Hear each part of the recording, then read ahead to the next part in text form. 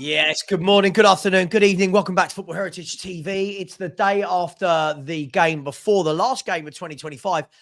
Looking around the internet, watching Spurs channels. We lost to Crystal Palace heavily. Really bad defeat, guys.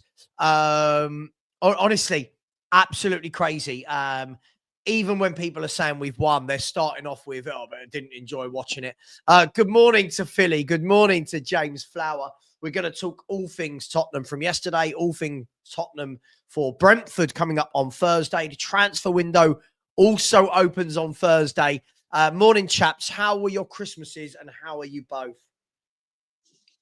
Yeah, mate. Yeah. Mine was lovely, to be honest. Mine's a bit extended because obviously my birthday's Boxing Day, so it just kind of rolls over. Happy birthday as well, then. So it just kind of rolls over to like 3-4 days of non-stop eating and drinking, which is great. But it takes you a week to get back into sort of life. How was yours, mate? Did you have a nice Christmas? Me or Philly? Who are you asking, Philly? Both. Yeah, both.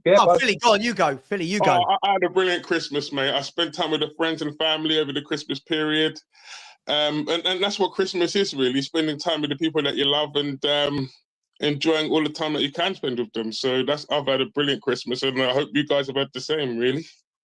Yeah, mate. Listen, it is what it is. I said to the wife this morning, I said, I'm looking forward to not having Christmas food or drinks for a while, and then realised that all of my lads had planned a night tonight where we're going for beers from 4 o'clock and then a Chinese at 8. So I'm like, so tonight between 4 and 10 p.m. is just going to be crap food and drink going in the body. And then tomorrow we'll deal with it tomorrow. We'll do it tomorrow. Oh, guys, listen, Tottenham Hotspur, as you all know, I'm not as being as dramatic about it as many Spurs YouTubers. I expected a year of ups and downs. I expected the football to be poor with the squad that we've assembled. But James, let me start with you. A hard-fought win against Palace is fair to say, even though I think in the end we did have the better chances, but they had the possession. The natives are still restless. Are we expecting too much to change every single game? Are we? What's going on here? Why are people upset? And what did you make of yesterday's game? Yeah, so I think people, once they get something in their head, they stick with it. So Frank is obviously the problem to them, so they're running with it. Because let's be honest, if you're going to bet eventually that a manager will be sacked, it's going to happen a lot quicker than anything else. So for me personally, I feel like a lot of people are kind of putting everything on Frank. I like to be, well, in my opinion, I'm fairly sort of like neutral. I think Frank's doing a lot wrong, but I also think that his hands are tied. I think that there's only so much you can do with these players. And you don't know the extent of what the conditions are. I.e., just one example is, why is Polina not starting? That's just like one of my questions. But you never know if he's injured or there's something going on behind or family problem. You never know. But that is sort of like a concern for me. But for me to sort of kind of continuously blame Frank for everything, just a bit naive in my opinion. I've said it all along, mate. Kolo Muani.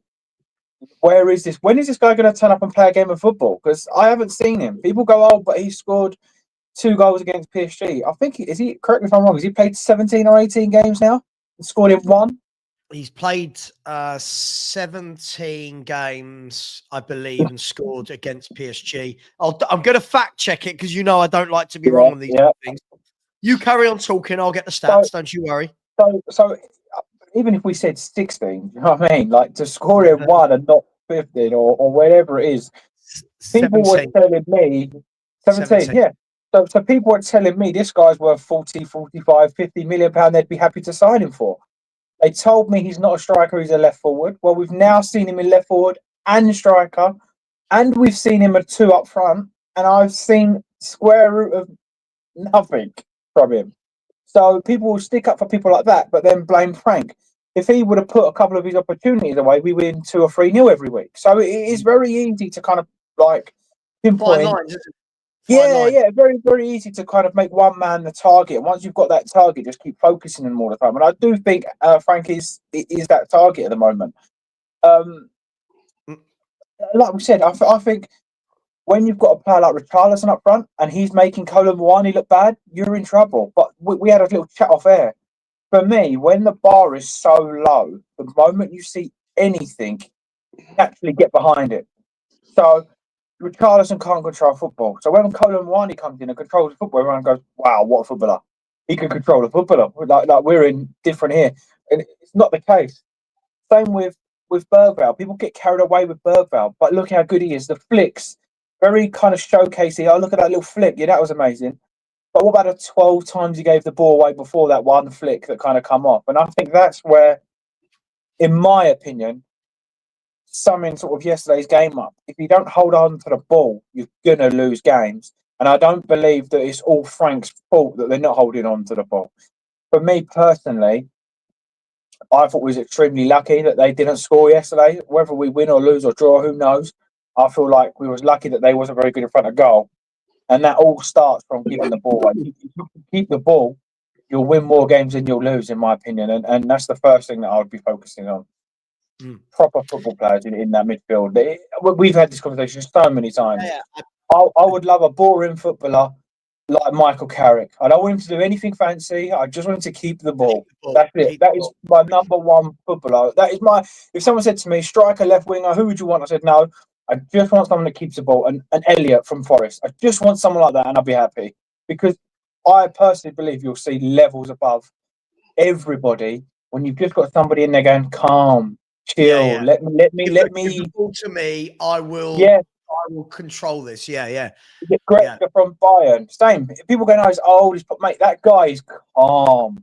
He's going to get the ball with 3 players around him and go, relax. Keep playing your football. I'll take the responsibility.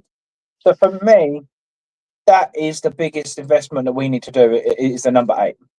Yeah. I mean, I don't disagree with any of that. I mean, Philly, what I find interesting, we'll get into the game properly in a minute, but what I find truly interesting is throughout the game, during my shows, during panels that I watch, articles that I read, everybody seems to not rate anybody, right? But then expects the team to be playing really well. And I can't quite make it work out in my head. So the same people that blame Levy and Enoch for buying badly for years and years and years and years, now put all the blame on Frank that we're not playing good football. But Philly, for me, I can only go by myself, right? This is the first time in the last 20, 25 years I can remember a squad this bad. And what I mean by that is it's not that everybody's shite. It's not that everybody's terrible. But we've had weaker squads in general, but with a couple of superstars to prop us up. Mm-hmm. We've had better squads in general, right?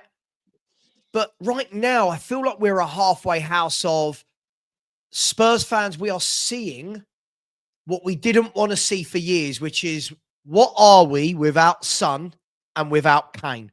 And right now, for me, Philly, is the answer. This is what we're seeing. We're seeing no one that can grab a game by the ball, by the horns in midfield.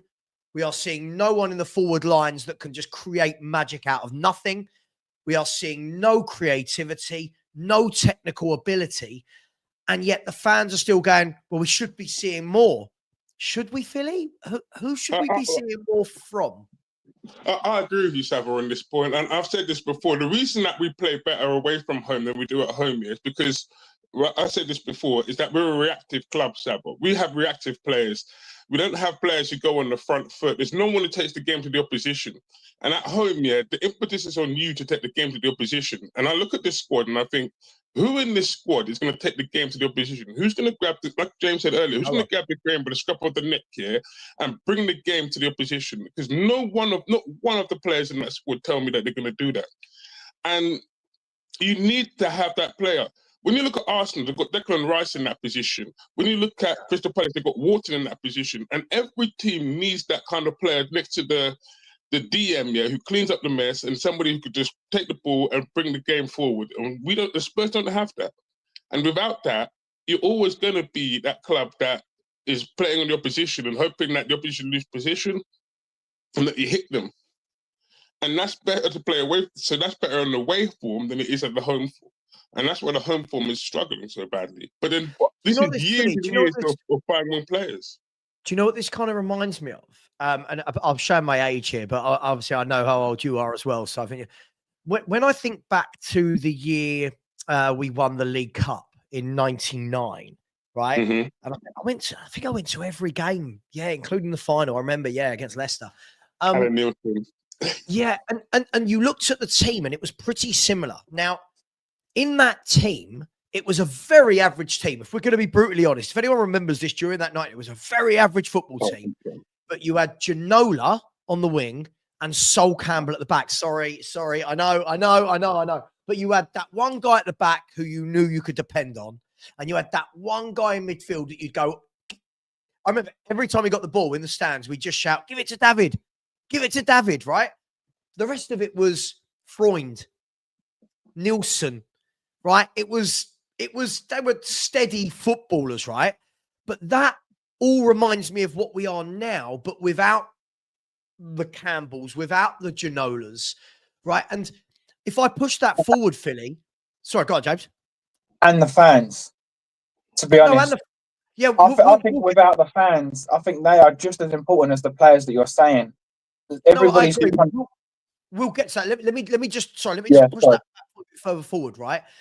Then when you push forward to Redknapp's team, right? Redknapp's team were able to play good possession football because you had Modric, Van der Vaart, Nico Kranjčar, Bale, Crouch, Parker. They were all very comfortable on the football. Then you push this forward to Poch's team where you had Wanyama and Dembele, both very comfortable. Ericsson, very comfortable. Ali, Son, Kane, very comfortable on the ball.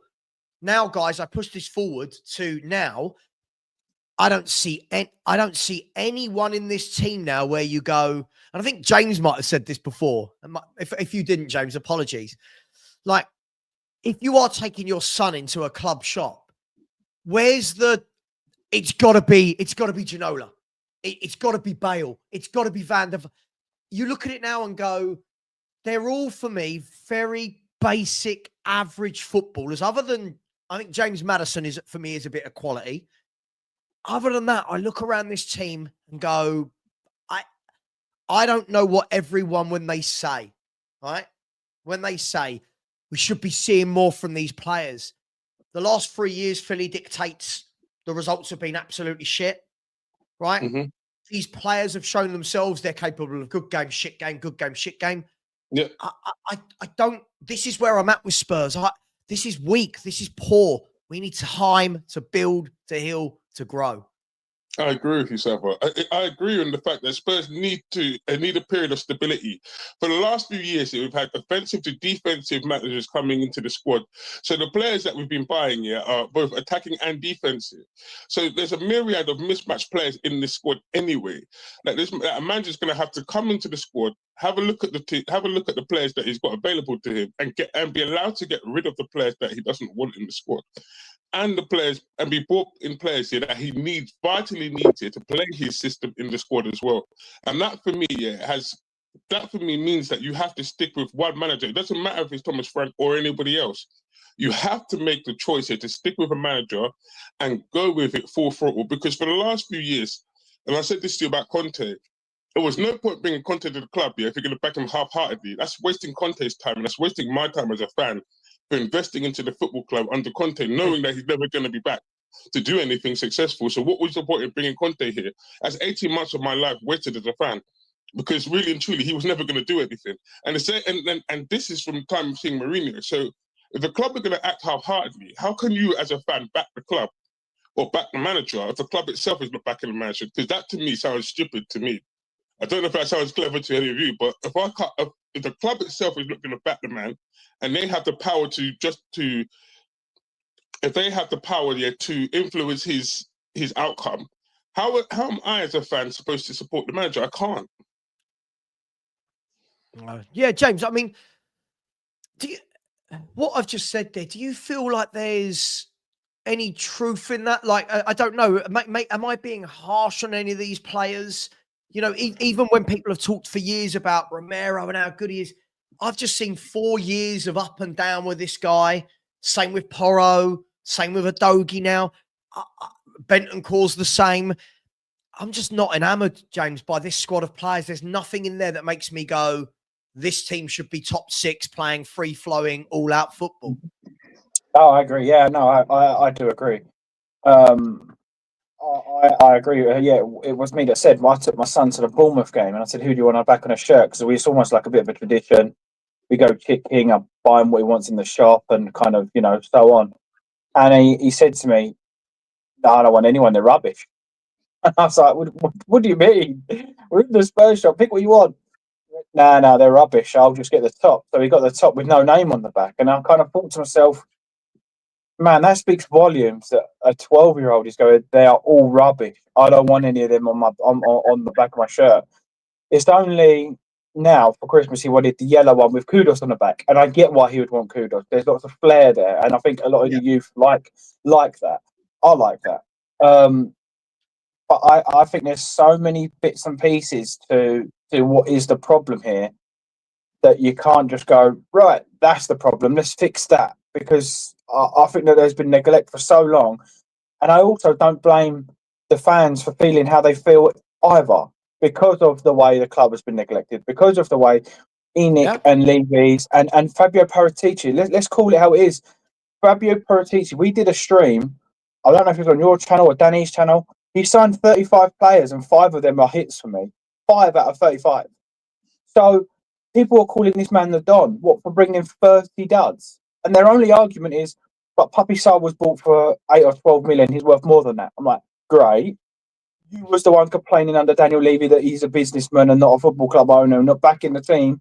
Now you're talking about profits.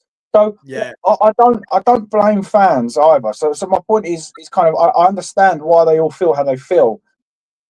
But if it's not Frank, say end of the season, we finish 12th, we sack Frank, we get Poch in.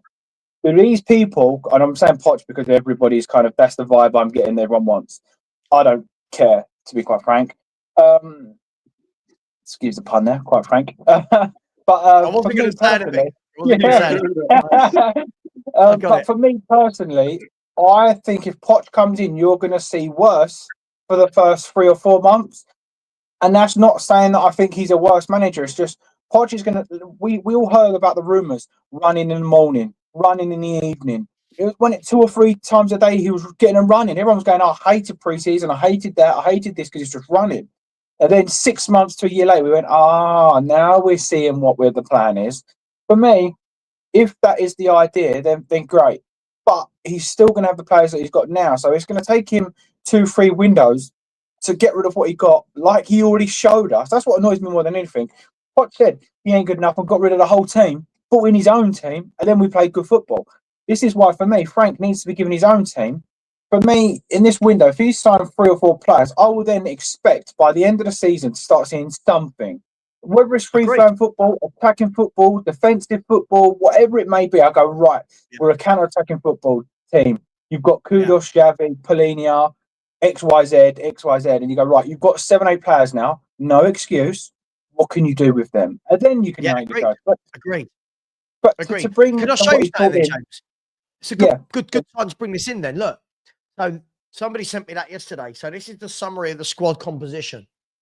And when you look at this, right, I blame Jose Mourinho, by the way, with his 0%.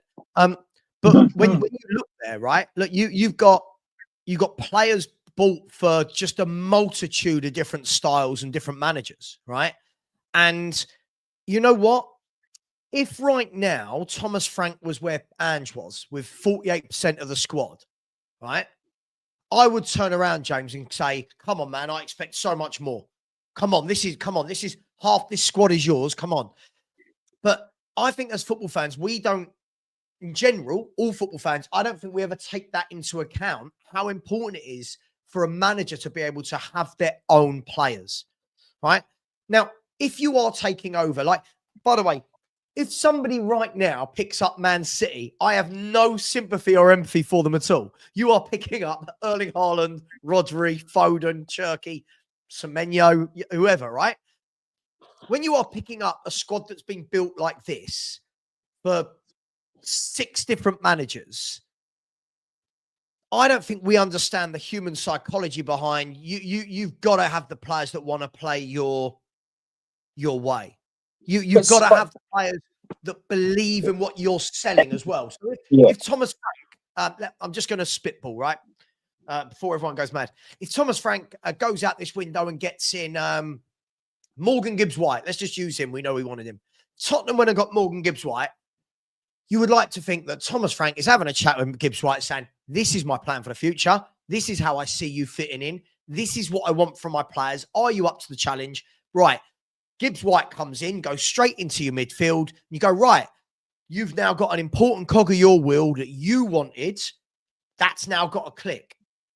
At the moment, we're trying to make it click with a whole back line. None of them are his. The goalkeeper, none of them are his. The only midfielder that is his is Paulinho, and he's on loan, right? Forwards, Mwani's not even his. He's on loan, right? So this is why when people say to me, James, oh my God, you're just going to defend Frank. You know what? This is going to be exactly the same if you bring in Potts right now, James. It's going to be somebody else's squad that he has to then go, right, who's going to play my way? Who's got the mental stability, capacity to play how I want to play? And that is why this year I know fans are so, oh my God, well, if we finish ninth, if we finish this year, I'm not bothered. I want to see green shoots this year. Green shoots. Get to the summer. And then after next summer, I'll turn around and go, all right, Frank, you've now had 2 full summers. You've had a January. You've had a year with this squad. Right, next year, you better start well. Next year, I want to see from game 1, what's our mentality? What's our style? But we're not. I'm going to say this to you. Yeah, but Sam, I'm going to say this to you. Sometimes it's not even about buying the player the manager wants. It's essentially buying the player the manager needs to get his system functioning. And because we don't buy the player the manager needs to get that system functioning, you're never going to see the best of that manager, which is why I've always said, yeah, right, it doesn't matter who the manager is. If you don't give that manager what he needs to be successful, then there's no point in you hiring that manager whatsoever, because you bought that manager for a specific reason. And it's the same with the players that we bring in. I've looked at all the players that Tottenham signed, and I think, why have you signed that player? The fans say earlier in the summer, what was it? Spurs bought 4 players in the summer. Do you actually know what positions all of them fill? Do they fill any of the problematic positions? Do they fix the left winger position? Do they bring Tottenham on the front foot from the middle of the midfield? Do they actually score the goals consistently? Big up James Flower, yeah. You're just talking to the right fan here about Mwani, because I support France, but trust me, he ain't as good as fans make him out to be. I've watched him play for the international team. He ain't that good, dude. Trust me. Right. With the whole thing that you were talking about taking time, correct me if I'm wrong. Didn't Man City win the league the season before Pep come in? They won the league, Pep come in, and then they finished 4th or 5th after his first season. So I know you said there you don't feel sorry for Pep, but neither do I. But it still took him a season to get to where he needed to be, to get his philosophies in, to get his styles. It still took him, with the best players in the league, right, this is how we're going to play. And they took a season to adapt to it. So, and it's like what I said, if by January, this is all the pressure now is on the kids, the 60-year-old kids, all the pressure's on them. If we get to the end of January and we haven't backed them, and then that's where I lay the blame. If we get to January, we do back him, and then February, March, April, I see no better style of football. I see no. Well, the style isn't as important to me, because I'm happy with playing crap football if we win in the football games. That's how I feel. I do want better football, but if we're winning every week and playing crap, I don't mind. So for me, if we get to February, March, April, and we're still doing exactly the same, then I'm full. Okay, Frank's got to go. But I have to be able to give him that time to then be able to criticise him. I did the same with Ange. I gave Ange a long while, but before I kind of started criticising him. And I think Ange was backed, in fairness. I think Ange got the Brenton Johnson. They got the Solankis. He got who he wanted, in my opinion. So I think it was right that we could have criticised him after that. He got the Madisons. He got Van der Ven. So after January, for me, I expect to see something from Frank. Don't know what it is, but I expect to see something. He can't keep coming out and saying, but this club finished 17th after January if he's back. I'll be like, hold on. You've had 7-8 players now. Show us. Stop crying about last season. I agree. Let's see. James, I completely agree. But this is the thing. And people don't want time. And what you can always tell, right? As I said, so my uncle has worked as academy directors at multiple Premier League football clubs. He's worked for the FA. And whenever we sit and talk football, he always says, when I watch your shows, he always says, I can tell the people in the chat that have never, ever played football, understood football, coached, actually really thought about things in detail. And he always says it about comments like this, right? When people say we bring managers in to coach the players, so far we're seeing zero coaching. And what he would that's say not true, though. That's not true, though. How many goals has Richarlison scored this season? But this is my point. He would say this, right? The difference is somebody like this, as we said, trolls on the internet who are scared to put their name or a photo, right, will say things like this, but without doing their homework. What this actually means is they're seeing zero coaching, James, from what they want to see, right? Because of what they think the order of the coaching should be. What they're not seeing is what goes on behind the scenes, right? Behind the scenes.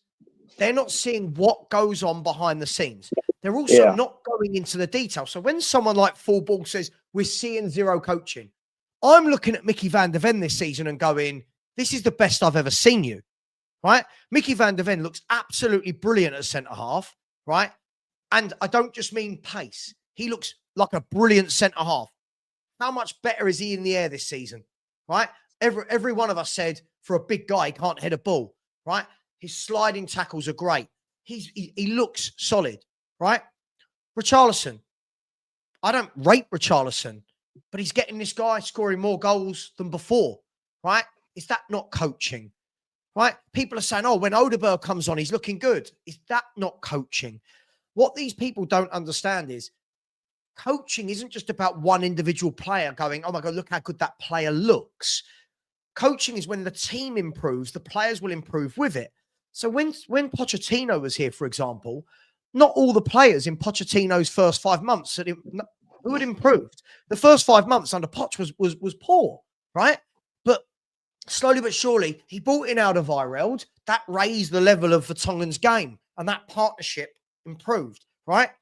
That made Walker so much better on the right, playing next to Alderweireld.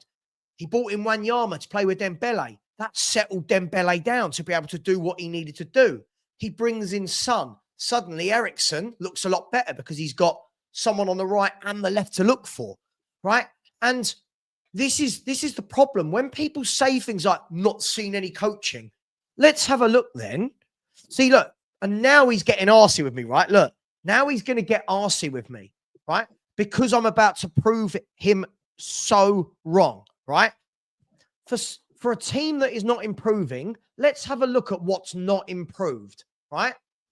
So far this season, we have more points than at the halfway stage of last season. Bearing in mind, guys, we've got one game left until the halfway phase, right?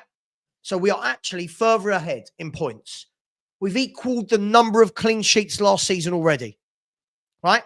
So last season, we got 6 clean sheets in 38 games. This year, we got 6 in 18. So we've done it 20 games quicker.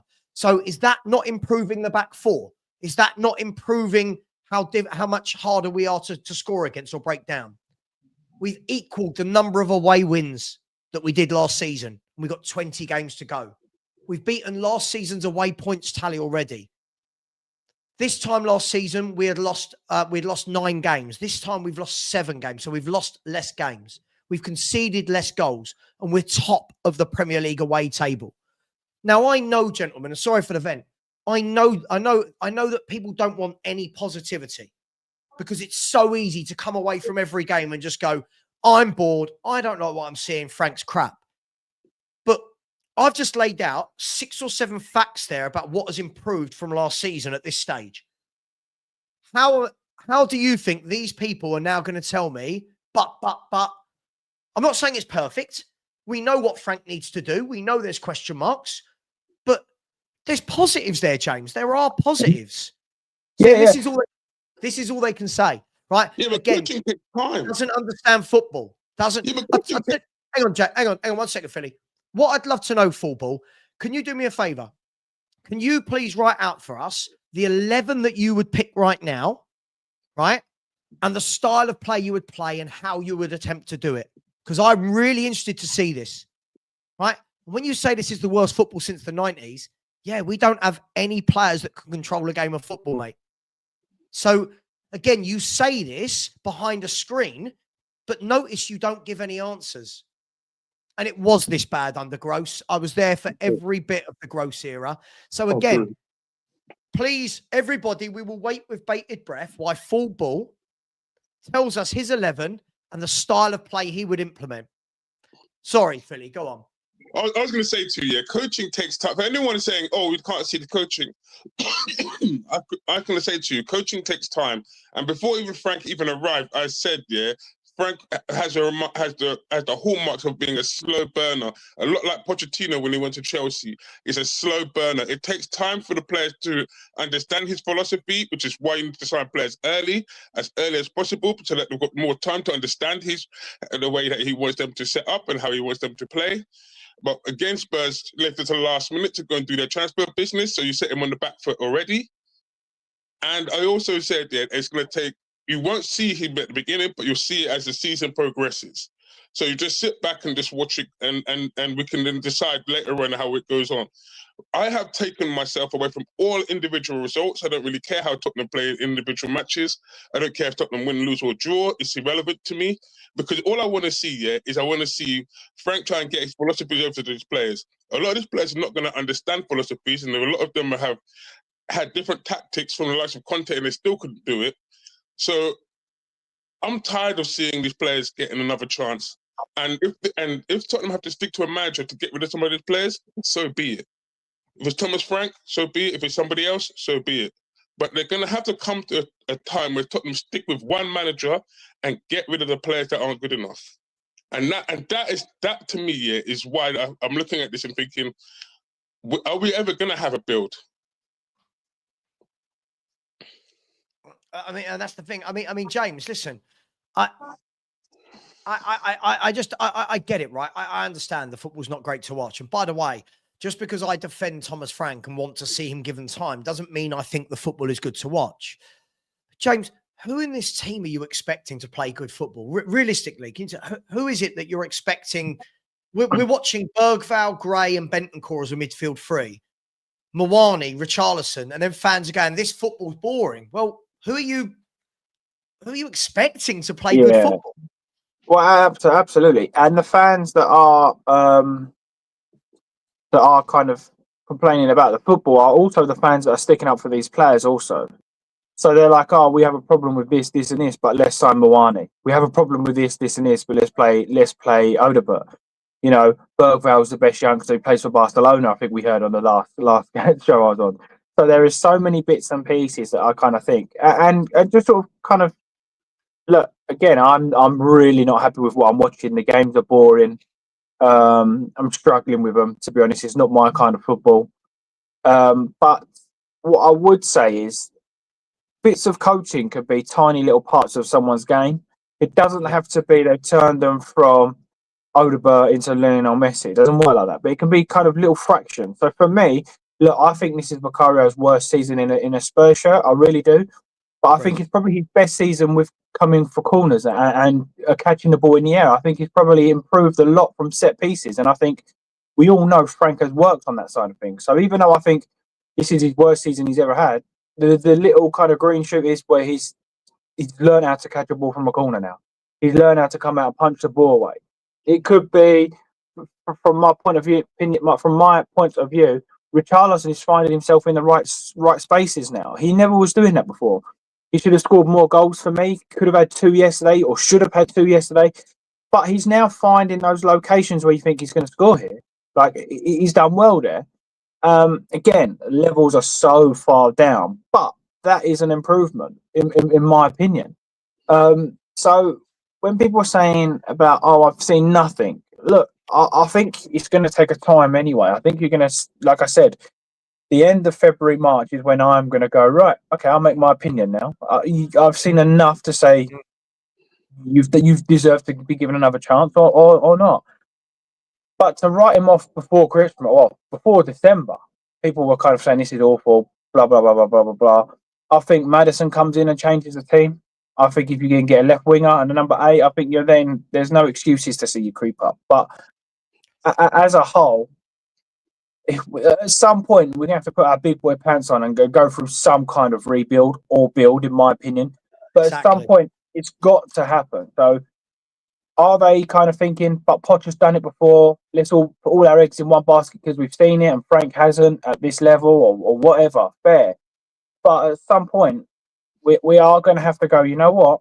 Let's see what happens. And even with the players in, even if he said, look, we're not going to get, if say Frank wanted Semenyo and he said, no, we're not going to go get Semenyo, we're going to go get the next best thing because he plays slightly different, he can fit in more solutions or systems.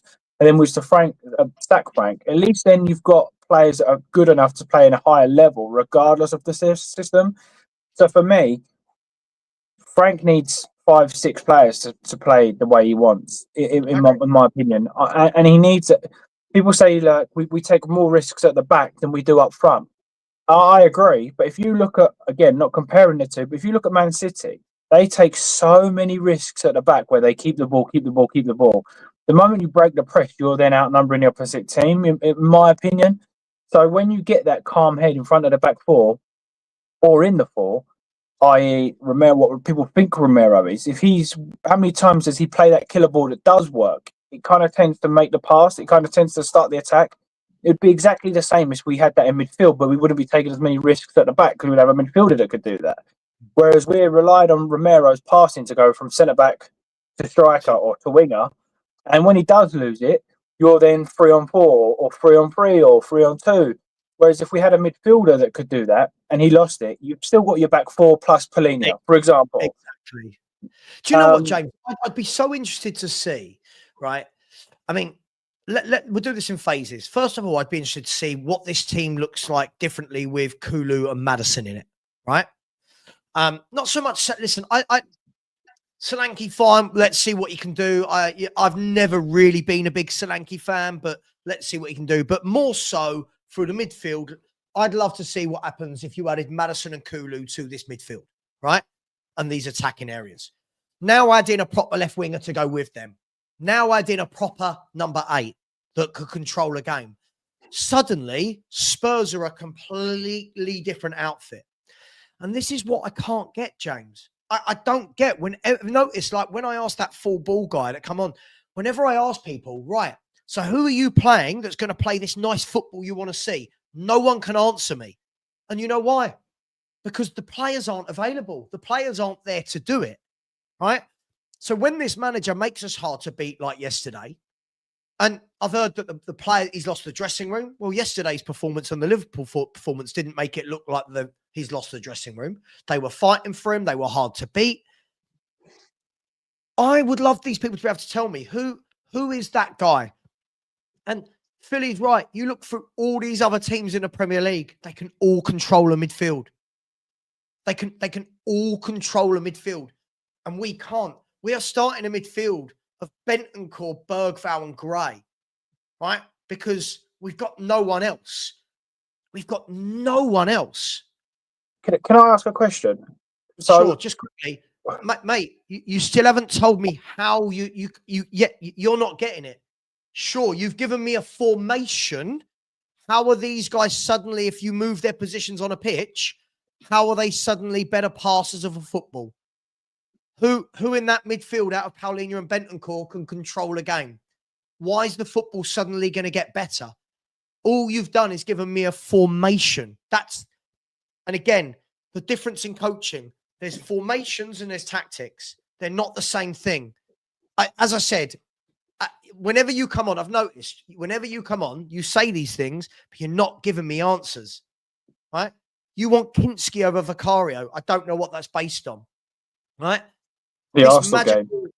This magical Porro and Spencer's wingbacks. Fine. Who's controlling the midfield then?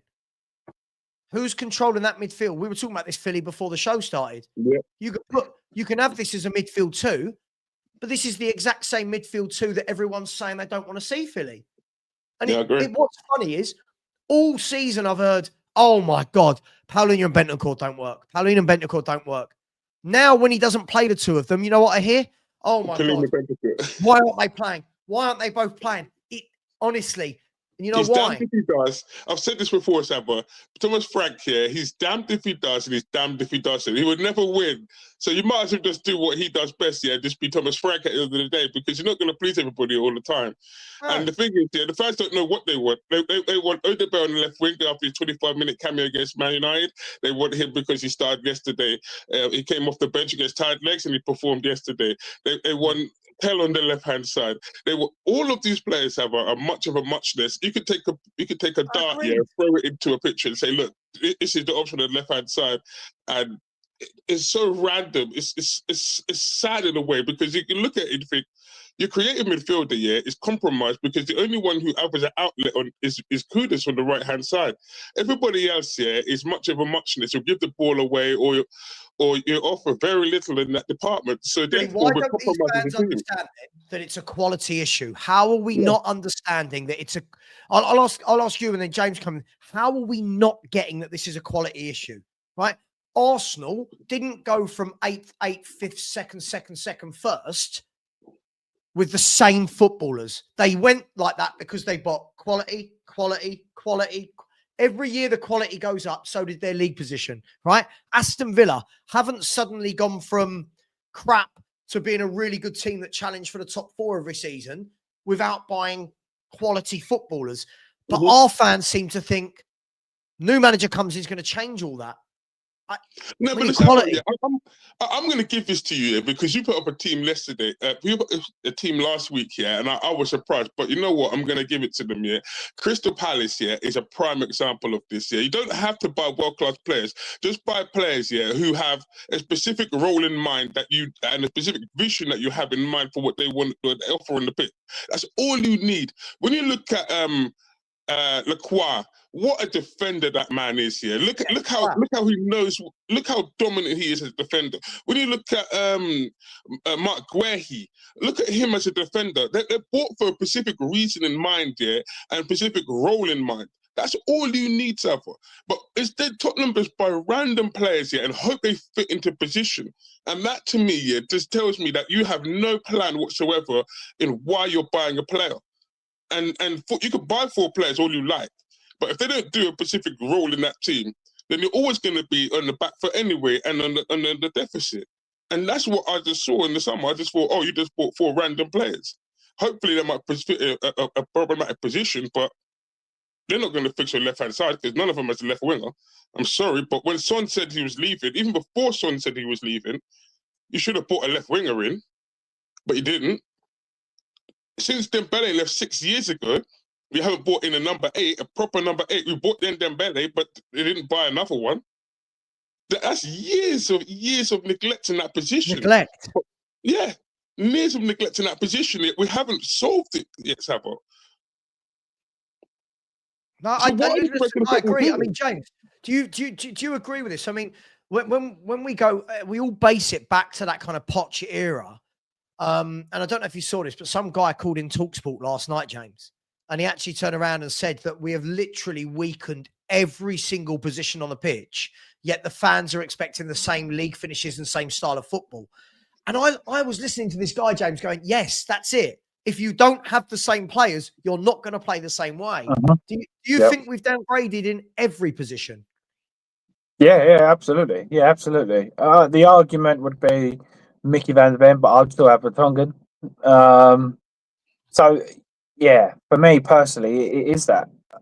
The thing that I kind of struggle with as well, I kind of have a few conversations. The question I was going to ask is, at some point as well, we will need to sell to get some money in to then reinvest. So something like, are we as fans going to be okay for Frank to come out and say, you know what, Romero, off you go. Like, I'm happy for you to go now. I've got Danso who can recover, Dragoshin, and then we go and buy X, Y, Z or whatever. At some point, there's going to be some tricky kind of conversations with players like Romero, for example. And I'm just picking him because probably the most valuable player in the club or one of.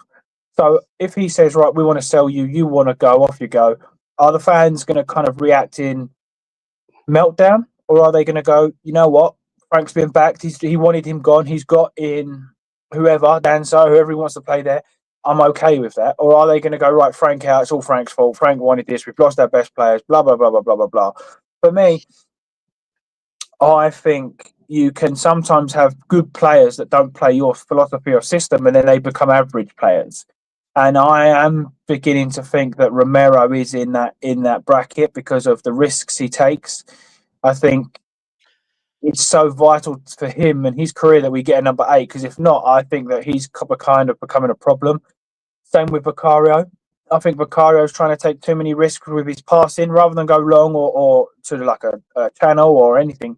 He's trying to play eye of the needle balls through. I think it was Arsenal. He tried to play an eye of a needle ball to a left winger and they intercepted it and they countered us. And you're like, you're trying too much. So I wouldn't be upset if it was Vicario that went, if it was Romero that went, or Polinia or Bentancur or whoever, Kolo Muani.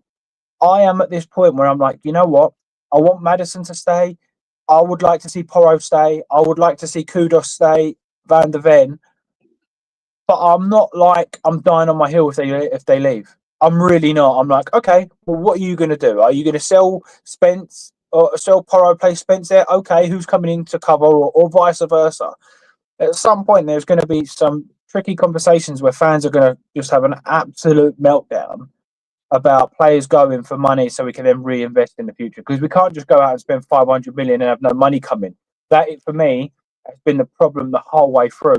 50, 60 million Richarlison, Solankes, Johnsons, all coming in crap, but we can't then get rid of it. So where I'm seeing Brennan Johnson linked to Palace for 30, 35 million, I'm like, yes, get that cash back in the club and reinvest it in a midfielder or whoever. Like, we've got to start cashing in on some of the players that either ain't good enough or don't fit the system, whether they're good enough or not. James, can I take this bit, Savva, just quickly? I can't stand this. This has got to end. I've heard so many excuses for Romero over the years. It's Eric Dyer that's playing next to him. It's this one. It's that one. Do you know what? I look at Romero, and I think you can be easily wound up. I looked at him, against Liverpool, and I was like, please play for France. Please play for Argentina against France in the World Cup. Please, I beg of you to go down like that, the Ekatike in the World Cup, because I looked at him and I thought, you could be wound up, and you've been like this for so many years, and you're a world-class liability. That's what I call Romero. I look at him and I think of El Matador, with a bull, and just waving the red flag, you say, Romero, come and get it, mate, come and get it. Every time I look at this player, I think you are very much on the curb of getting yourself a yellow card or being sent off, and you're that kind of player that you'd actually go and do it. The overall point, though, from James is good, though, right? Like, it doesn't matter if it's Romero or somewhere else. I genuinely don't look at this squad, and I don't see that anybody, maybe Van der Ven, is absolutely indispensable. Like, in years gone by, you would have gone, oh, my God, what? Bale's leaving, Kane's leaving, Carrick's leaving, King's leaving. Now, I don't look at any of these and go that they are that good that you go, oh, my God, how will we cope? Look, I get the like Romero is not the problem at Spurs. There are many problems. Romero is not the problem. But I said the day before the game, so I said on Saturday, I'm not bothered that Romero's missing Palace, because in that type of game, Danso will do a great job. He will. Danso will defend for his life. You know what you're getting from him. He's going to win every header. I thought he had a shaky 10 minutes at the beginning of the game. Danso, I thought he got caught a few times. After that, I thought he defended brilliantly. Van der Ven did. The bigger issue for me is James is right. You can't just go and buy. Sorry, I'm putting words slightly in your mouth, James, but you've got to move players on. And we need to, and it's not a fan thing. We don't control it. The club need to be ruthless. If a bid comes in for a Brennan Johnson, for example, no matter what somebody thinks of him, you've got to move that on. If you're getting 25, 30 million for Brennan Johnson, you get that in and you go, right, we need to reinvest in the squad. But like Philly was saying, you've got to reinvest with a plan and a strategy in mind, not a who's become available, right, let's just go and get them because they've become available. No, we need this. We're going to go and invest in this, right? And he's right. You don't have to go and buy world-class players. I've noticed whenever our fans talk about buying players, we're so deluded as to the level of player that we think Tottenham Hotspur will attract. For me, look at yesterday. I think the best midfielder on the park by a country mile By the way, didn't even think he was magnificent, but the best midfielder. He was comfortable on the ball, great passing, right? Adam Wharton, right? Crystal Palace picked up Adam Wharton at the age of 19. He went straight in to Crystal Palace's 11 at the age of 19, right? Within 6 months was in the England team. And now how many people are talking about, yeah, he's going to be 100 million. The thing is, Philly, we're going in and bringing in Grays and Bergvals and saying, oh, they need 2 or 3 years. That's great. But if Palace can go out and find that guy, I'm not saying they have to be 19, Philly, but if Palace can find that guy, why are we not able to find that guy? How have Crystal Palace got a better midfield than Tottenham Hotspur? That's, again, no plan. Years of neglect, because Palace don't have more money than us. Palace don't have more pull than Tottenham Hotspur, but they saw what they needed. They went out and bought what they needed, and they built a team around what they needed. Right now, and this is where people are going, coaching. Yeah, coaching will take time, but you've got to have the balance. You've got to have the square pegs in the round hole. Square pegs, square holes, right? Right now, we're playing with a left back who is a right wing back, essentially, Jed Spence. Yeah. Right? We are playing with number 8s who aren't really number 8s, Gray and Bergvall. They're not really number 8s. They're not centre mids that get the ball down and play. Mm-hmm. We are playing with left wingers that aren't really left wingers. Yep. We're playing with a striker who isn't clinical. I don't think we're playing players in a 10. We were not a 10. I don't think this is rocket science. That's my point. When people are losing their mind every week, I don't think this is rocket science. If you buy the right pegs for the right holes, you will improve. But our fans don't want to allow any manager at a time to actually buy the right pegs for the right holes. This isn't rocket science. How did Frank develop Brentford, right? Frank developed Brentford because he knew what he wanted to do. He went and bought players that played his way, and he built a team over a number of years. And whenever he lost players, they filled it with somebody else that slots in. So they lost Ollie Watkins, and if I'm not wrong, replaced him with Ivan Toney. Yeah. Right? They lost Ivan Toney, yeah? And then Visser and Mbuemo take that mould. They lost Ericsson, so they went and bought Damsgaard, right? Right. We lose players. We lost Son, didn't replace him. We lost Moussa Dembele, didn't replace him, right? We lost Wanyama, didn't replace him for years and years. And now when we do get a DM, he's on loan. So this isn't rocket science, Philly. For me, this is not rocket science. Have a plan. Identify what you need. They don't have to be the world's best players, but go out and get them. And the fans have got to stop overestimating the pull that this club has got. We've got it. Somebody said yesterday on a YouTube panel, I like Goretzka, but we can do better. And I'm like, sorry? I don't even think we can get Goretzka. And you're out there talking about we can buy better. This is madness. It's madness, Philly. I agree. It's like you said, it's not rocket science that you need to get a certain player for a certain position, Savva. And all it takes here is for them, like from September the 1st when the window closed, all you're expecting is the scouts to look at the problematic positions in your team and buy accordingly. You don't have to spend the earth. You don't have to spend 400 million. Just look for the right player in that right position and buy accordingly. That is all you have to do. And I said it in the summer, and I'll say it again. Right, when Spurs signed Kudus, I said that's the level of player I'm expecting Spurs to bring in from now on, Kudus level player. And all I'm not even asking for names for specific names. All I'm going to ask for is specific positions on the football field. You need a left winger, buy a left winger. You need a left back, buy a left back. You need a striker who's clinical, buy a striker who's clinical. That's all you need to do. I don't care who the player's name is at the end of the day. Just buy the right player for the right position. And not buy this player because he can fit in the left-hand side and the right-hand side, and both sides there is back the same, because that's a jack of all trades and a master of none. James, is he right?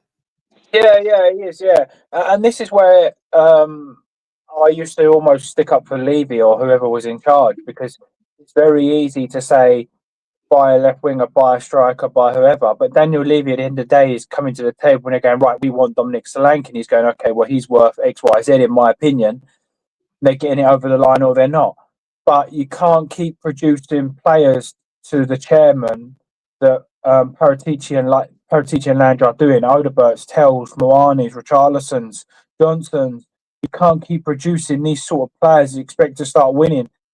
I would seriously be looking at getting rid of both Lange and Paratici as well, because the level of player IQ that is coming into the club is the main issue for me. It really is. That is the first thing I'd say. You know what? And again, I think we did it on. I can't remember whose show, but we did it. We got all 35 players up, and I think I said, in my opinion, 5 were a hit. And being generous, I think people were going 8 or 9 were a hit. So out of 35, being generous, you're talking about 8 or 9. You know, there's so many players that have come in that you forget about. 25 million plus Lamella for Brian Hill. Like, are we actually being serious here?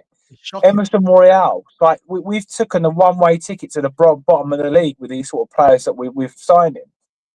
And Madison, we knew what he was before he comes, so you get what you pay for in that respect, in my opinion. I mean, a lot of people are putting a lot of hope on Kulusevski. In my opinion, again, it's just my opinion, he was one of the players who was all calling out before he got injured. He was exactly the player that everyone was saying he cuts in all the time. He takes too many touches. He loses the ball all the time. He was one of the part of the problem. But because, again, we now have Odebert, Tel, Moani, they're going, Kulu's going to come back. It's like, we was calling this guy out 6 months ago. You know why, though, James? I'm with you. By the way, I think Kulu's a decent Premier League player. No, I think he's a good Premier League player. Nothing special, James. I'm not going to sit here and pretend. But you know what? Because the players they brought in behind that, James, are worse than that, it makes you realise he's good. No, again, I don't go with words. Oh my God, he's amazing. He's a good Premier League player. Can you improve upon him? Yes. But look at the levels of Kulu to Johnson. Kulu to Tell, Kulu to Odeberg, Kulu to Bergval, Kulu to Gray. It's a shame, but he is there compared to these players who are there. So for me, Kulu should have been the baseline. This is what a Spurs player looks like as a baseline. But what we've done is we've gone and bought loads of players at this level, and we're hitting and hoping. And again, after yesterday, we're back to Odeberg's amazing because he has a good cameo. We're back to Gray, really good because he scores a header from 2 yards. These players should be on loan or coming on with 10 minutes to go. It's not their fault, but this is the level we've bought at, James. So I agree with you. Kulusevski, for me, is a good footballer, does some nice stuff, but he is levels above. He's levels above most of the first team we're seeing now. And that's a real sad indictment because if I'm not wrong, we bought him in 2022. Conte, wasn't it? Was it Conte's season, January? Yeah, so we bought him in January 2022. Anyone in the chat tells me wrong. So in 3 days' time, he would have been here 4 years. Right? That's mad. And in those 4 years, James, we've not really improved upon Kulu level players. That's absolutely baffling. But he had a first good 6 months, didn't he? Then fell off a cliff, like massively fell off a cliff. So this is my main concern. Paratici he would be on the hit list along with Lange immediately, to be honest, because the level of players that we are getting in is just nothing short of shocking. It really is. We're getting 1 in 5 or 1 in 6 correct. And when you look at the actual amount the club have spent financially, you can't really knock it. We should be so much higher than we are. But it's the level of players that we're bringing in that isn't helping anything. And again, I'll say it again, I'm not saying that Frank is the answer, because personally, I actually don't know if he is or if he isn't. So therefore, it's quite hard to say. But what I do know is even if Pochettino comes back, 90% of this squad has got to go for him to succeed. So therefore, I'm at the point of get rid of Lange and Paratici as a priority and start bringing in quality players ready for the next manager or this manager we have or whatever direction we're going in. can't keep buying crap and expecting to be top of the league. It don't work like that. There's a reason Man United ain't succeeding. The amount of money they spend on crap players up until this season, where they brought in very good players, in Cunha and so on, it's no coincidence that they've been so poor and so far down the table and until now. It's amazing. Better players brings better football, better results. Do you know what? There's a lot to be said for that, James. When we look at the clubs that have started to improve and done better over the years, it's not a coincidence that they're bringing in better footballers. So I know Newcastle are in a bad space now, but the last 3 or 4 years, Newcastle have been a good team. They added Guimaraes, they added Tonali, they added Gordon. It only seems to be our fan base that don't understand this, that quality players mean you push up the table and play better football. We just seem to think that it's constantly going to be, this is a manager. Let me bring in Lubo, right? James makes a good point. Morning, Lubo. How are you, sir? Morning, guys. Morning, viewers. You made it back from South London without getting stabbed? Or was you okay in South London? Everything was fine. Everything was fine. I can say that because I'm from South London, and it's an interesting place to grow up and live, Lubo. When you grow up, you come out the womb with a bulletproof vest already on. It's just the way it is.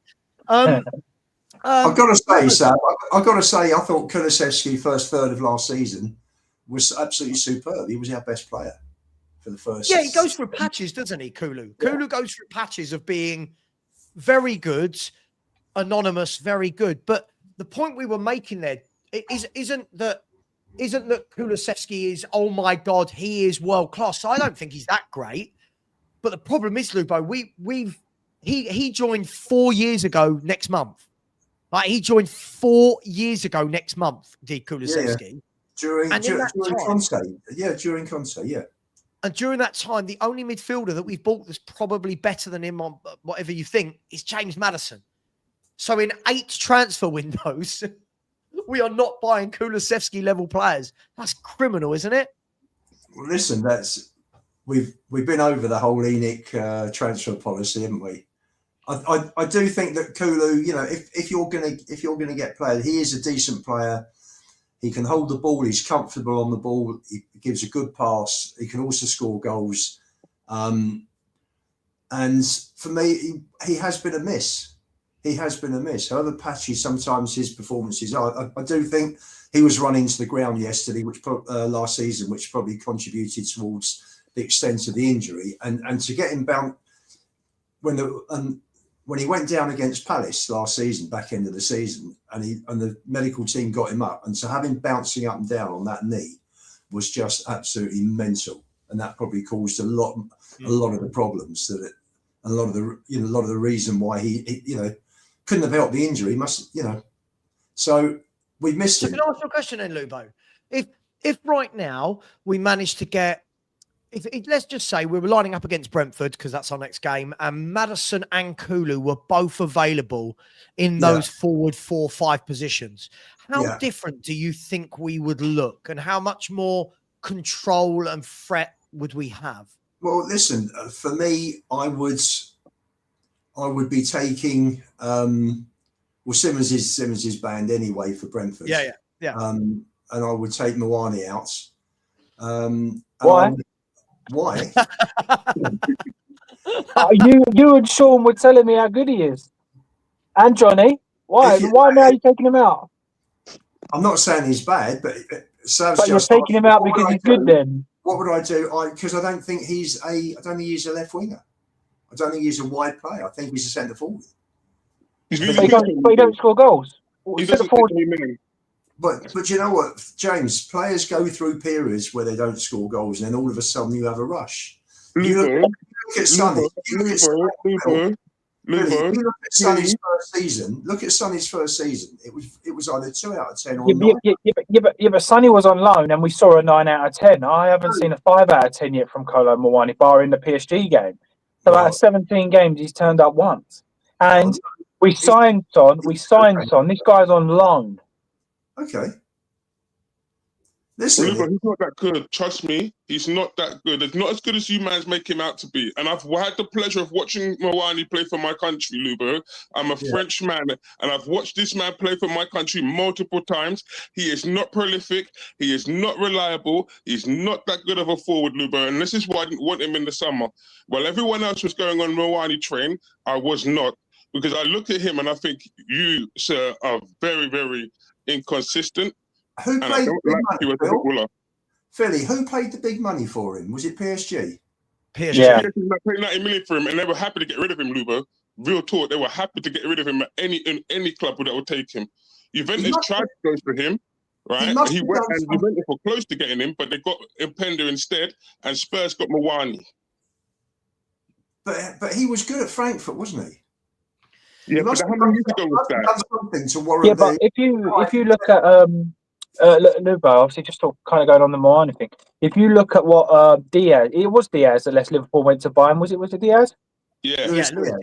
He come out. They interviewed him and said, "You're in top form. What's the difference between the Bundesliga and the Premier League?" He said, "It's so much slower."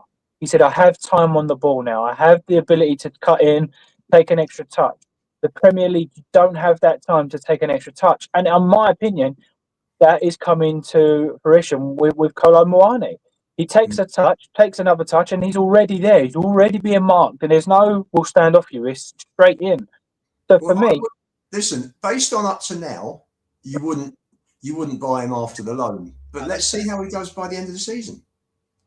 Yeah, do you know what? I agree. I agree with both halves. I think the difficult. I don't disagree with that, Lubo. I think the difficulty I have with this is when you are bringing in a striker that plays for PSG and you're bringing him in on loan. I just don't know if you can have 17 games where you go, well, he's getting up to speed. If you're, for example, when you're bringing in Xavi Simons for 5 years, you can say, all right, he's going to take time to settle, right? Because you're not paying for him for 12 months. You're paying for him over a 5-year, 6-year period. Mm-hmm. Problem with Mawani, you're paying him 165, 170 grand a week in wages on a 12-month deal to immediately impact the team. And I'm in two minds with this guy, Lubo. Sometimes I watch him and I think, yeah, you're a really good player, right? Other times I watch him and go, you really aren't. But what I never watch him and think is you're a prolific goal scorer. I never, ever feel like that's the first fault. I never feel that when he's through on goal, the ball's going to nestle in the back of the net. And at this stage, I'd be really disappointed if we bought him. I'll be honest, I'd be really disappointed. However, if you have a good January through to May where you're banging 15 goals in 20 league games, I just can't see it. I cannot see you putting it in him. Sav, what they've done, I think it's a 5 million loan fee. And if you look at the wages from September through to the end of June, it's based on 170. It's about 7.5 million. So they've taken a 12.5 million punt. Yeah, for sure. And that's what it is. It's 12.5 million to bring him in for the season. And when you consider that Werner was probably, if there was a 5 million loan period, loan fee put in there, then that was 13.5. That was about 18 million pounds that they spent Werner for 18 months. So 12.5 million pound punt. I have never heard a top 10 club say we're going to take a 12.5 million pound punt. They go and sign who they should be signing, not punts, man. That's ridiculous. James, not saying that that's your opinion. I'm saying from the club. Sure, no, but if it's a loan period, if it's a loan spell, then are you you're taking not a gamble because the guy was very good at Frankfurt and PSG. But that was only one season. In fairness, if I'm not correct, he didn't have many goals before that one season. Well, listen, unfortunately Solanke, instead of getting him the operation in the summer, which they should have done, they carried on playing him and giving him painkilling injections. I think I read, and so Solanke dropped out right bang on the transfer window, gave him no time, so they went for Mawani.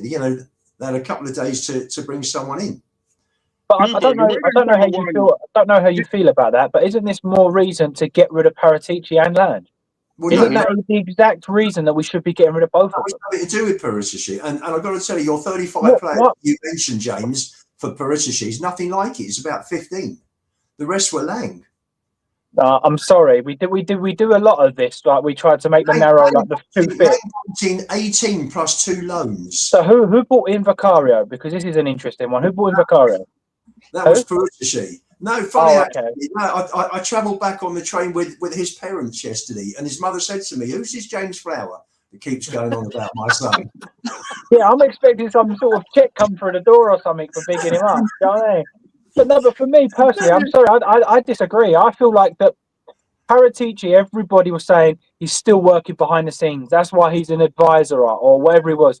The moment all the crap players come in, no, that's all on Lange. Nothing to do with Paratici. So what's he been doing then?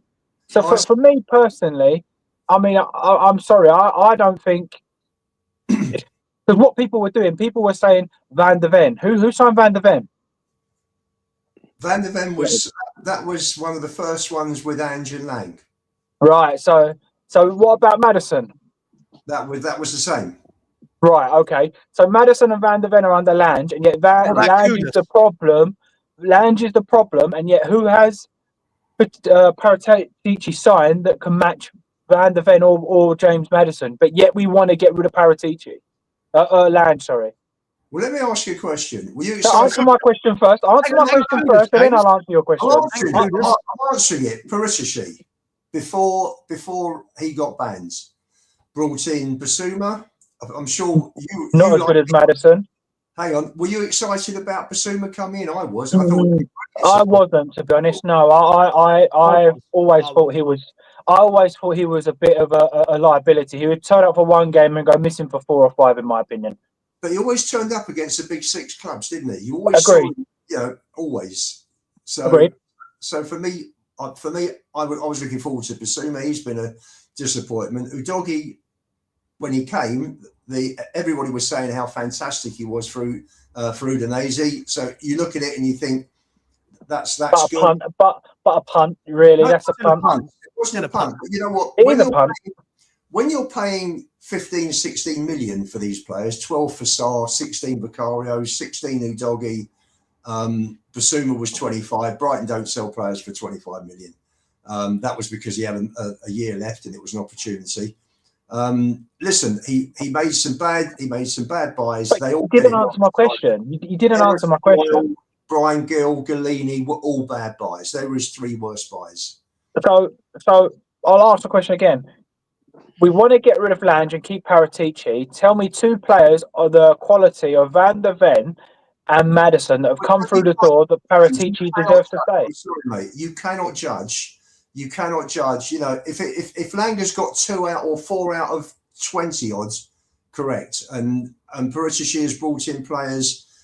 He brought in Romero. He brought in Bentancur. He brought in Kulusevski. I'm sorry, these were good buys. Conte did well with them. Okay, can I raise the elephant in the room? I would argue with that. Yeah, I would argue with that and say, well, he brought in Kudos better than Kulu. He brought in Madison better than Bentancur. He brought in Van de Ven better than Romero. So for me, again, you're not really answering my question. We want Paratici to go. We want Lange to go, but to keep Paratici. And I'm going to kind of be a bit to the point here, mate. Everything you've said over the last 5 to 10 years of whatever I've been watching YouTube is all that the owners are interested in is money and finances. And all you've spoken, but the only thing you gave me praise about is how cheap Vicario was, how cheap Udogie was, how cheap Bentancur was. So are you now part of that problem where all you care about is buying the players cheaper that we could sell them for cheaper or slightly more? Or are you going to answer my question and say, Kudos, Madison, Van de Ven, who has Paratici signed that can match those players? Xavi, I think there's a top player in there, hasn't done nothing yet. I'd still take him over Bentancur and Kulu. So how are you saying that Lange should go and Paratici should stay when Lange has signed better players than Paratici? I wouldn't say Lange has signed better players. So Romero's better than Van de Ven. No, Brennan Johnson is better than Kudo.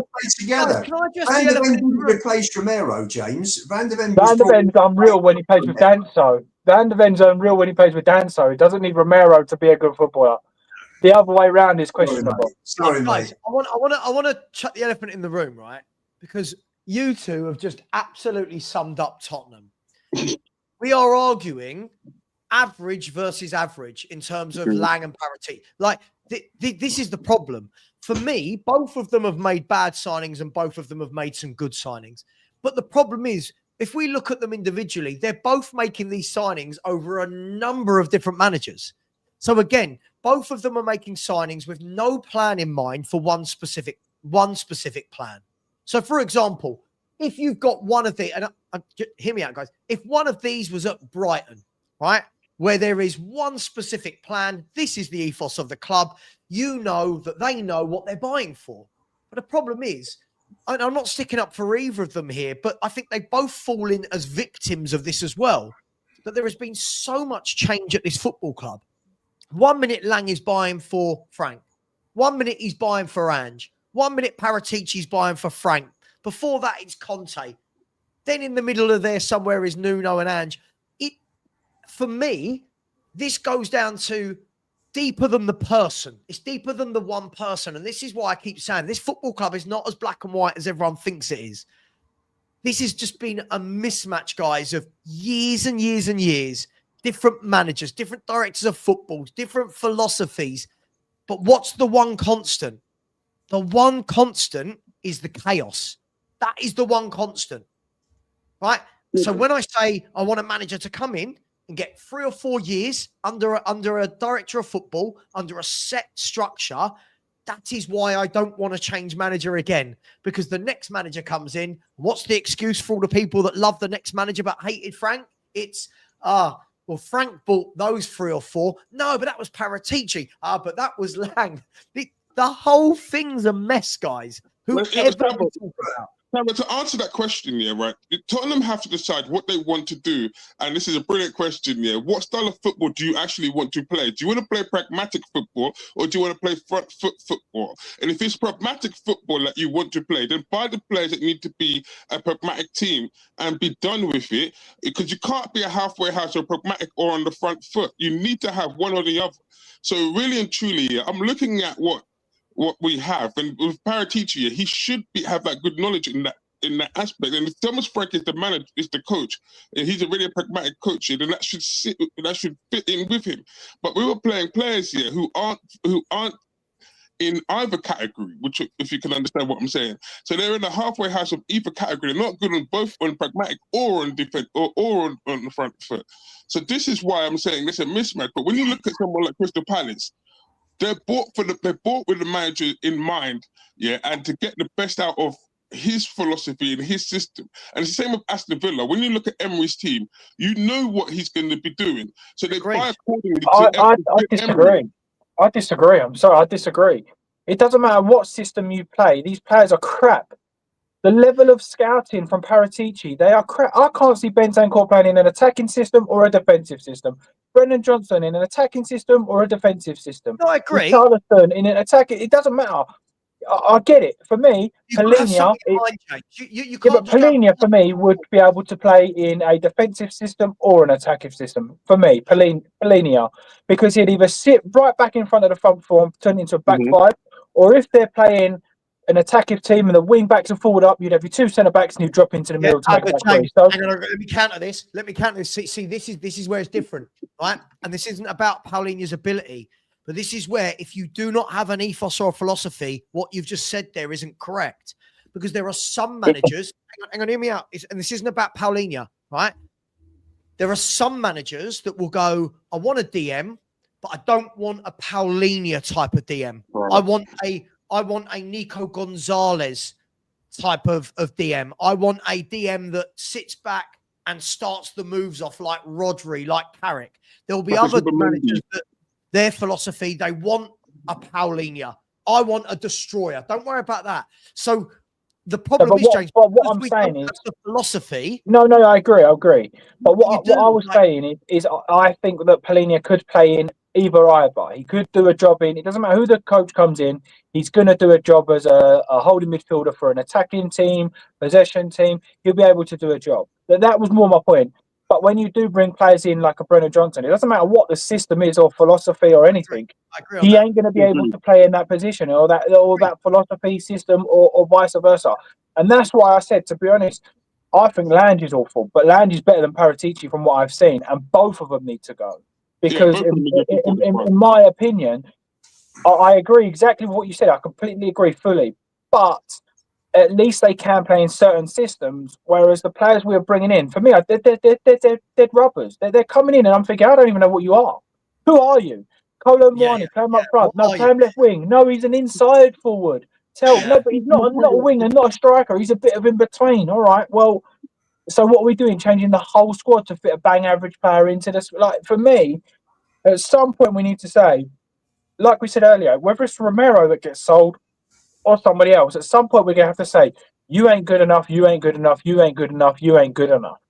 And then bring in good enough football players that can play football. At that point, we will then go, you know what? Now I expect to see something. There's no excuse to be giving the ball away all the time. You have an Elliot Anderson. You have a James Madison. You can still giving the ball away every time. There's an issue. I don't care what system it is. 10 at the back, 10 up front.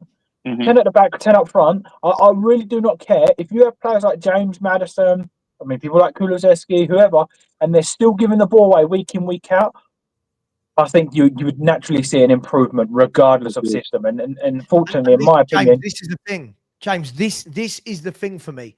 We have, over the last 5, 6, 7 years, again, I hate doing this, but we have to go back off the basis of this team, right? We have to go back off the base of this team, right?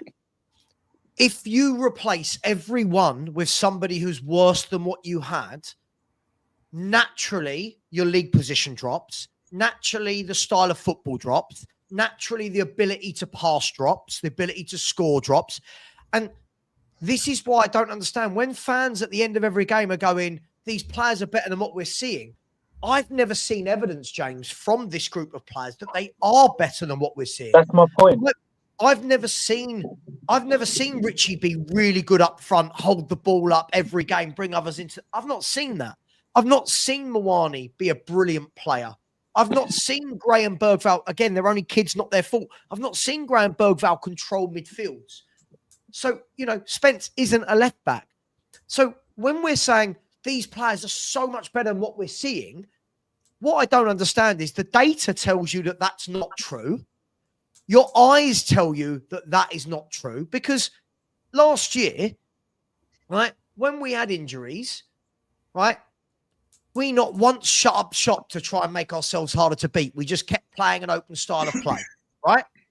And then the one time, or the 2, 3, 4 times we did shut up shop was to win a trophy, right? When we shut up shop now to win Premier League games, people go, I hate this style. Yeah, but that's what we had to do last season to win a trophy, because these players can't play football. These players can't pass. Yesterday in the first half, how many times did Lucas Bergvall give the football away? Honestly, I'm watching and going, who is it that people think is going to play nice football? We have to stop replacing with worse players than we're selling, right? Villa didn't do that. Villa went and upgraded in all the positions across the football pitch, right? Newcastle, they were relegated. They came up from the Championship, so it wasn't hard to upgrade, was it? Yeah, but listen, hang on, Billy, hang on. No, hang on. Lubo, you think ours are hard to upgrade on what we've got? I thought you think it's hard to upgrade on Bentancur, Gray, and Bergvall in midfield. You think just it's tough? mentioned 2 kids. Again, you got the conversation wrong. We should be talking about established players, though. So, but Lubo, we're talking about bringing in established players. Yes, but Lubo, I'm going from that's what we were playing yesterday, right? You think from the team that played yesterday that it's difficult to upgrade on that midfield 3? Do we think it's difficult to upgrade on Richarlison or Muani or Vicario?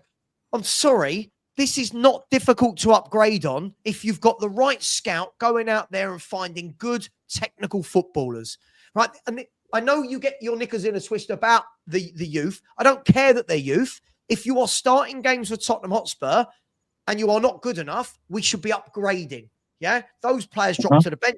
We should be upgrading. Basuma, go. Bentancur for me shouldn't be here next season. Go. Right, Sarr shouldn't be here. Go. Telenodeber, pick one of them. Pick one of them and let him be a backup to a proper left winger that comes in. Get rid of the others. Get rid of Yang. Get rid of Tell or Odeber, right? Get rid or of Mikey Moore. What about Mikey Moore as well? Right, exactly. But the problem is, whenever you say what another club has done well, that's the response you get, like what you got from Lubo. Oh, but it wasn't difficult. Well, Aston Villa went and made it happen. Aston Villa looked at their team and went, right, let's be sensible. Kamara, better than what we've got in midfield. Tielemans, better than what we've got. Anana, better than what we've got, right? Better than what we've got. Morgan Rogers is better than what we've got. Matty Cash, Matson, Digne, Emi Martinez, they upgraded. What are we doing? As they're doing that, we're doing that. That's right. Right? And then we're going, oh, it's all Emery. Well, no, having Unai Emery helps. Well, but Monchi didn't do a bad job, did he? Huh? Monchi did a pretty good job, didn't he? Oh, sure, but he's gone. Why would they let him go? Didn't quite understand. But at the end of the day, the bigger point stands, Lubo, that we have got to upgrade. And, you know, what Villa have done, again, I say this, is when people are talking to me about their back four's not that good, they've built a team. Their back four works for them. We always do this. As Spurs fans, we go, oh, God, Mings is crap. Oh, Konsa's crap. This player's crap. You know, their back four works for them because they built a team. We have individuals and then go, oh, but Van der Ven's better than everything they've got. Yeah, but overall, they've bought better than we have. Whether or not Van der Ven gets in their 11 doesn't mean anything. It doesn't mean anything. We've got to upgrade, Lubo. You know this. I know this. Yeah, of course. We need 5 or 6 for the first team. Here's another one, Lubo, for Aston Villa, because this one's a beauty. I love Aston Villa because they didn't use oil money to get there. Most of their transfers here were built off the sale of Jack Grealish for 100 million. They took that money, and they bought players they needed in certain positions, like Leon Bailey. And then the next season, they actually bought the likes of Diaby. When Diaby didn't work out, they sold him on after one season, and then they went and bought. And then when they sold Duran as well for 77 million. So what they do, is they sell their player as a maximum amount of profit, and then they buy, and then hold on, Lubo, all right, and then they actually sell their player at the maximum amount of profit, and then they use that money to reinvest into the squad. Now, 6 years ago, they were in the Championship. Do you know that summer, Lubo? That was the summer that Tottenham were going for Jack Grealish. Do you remember that one? I know it very well. Right, so that Jack Grealish one, that 1 year for Jack Grealish, catalyst the whole of Aston Villa. So anyone who wants to hide behind finance, I use Aston Villa as the key to beat anyone who hides behind finance. That is why I like Aston Villa, and that is why I put them on a pedestal. Because I look at them and I say, they didn't use oil money to get there. But people who hide behind them, oh, we can't do this. No, you can do it if you have the ambition to do it. And that's what Aston Villa get for me. Listen, and the thing is as well, I've not once said that I want Lange to stay. I've never once said he's good enough. I said he's crap. I just said that Paratici's players that he brought in comparison to Lange is mad. Just because the chat's going off of one. It's like, hold on a minute. I've never said Lange is good. He's crap. But he's brought in better players than Paratici.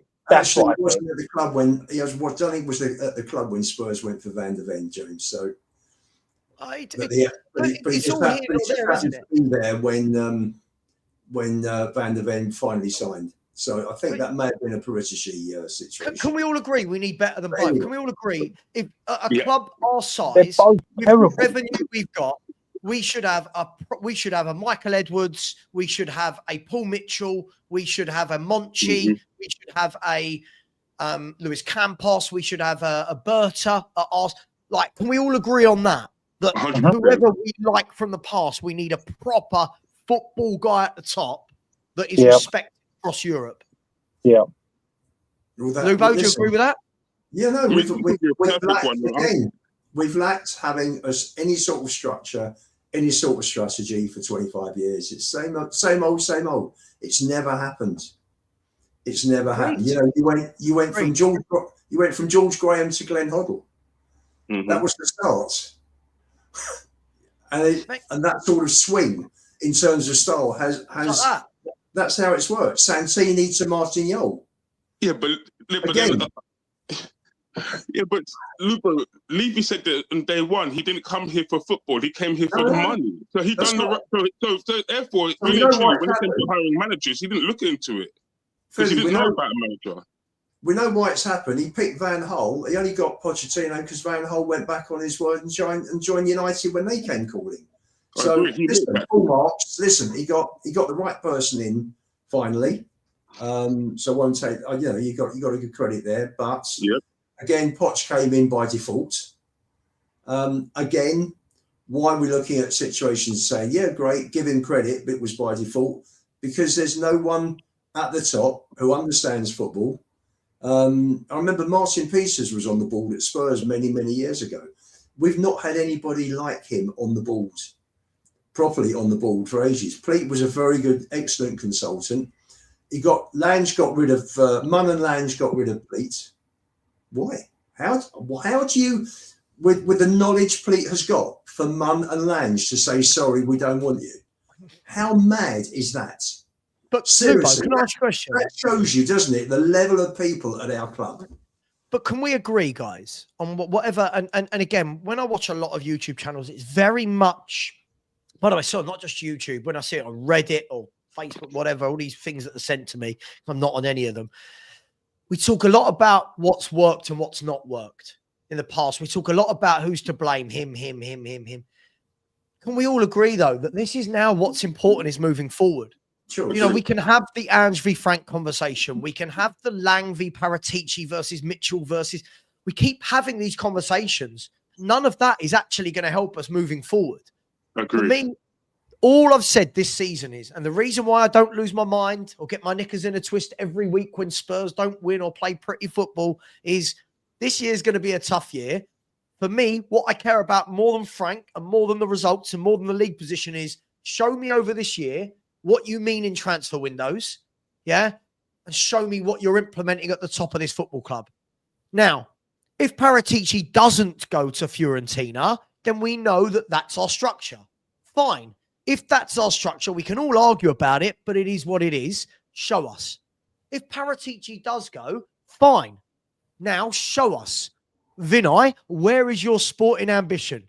If Paratici leaves, I'm not going to cry about it. When I post about it, people say, oh, I thought you didn't like him. They're missing the point. For me, it's more about the upheaval at the club again. For me, Paratici leaves, fine.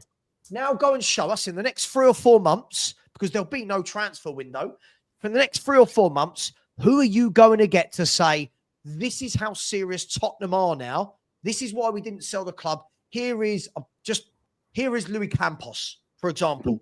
This is the guy we bought in. This guy is well respected around the world. This is the guy we're going to let run our football club. This is the guy we're going to give the money to. Go.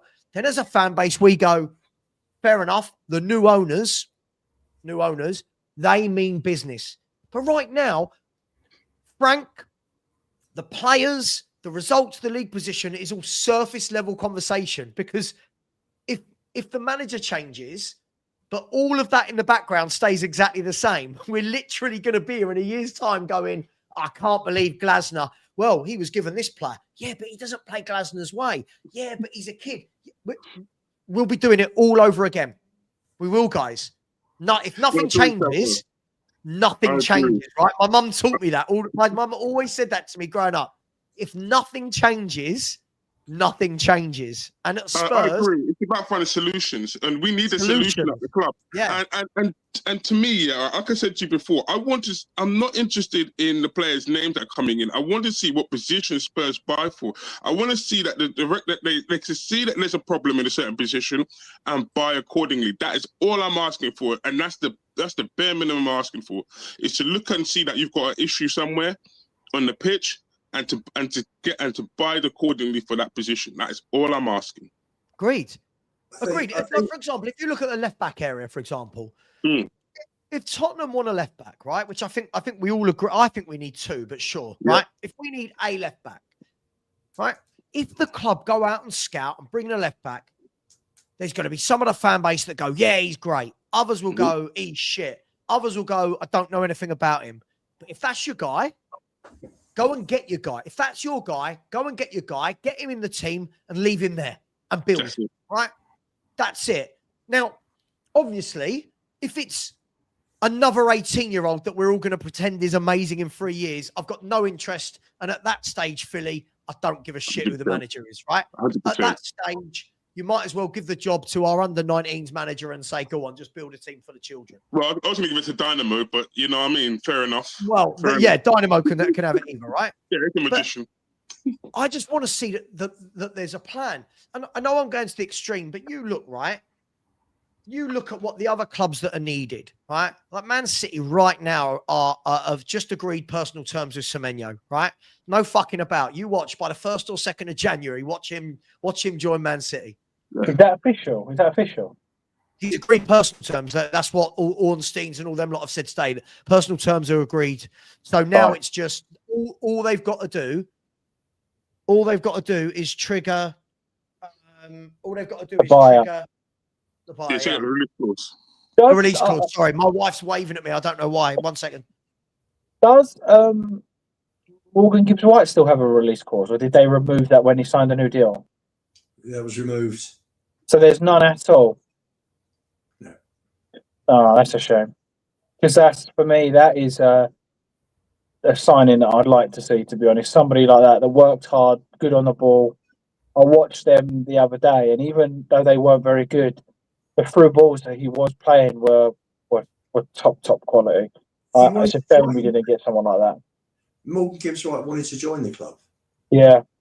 But didn't need the aggravation with his wife heavily pregnant at the time. So yeah, he came out and said but my issue, Lubo, is that if you wanted Morgan Gibbs-White, right, they should have had a contingency plan if Morgan Gibbs-White wasn't available. They should have had players in his position highlighted to bring in just in case Morgan Gibbs-White wasn't able to come to Spurs. And for me, there was nothing in the background, Lubo, for 2 weeks. I disagree with that. Discuss it with the fans. They don't discuss it with the fan. We don't know whether they had a success. You know, whether they had a backup. We have no idea. Yeah. Well, I disagree with that anyway, because for the whole time that I can remember, us as fans are saying, well, whoever he wants, back him. So the club, look, they went and hit the release clause. So they did what he asked. They tried to get the player he wanted. And then, in fairness, Frank come out and said, if we're not going to get the players that I want now, I would rather buy no one and wait. So he's saying what we all want to hear. We all want to say, yeah, rather than buy crap, get him the players that he wants or he thinks could take us to the next level. So we all say that individually. But when he actually does it and Frank actually says it, we kind of all go, well, why wasn't there no backup plan? Why was there no plan X, Y, Z? Well, hold on. He's come out and said everything that you're asking for and you're still not happy with it.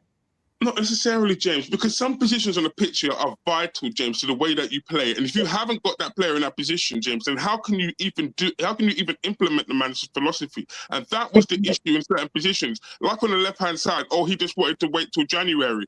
In that meantime, James, we're both... But you're missing the point. You're missing the point. From my point of view and what I gather from what Frank said, he said, if I can't have Savinho or Morgan Gibbs-White, I would rather wait and get the players that I want. So say, for example, he wanted Morgan Gibbs-White or Elliot Anderson, just as an example. They couldn't get Morgan Gibbs-White. They then went to Elliot Anderson and he said, give me 1 season. If Forest kick on, I'm going to stay here. If nothing goes to plan, I'll be looking to move next season. And then they went back to Frank and said, Frank, do you want this? This is what we heard from him. Or should we just go and sign you somebody that, you know, you're probably only going to play for a few weeks, i.e. Polinia, if he's fell out with him or what, even though I really like Polinia. And he come out and said to us as fans, no, I want the right players that play my system and fit into my team, or I will wait until I get them. And then what you're saying is, yeah, no, but then just move on to somebody else. But what if he did and they come back with names and he said, I don't want that guy? What if they come back with Bergvall level players or Gray or Bentancur on that one I agree. Or whoever? And he said, you know what? No. At Brentford, I got who I wanted in this position. It was X, Y, Z. If he gave them 3 or 4 names and they went, we can't get any of those names until next season or whatever. And then Frank went, okay, I would rather wait and get the right player than buy a player, and they all be crap. So for James, me, that this works. is again Doesn't that work for last summer because Frank was new and they all had to get to know each other? I don't think the same can be said for moving forward in windows. I don't think we're in a position where we can say, well, we couldn't go, we wanted this window, we'll wait again and we'll wait again because... No, I agree. Move. Yeah, I agree. Things change, right? Like, for example, who's available this summer might not be available in 6 months. But it could work both ways, couldn't it? It could work. Savio wasn't available. Now it almost looks like Semenyo coming in, Savio's available. So it's a very easy way to look at things. And, but if we went and got Savio, I'd go fair play, Frank. You said you weren't going to part with no crap. You was prepared to wait. The club backed you and you got who you wanted. I'm happy with that. And it could work the other way. And like we was just saying when you popped out about Morgan Gibbs-White, we put in another bid now if there's no buyout clause or whatever. It could work both ways. They could say, no, he's not going to you. He's already sold to X, Y, Z. So it can work both ways. I personally have seen us do just buy anybody to fit that hole for now. And I don't want to see that anymore. I don't want to see any more Grays. That's down to a scout. I'm not saying that, James. That's down to a scout. That's down to a scout. But isn't the final say with the manager, though? If they've come back with him and said, here's the players, do you want them? And he's gone, absolutely not. Isn't that credit where credit's due to Frank for saying no to all these players rather than, yes, get them in, and be just stack padding more crap? Yeah, but this is where it's all got to join up. This game when it comes to that. This is where it's all got to join up, though, James, right? Like, I agree. For me, credit to a manager saying, no, that's not who I want. But at the same time, and as I said, I get it in the summer because he was brand new, right? But moving forward, this is where what they'd be working on behind the scenes should be, right, guys, we know the type of player I want. We know that this is, again, this is just hypothetical. Everyone knows Savio is my number one choice. However, we also know that Man City might not sell him. If they don't, this one, and this one are fine as well. That's my guy. If we can't get him, if we go to Man City and they go, look, nah, he's not for sale, or Savio says, yeah, I'm not leaving, whatever the conversation is, right, who are the next three? The problem is you can't always just say no to everybody because at some stage, other clubs are going to get the players. So, for example, if he said, the only one I want is Semenyo, that's brilliant. But if Semenyo don't want you, where's your backup plan, right? But didn't he prove that though when he said I want Morgan Gibbs-White? Morgan Gibbs-White fell through. Then we was linked with, I can't remember his name. There's another number 8, and then we went and got Xavi. So he's not saying no. Because we did bring in Xavi, Kudos, Palinia. So this is where it's kind of, I don't think anybody's wrong or right. But for me personally, I would rather him say, look, I'll wait for my left winger rather than you give me Tel. I'll wait for my left winger rather than you give me Timo Werner or whoever it may be. Yeah, but that's the thing, James. See, I agree with that premise here because that is low down. But what I'm saying to you is there's leagues all over the world that have got good quality players in them positions. I don't think our scouting network looks in those other leagues, James. I don't believe that Spurs look outside of a certain demographic, and because of that, that's why that's not what I was talking about. I was talking about Frank having the balls to reject the players that we are. I agree with you. They haven't found us anyone decent. No, but what you're saying here is instead of going out and just buying a Werner to fill the left side of position, we should just wait for the better quality player to come along. But what I'm saying to you, James, is that's giving Tottenham an excuse not to buy a player in that position when they know they desperately need a player in that position.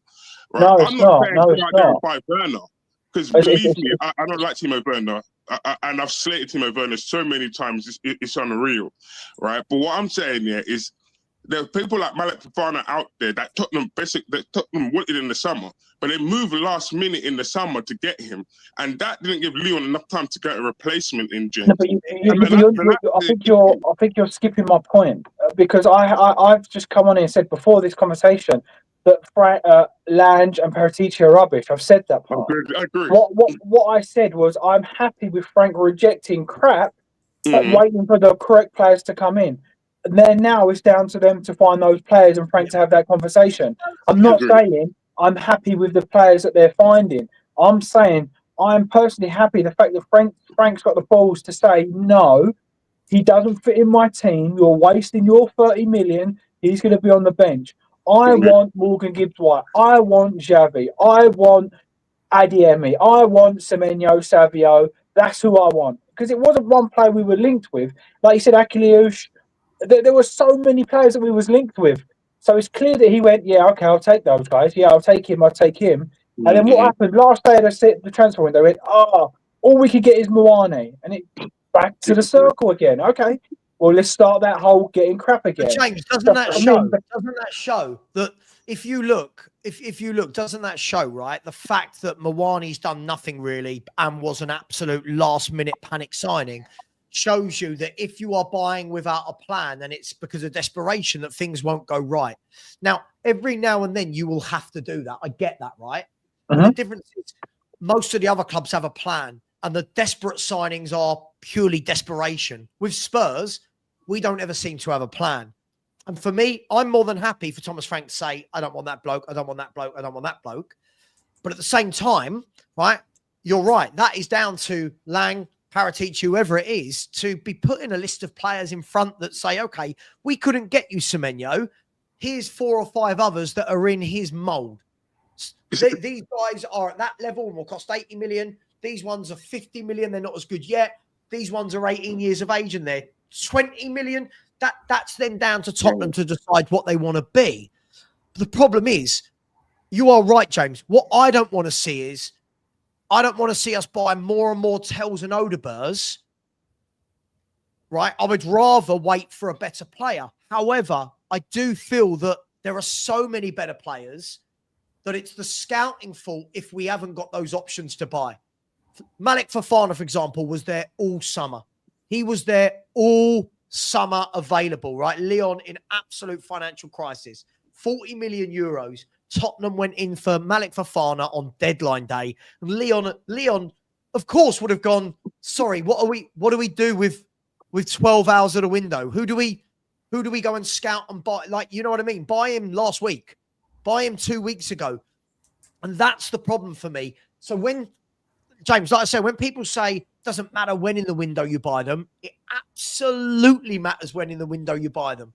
Sorry, Lubo. I know you've been waiting. No, the other variable that we've not even discussed are homegrown players. Great. You've only got room for 17 non-homegrown or non-club trained.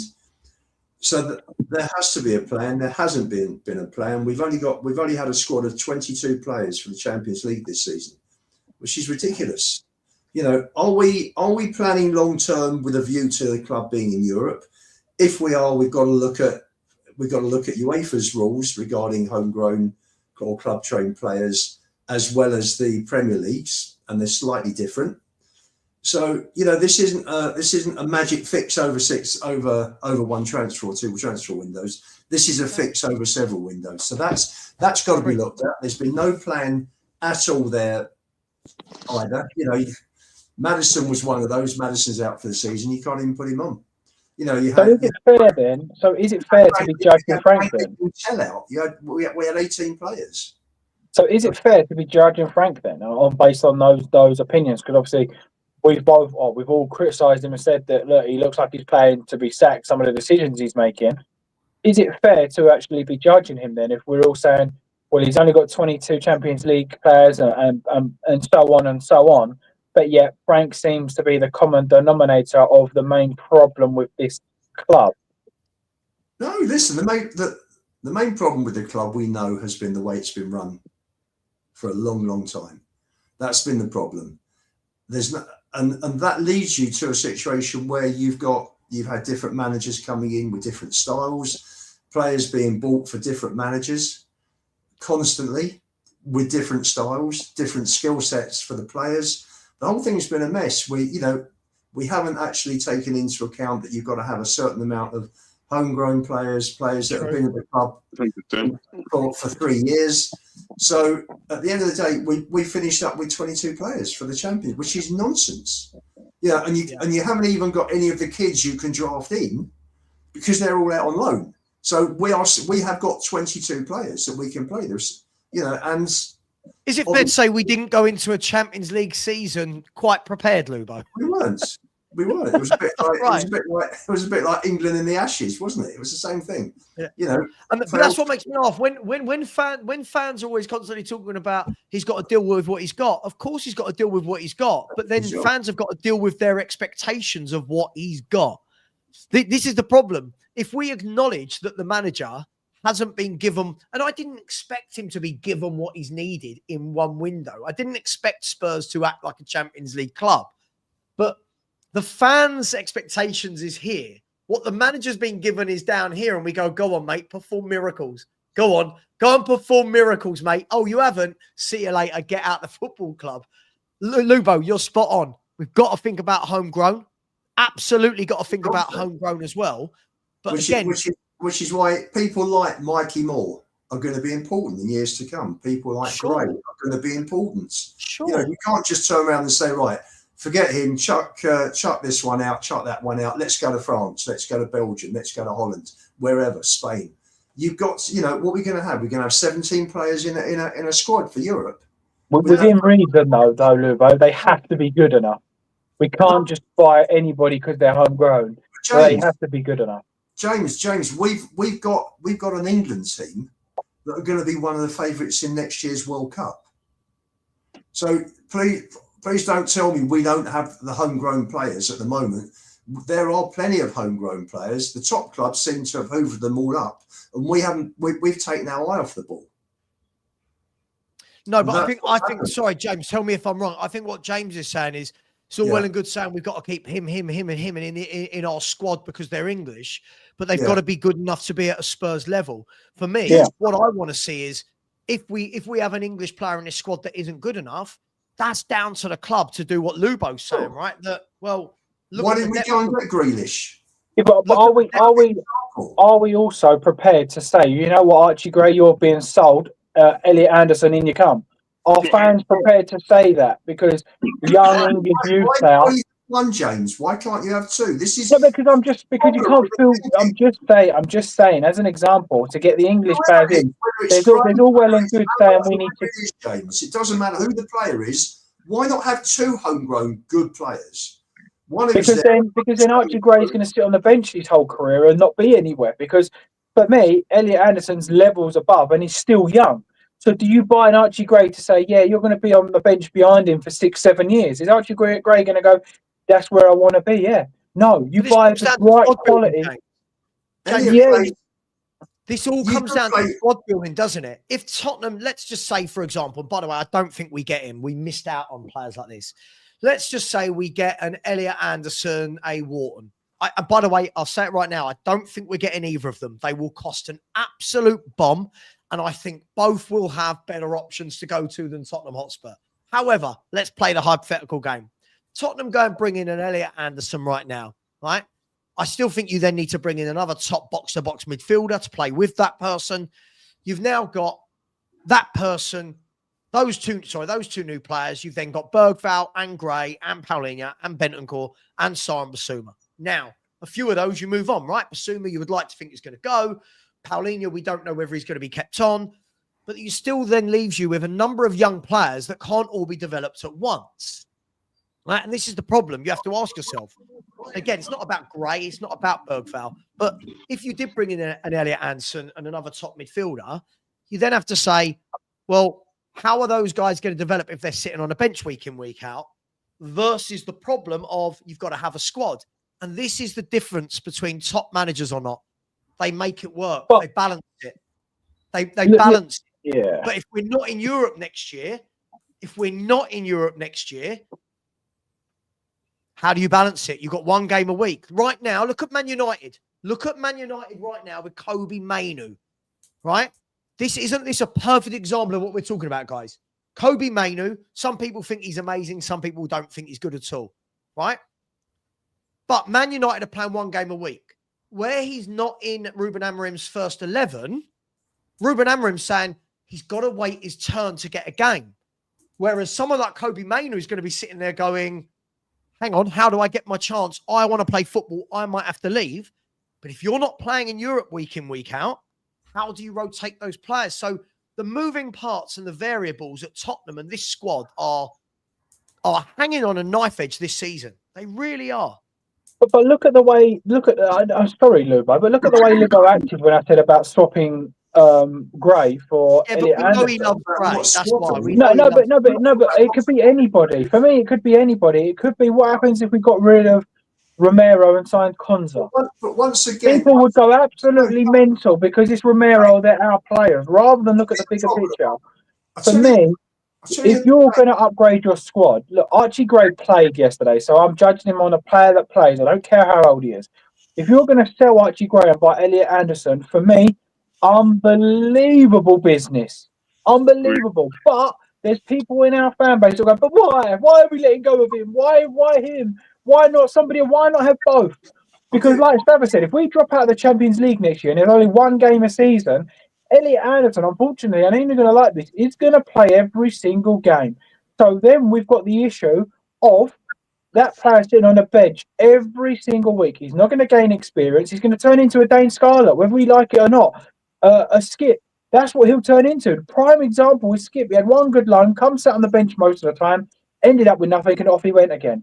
These players need to be playing. We can't criticise their position in the league, Frank, and then yet, well, why can't we have both? Well, one's one level. Elliot Anderson, unfortunately, is in his own league. At some point, we're going to have that difficult conversation and say, some of these need to go and we need to get better. I'm not against getting English talent. I'd be happy if we sold Dominic Solanke and signed Ollie Watkins. Upgrade on English players. Why do we need to set? There's no why do we need to accept? Care about leaving. Yeah, why do we need to say we need both? Why don't we keep both? One's not good enough. One is. There is better English midfielders than Archie Gray. There is better left wingers than Mikey Moore if he's that are around. They might not be his age, but there could be a 20-year-old just there. And for me, I'm not in this fan business to sort of wait 20 years for the kids to get to a level and do what. We seem to have fans that support managers and players more than they actually care about Tottenham Hotspur. It seems absolutely very strange. Can I just answer James? I do want to answer him on a few points.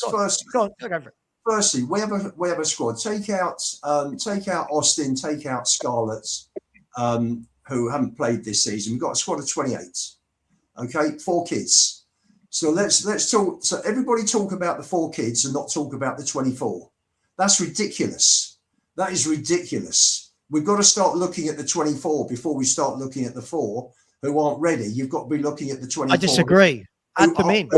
Who aren't ready? So are you saying Archie Gray's ready? To start in the 11. But the problem you've got is that if you play, for me, Paulinho should be starting every game. And you could see when he came on yesterday, you're looking at it. And I did say pre-match, didn't understand why Paulinho has been left on the bench again.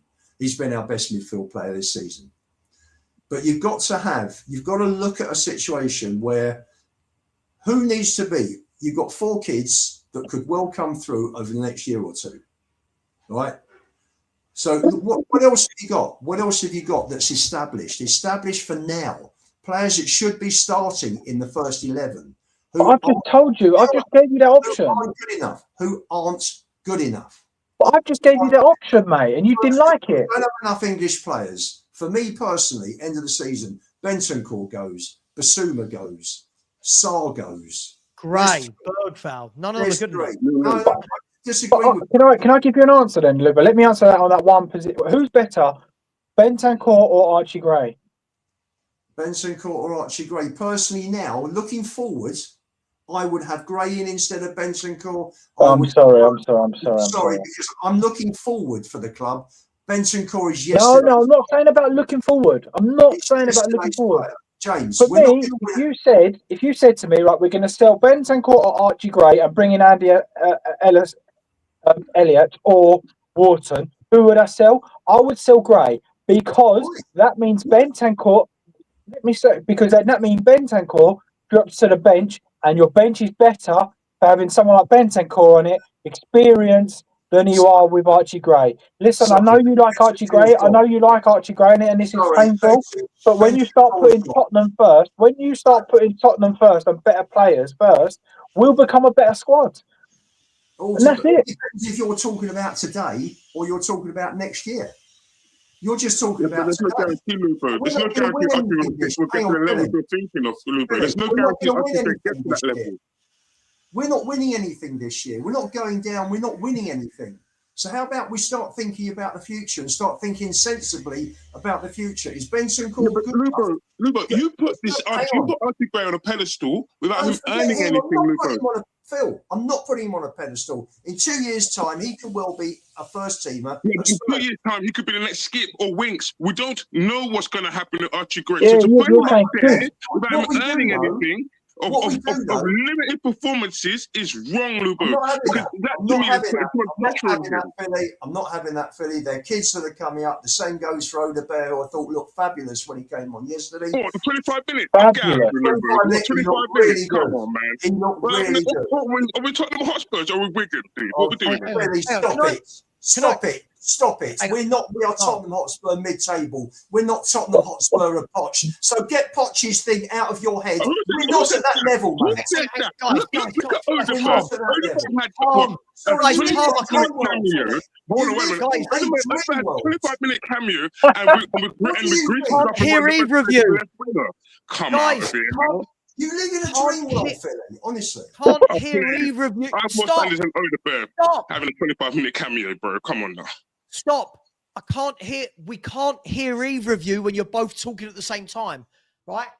We literally couldn't hear either of that. Look, can we again, let me try and bring this back to a neutral middle ground, right? Again, this is what happens when we build the squad we've built. This is what we argue about. We argue about players that aren't good enough, and we're talking about which players should go before which other players who aren't good enough. Right now, if you said to me, all of our central midfield options go next summer and we replace them with 5 new centre mids, I'll be over the moon, right? I don't think any of them are good. I don't listen. Bentancur is okay. He's okay. He's okay, right? We can talk about the injury I'll go through them all. We can talk about his injury. We can talk about whatever. I think he's an okay footballer who does some hard work, puts out fires, but ultimately he's not going to get you from there to there. Paulinho, I don't think they're going to buy him. I don't think that his legs can play 2 games a week, which is why I think we're seeing what we're seeing. I don't think he'll be bought. Basuma, we know. Attitude problems, yada, yada, yada. Hasn't worked under another managers, will go. Right? Papa Sarr, again, he's not good enough for what the fans want us to be. If we want to be a mid-table team, keep Papa Sarr, that's absolutely fine. Graham Bergvall, for me, I'm not bothered. All I hear about is how good these kids are and how good they're going to be in the future.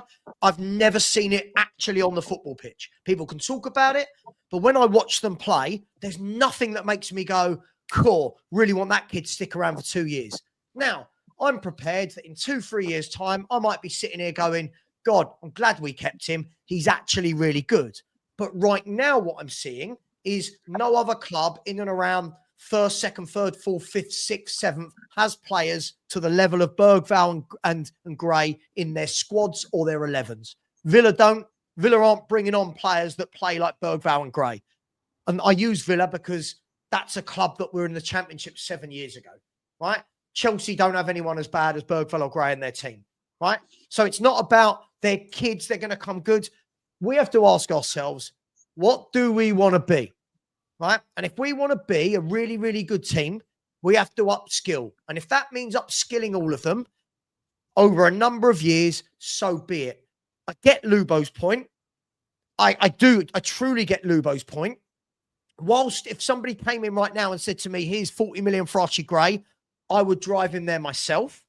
However, there are other players in front of him, which I think is Lubo's point, which means they go first. The Basumas, the Sars, the Bentancurs, the players that have been here for years and years and years. However, I would only be happy with that as a fan is if we replace them. What I don't want to see is that we move those players on and then suddenly Graham Bergvall become your number 1 and number 2 midfielder. You've got to be bringing in quality players for those two to learn off of. Absolutely. Right? So let me I say, get there are a lot of most. comments coming in. I just want to answer a lot of the comments that are coming in. Let me be very clear. We need between 4 and 6 transfer windows to get this club back to where we should be, and that's competing with the main clubs. Okay, would you all agree with that? The squad's How many windows? Between 4 and 6 to be properly challenged. Minimum. Okay. Minimum. Okay, so if we're looking at that, then we've got to say, right, in 2 to 3 years, which players here could be doing a really good job at Spurs? So for me, the 4 kids could be, we don't know, but they could be. What we know is that Bentancur will be 32, 33. He won't be anywhere near that midfield. Sarr won't be anywhere. Basuma won't be anywhere. Nor will Richie, nor will Johnson, nor will a lot of them. So what you're doing there, you're putting a lot of hope involved. You're putting a hell of a lot of hope involved with Burwell, Graves. There's a lot of hope if they become good. James, what we actually said is, if you got 40 million for Archie Gray, and then there was an offer of 15 million for Bentancur coming, I sell Gray all day, every day, because the amount of money coming in, and for me personally, Bentancur right now is better than Archie Gray. Archie Gray has a higher ceiling. I accept that. Fair. Am I prepared to sort of start taking punts on who has high ceiling here, there, or anywhere? No. I'm here for now and what's best for the club. You've got the player there. He's played 60, 70 games for the team, right? And I'm just using him as an example. It could be any of the kids, okay?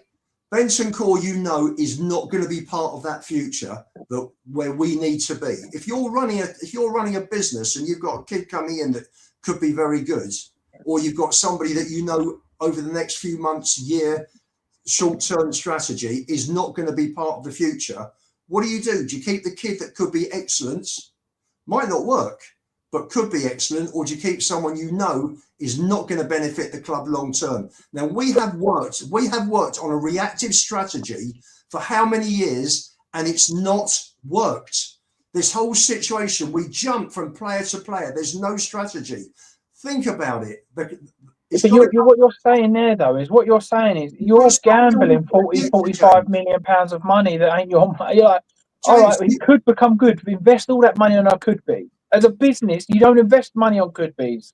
Don't do that. You do at football clubs. They do invest in youth. Of course they do. 40 million on a could be. That's not his fault. The club overpaid by 20 million, but they wanted him. That's exactly my point. So if we had an offer of 40 million, we're getting 20 million. James, it's not about the money. Forget about the money. It's about what are you on about? You will be the first one to complain. You will be the first one to complain if we don't. No. You will be the first one to complain if we don't spend the money. You will be the first one to complain if we don't spend the money. So the fact we could get an additional 45 million in to spend, you don't want that now because it's Archie Gray and what you see as potential in the future. Let's be honest. What we base his potential on, he doesn't come on and set the world on fire. Every time he comes on, he has a stinker and gets subbed. So what are you basing this off? I could be talking about Odebear. Again, sell him. Another one I would sell. I agree, James. Again, sell him. If you have good offers in for these players, you have to sell them. You can't just sit on them like we did with Skimps and let them go out for nothing and then go, well, we don't sign anybody, we don't sell anybody, and then blah, blah, blah, blah, blah. But when you are getting offers, people are saying, no, let's keep them because what could be? What could be? Your thinking is completely skewed. Do you know why? Because we have so many established players at the club that are not good enough, and you're saying, chuck the kids out, chuck the kids out, chuck the kids out. No, I'm not. No, I never said that. I never said that. Get rid of Taylor, get rid of Gray, get rid of I said if you get offers for those guys, 100% they are sold because they are not good enough for us right now. I haven't seen anything to say that they're going to be a world class. Tell me one thing that you've seen in Archie Gray that you see in Archie Elliott or Adam Wharton. Absolutely nothing. So what you're saying is their development. Yeah, but what you're saying is you wouldn't sell him for 45 million because what could be. What could be? Well, that's a bloody big could. 40, even if he hits the ground running and has 2 or 3 fantastic seasons, it'd probably only be worth 55 million anyway. Can I interject a point? 1 second, guys. Can I interject a point? Again, I don't know if people have noticed in the chat, I've been doing this all show. Problem is, where we're coming from two massively different sides of every argument, doesn't it always align back into the middle with this is because of how we've run the club? Mm-hmm. So when we're talking about Lang and Paratici, it's because of how badly we've run the club. The problem is, James, I think with the youngsters, right, is, look, I'm like you. I don't see anything in Gray. I don't understand the hype. I think if Gray was playing for Blackburn Rovers in central midfield, I don't think anyone's watching him and going, he stands out. However, the problem is Tottenham have gone arse about face, as always. So instead of bringing in 3, 4, 5 quality midfielders and saying, there's our 5 midfielders, here's Archie Gray as an 18-year-old, he's midfielder number 6. What we've done is gone, right, let's buy loads of youngsters. And unfortunately, it's made them have to be better than they are, so to speak. Now, I'll meet in the middle. I also think what that's made people like Lubo do is massively overrate what they actually do in games of football. Like, I don't think he did anything yesterday, but he scored a tap-in from 2 yards and everyone's going, well, Archie Gray played well. I don't think he did. I don't think he did a single thing. I think he was actually very, very average to poor. But Archie Gray, at most Premier League football clubs, isn't starting games of football because they've actually bought what they need. So if he was at Villa right now, he might come on for 10 minutes, but he'd be behind Kamara, McGinn, Tielemans and Onana, right? So they're not even having the argument about how good is Gray, do you keep him? They're literally going, which 3 of these 4, or do all 4 of these start? And then, for example, at the weekend, don't know if any of you noticed this, at the weekend, they then went to a youngster, I think he's like 20, 21, Lamine Bogard, come on for the last 10 minutes. And I bet you, I can't say it's sure, I bet you no one in the Villa fan base is having rows about Lamine Bogard every week because he's a kid that comes on for 5-10 minutes. At Spurs, it's a bonus, Savva. Hang on. At Spurs, we are sitting here with such a bad squad that we are going, you need to play, right? We are sitting here with fans going, we don't want Bentancur and Paulinho. We don't want the senior players playing. Gray should play. Bergvall, that's fine. There's no problem with that. But we've got to meet in the middle. We've got to meet in the middle. Poor recruitment from Spurs. No plan. Buying the youngsters before buying the proven players has forced us into this scenario. It's forced fans like Lubo to defend them more than they should. It's forced fans like me to probably berate them more than I should because they shouldn't be starting games of football. And then we're all sitting here going, well, what are we as a club? Who would you sell? Sod all this. Go and buy what we bloody well need. Go and buy 2 or 3 top central midfielders. And this isn't a conversation. Go and bring in 2 or 3. Absolutely. Sell Basuma, sell Sarr, sell Bentancur, whatever you've got to do. Bring in 3 top midfielders and go, hey, Archie, learn from these 3. Absolutely. But we don't do that. Blend these kids in over the next 2 years. And that's always been my point. But we're looking at saying, oh, the kids aren't good enough. Chuck them out, get them out. But we're forgetting about the majority of the established players who aren't good enough. No one said that though, mate. No, you're making that up there. No one said that. Who said that the established players are good enough? Everybody talks now. Here on shows, everybody talks, chuck the kids out, chuck the kids out, chuck the the kids out. You just said everyone talks like they're good enough. The established players are good enough. Who has said that they're good enough? The problem you've got is that the established players in midfield, apart from Paulinho, for me, are so poor that the kids come into the conversation when they shouldn't be. And if we had a midfield like Newcastle, then Lewis Miley would be getting chances now and again. Okay, he's filling in at right back at the moment, but he would be coming in when Tonali's injured or suspended, when Bruno's not playing, when Joe Linton's not playing. This is what should happen. But I've got to tell you something. I think about the future. We have had, apart from a couple of trophies, it's been shit for 25 years. Absolute garbage most of the time. We've had a few little pockets under Harry for a couple of years. We're under Poch for 3 or 4 years. But out of 25 years, the majority of it has not been good. Look, I get you're thinking of the future. I get you're thinking of the future. But you're thinking of the future jeopardy of the first team. You're saying keep the kids, get rid of the players that are better than, because potentially the kids could come on and be something that they're not.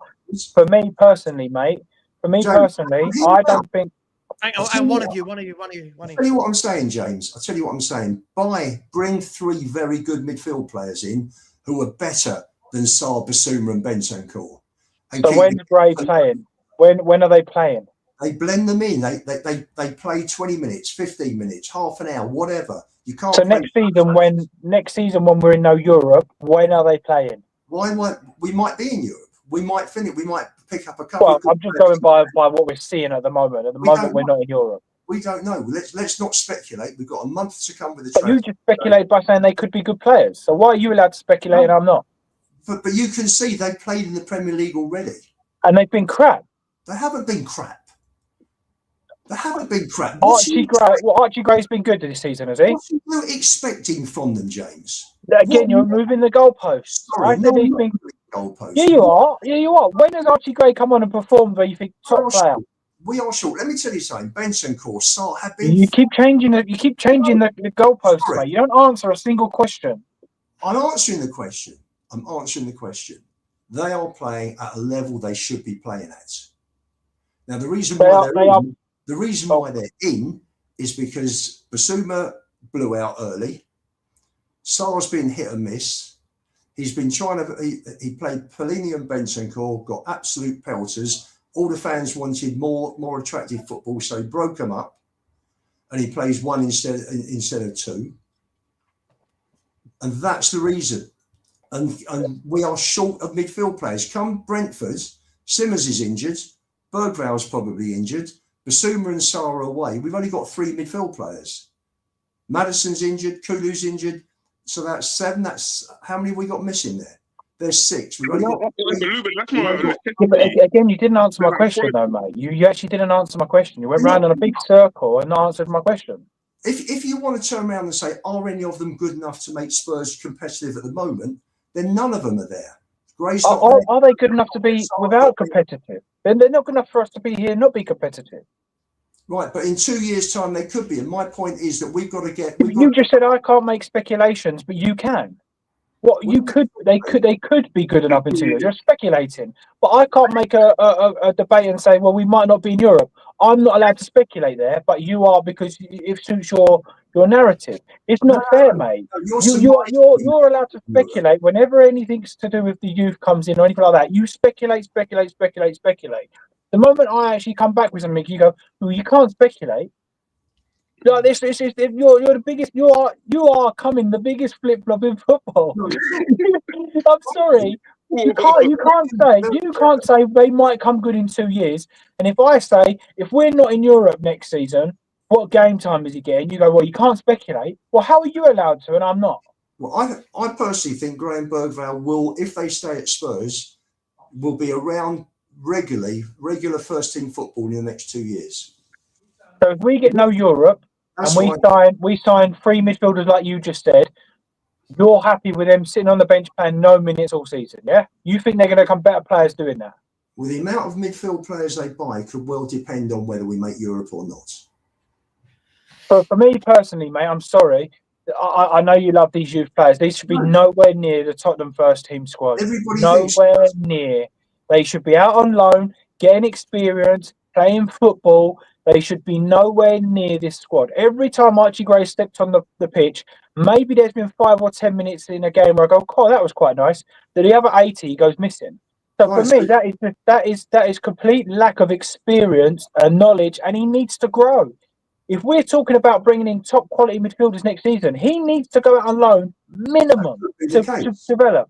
That could be the case, but as of now, he's getting experience that is vital. I don't see. This is where, as much as I don't rate them, right?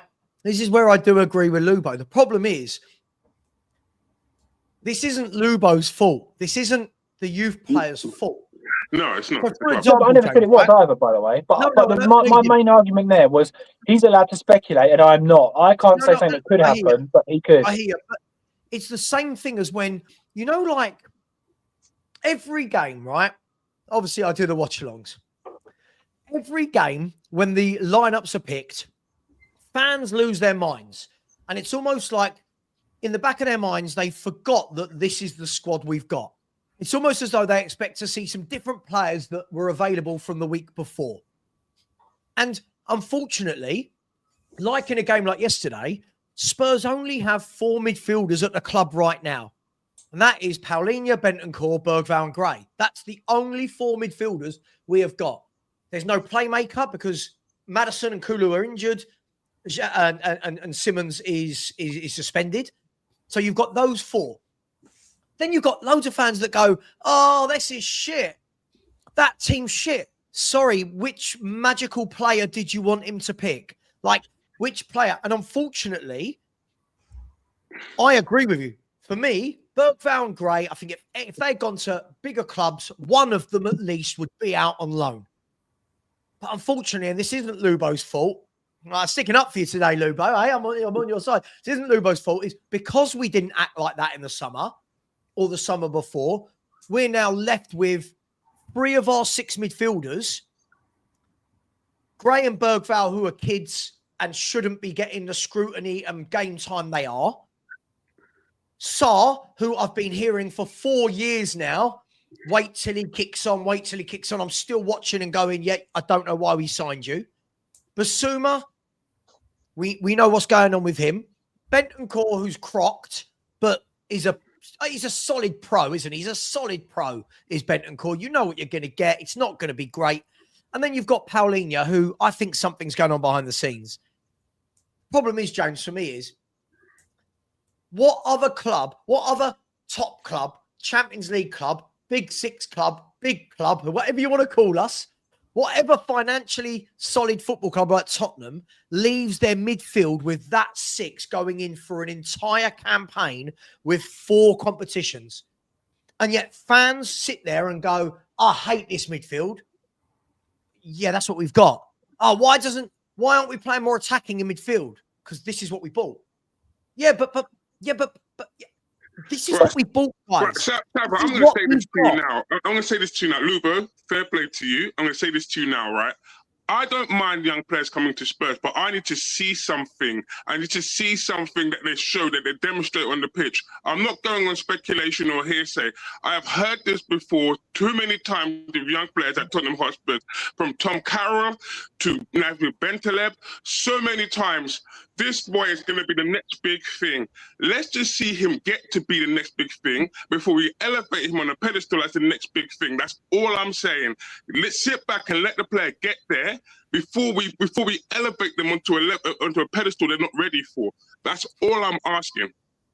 All right, and if they can't get there, right, fair enough. But we don't know where they're going to be. So I just want to see them get there before people say, "Oh, he's a star player. He's a superstar."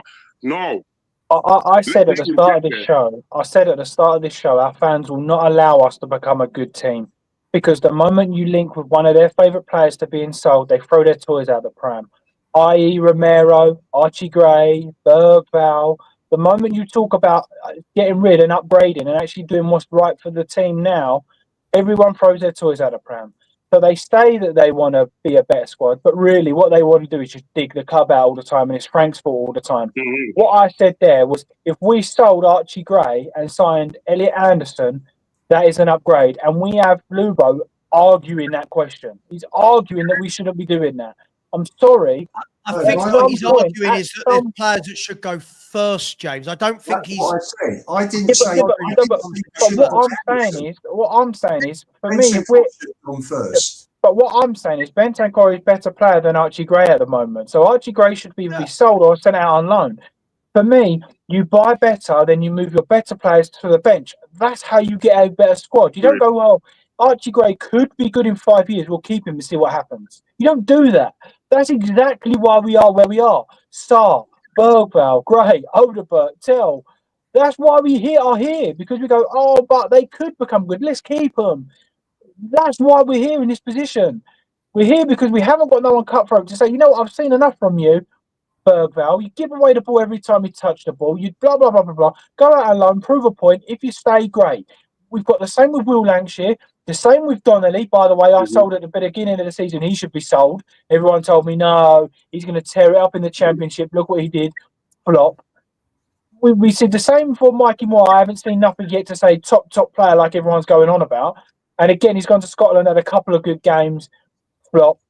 So for me, I'm sorry. All of these could be, should be, maybe hopes are the reason we have this squad how it is. How about we say, you know what, you're not good enough, Lancashire, you're sold. Donnelly, you're not good enough, you're sold. What's there's a centre back as well. There's so many on loan. Ashley Phillips, you're sold. No, what they do is, but exactly what Lubo did, speculate, he could become good. Are we going to sell somebody that could become good? Yes, you are. Man City do it every season. He could be good, don't care.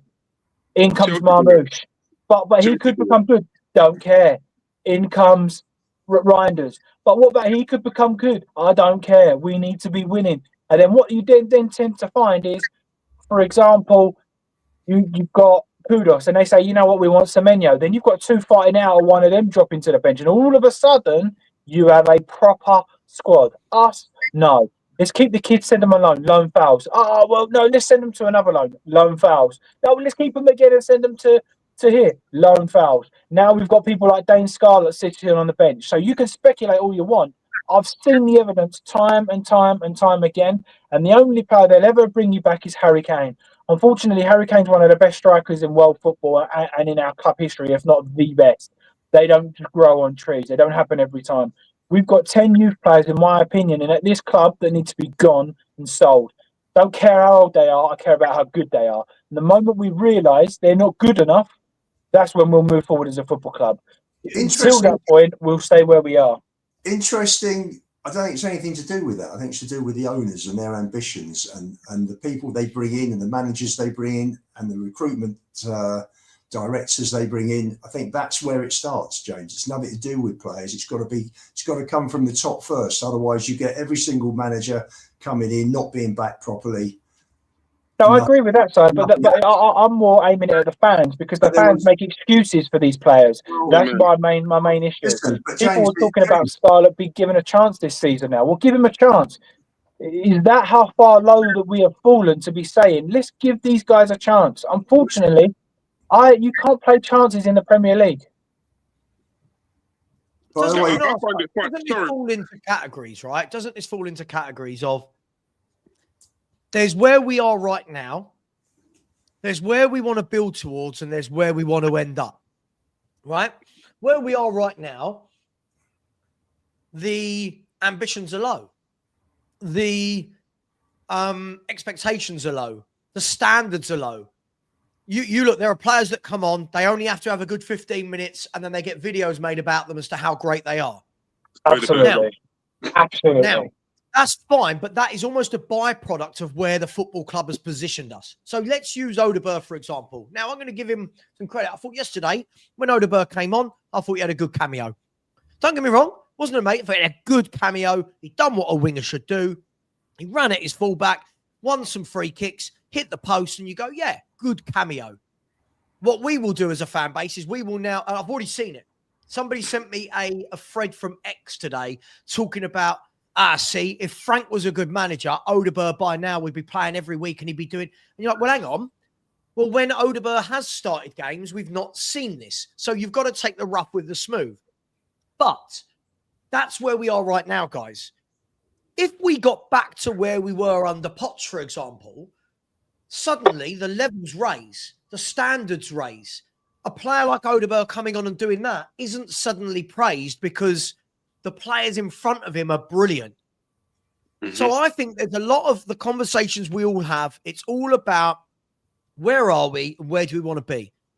Yes, the standards are low. I do think the standards are low. I do think there are so many players in this team that are praised for doing next to nothing. Like literally praised for doing next to nothing.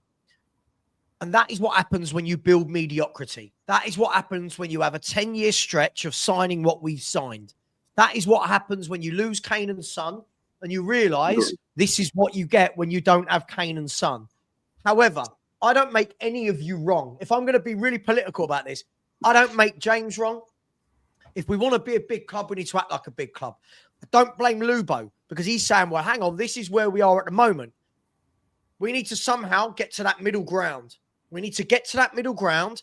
And I'm going to bore the pants of everyone now and say a plan.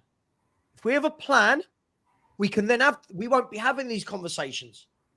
Man City, Arsenal, Liverpool, Chelsea, they're not having conversations in their chat rooms about which kid should be playing.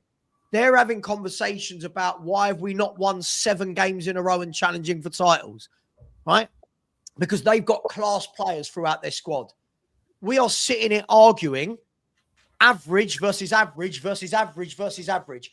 You prefer, I'll just use an example. You prefer this average left winger. You prefer this average left winger. You prefer this one. And it's, he should have started him this week. Him. Clubs with top players don't have these conversations. That's what they've drilled. Hang on, James. This is what they've drilled into us, James, over the years. This is what they've drilled into us to accept average. They've drilled into us that when you talk about now, I'm seeing YouTubers going, well, Brennan Johnson isn't playing. That's a big problem. Is it? That should never be a conversation as to whether Brennan Johnson is in a Spurs shirt. But that's because the standards have been knocked into us that Brennan Johnson should be playing for Tottenham Hotspur. No, the standards should be this guy should be on the bench as a minimum. Right, sorry, the bench as a maximum. And realistically, he should be getting sold at the first opportunity. Agreed. And I'm sure most people in the chat will agree with what I'm saying, even if they hate me, will agree with what I'm saying. But right now, this is what we've got to argue. Is it Richie who should play up front? Is it Tell? We've got people arguing Scarlett should be starting games for Spurs. Kinski should be playing based on what? Like, it's just constant. That's what I've been saying, mate. I'm sorry. This is what I've been saying. People are kind of feeding the line of what could be. What could be. Sure. I'm basing my argument on what I've seen. Lancashire, Jamie Donnelly last season was the next prime Kevin De Bruyne. I told everybody he's so stuck in the mud. He's rubbish. He's so slow. No, but you didn't see that goal against Man City. See that goal against Man City. That goal against Man City, he was so good. Yeah, he's going to go into the Championship and tear it up. Rubbish. And they're doing exactly the same thing for Archie Gray and Bergvall. I am a realist. Prove it. No, you don't deserve to be start. You don't deserve to be anywhere near this club until you prove it. Prove that you're good. Until then, I ain't going to be backing you. I'm not going to get run away going, oh my God. Look at is it Vuskovic, the centre back. Everyone's talking now about how amazing he is because he's had 10 games in the Bundesliga. No, come back and prove it to me. I'm not going to go running away. It's exactly the same with Donnelly, same with Scarlett, same with Skip, same with Winks. We have seen this 50, 60 times before, and we're still on the same train. Me personally, still Archie Gray bringing Goretzka. Still Archie Gray bringing Edison. Still Bentancur bringing whoever. I do not care. I do not care the age. I do not care the nationality. I do not care the position. I care about Tottenham Hotspur winning football games. And unfortunately, we've seen enough from those guys, whether they're going to be good in 5 years or not. I've seen enough to know right now they should not be wearing a Spurs shirt. Do you guys remember? Somebody made a great point there. I remember back in the day when we were arguing about should Keane or Defoe partner Berbatov up front. Oh, yeah, I remember that. Those were the great arguments. Sure. It was like, I prefer Keane, I prefer Defoe. And you're like, well, it don't really matter because they're both quality. Now we have fans arguing who should start. Savva, back in the day, these fans would be going, no, drop both of them and give Scarlett a go. That's what they'd be saying. They'd be saying, no, we can't just neglect the youth because in 5 years' time, they might come good. That's what they would be saying right now. But me, you ain't good enough to wear the Spurs shirt. Do not wear the Spurs shirt. You're like a boxer, James, that comes in just punching and punching and punching, and there's no defence. There's no there's no thinking. The way you're talking now, there is no thought behind what you're saying. Bang, well, Anthony Joshua has got no defence, and he won 2 world titles, so I'll take it. Clear them all out. Bring in very good art, very good post from Warren Driscoll, 109. Just saying, you need balance, agreed. Not hit and hope, but you can't have no young player stroke prospects. James thinks we can just buy seniors and sell all prospects. No club operates like that. It used to be a happy mirror. Man City don't sell their prospects and buy quality players, no? Chelsea don't City buy quality and sell their so the two most successful clubs in English history don't do that, no? City are on the lookout, I think. Which is the kids, Sav, that City have been reported last few days. They're looking at a 19-year-old kid to bring in. Yeah, but what they'll do is they'll get him and slap him in the youth squad and let him develop. You know, you got the hotline. Mute, mate. You're mute. You got the hotline. Though, isn't the difference with this, right? Like again, I'm just trying to be a real politician today. I've got splinters in my arse for fun here, right? Isn't the difference that if we use the best two clubs in the country at the moment are Man City and Arsenal? Do we all agree on that, right? Man City and Arsenal are the best two clubs. If you actually look as to Arsenal more than City, when Arsenal were going through this, whatever word you want to use, project, process, plan, rebuild, I don't know, right? When they were going through this, at first, their squad had Nketiahs in it. It had Emil Smith-Rowe. It had, who's the winger that they sold? Nelson, right? It had Saka, right? They had these youngsters in throughout the squad. But what actually happened was, as they went up and the level of the player went up, the level of the young player, people started to see, actually, they're not good enough, and they left and they were replaced. We're not at that stage. So whilst I agree with you, James, we're not at that stage yet where we've got a squad of 25 that are good enough to say none of these young players should ever get a minute. But I want us to build to be that. And then I never said that. No, I know you didn't. No, I know you didn't say. I'm just saying we're not good enough for that at the moment. What I want to do is have enough good players that it makes the youngsters sink or swim. And what I mean by that is, if you've got 4 top midfielders across your squad, the only way a midfield youngster's getting in that team is if they show something and go, like when Declan Rice burst onto the scene at West Ham, Gerrard at Liverpool. If they come into the team and you go, fuck me, look at them. But right now, the problem we've got is we're not there, are we, though, James? That's the problem. We're just not there. But at some point, something has to change. And if our mentality is still, let's give the kids, then stop bloody complaining that we're bottom half of the table, because we've got the kids. In 5 years' time, we may turn out to be prime Manchester United, the class of 92. Maybe. But until then, shut up then. Because I'm sick of it. The amount of people that say, yeah, but what happens if? What if this? What? No, I'm sorry, you're not good enough. All of those players now, barring that defender and Mikey Moore on loan, for me, probably would be sold, and there'd be nowhere they ever got a future at Tottenham Hotspur. They're not good enough. So those guys would be. Let me finish. Those guys would be sold, and then the next lot that go out, in my personal opinion, would be Bergvall's, Grays. All of those guys would then go, you know what? Donnelly's, all those, they're sold. Next time, out you go, Mikey Moores. Out you go, Archie Grays. Out you go, Bergvall. Prove your point. And then we'll see if they can sink us from the Championship. If they do that, then I would like to see them at the bottom of a Premier League team. Sink or swim. Once you've proved that point, okay, go out on loan, almost like what Conor Gallagher did with Palace. All right, well, you go out of Palace then. See what you do with Palace. All right, he's done it again. Okay, then he comes into Chelsea's team and then he goes to Atletico Madrid. It's not. We're not a charity. We can't just keep continuously going. But they're our own. They're this or poor. Okay, that's fine. Then stop crying that we are not where we are. Stop blaming Frank that we're not where we should be. Start taking responsibility as a fan, as their own responsibility. You need to take some of that. For me, there's no coincidence that we lose at home and win away. There isn't. I personally put 50% of that down to the fans. For me personally, I think until we change our mentality of the likes of Gray, Bergvall, Udogie, I'll put in there, Stars, Donnelly's, Mikey Moores, all of those, until they go out and prove it, they should be nowhere near this Tottenham Hotspur club. Go and earn your stripes. What happened to prove it? Like people say, Harry Kane, he went out on loan, got given a chance in Tottenham Hotspur, scored, got given a chance in Europe, scored, got given another chance, scored, and you're going, hold on a minute, you're playing Richarlison here, but we've got Jamie Donnelly just scoring every single opportunity he walks onto that pitch.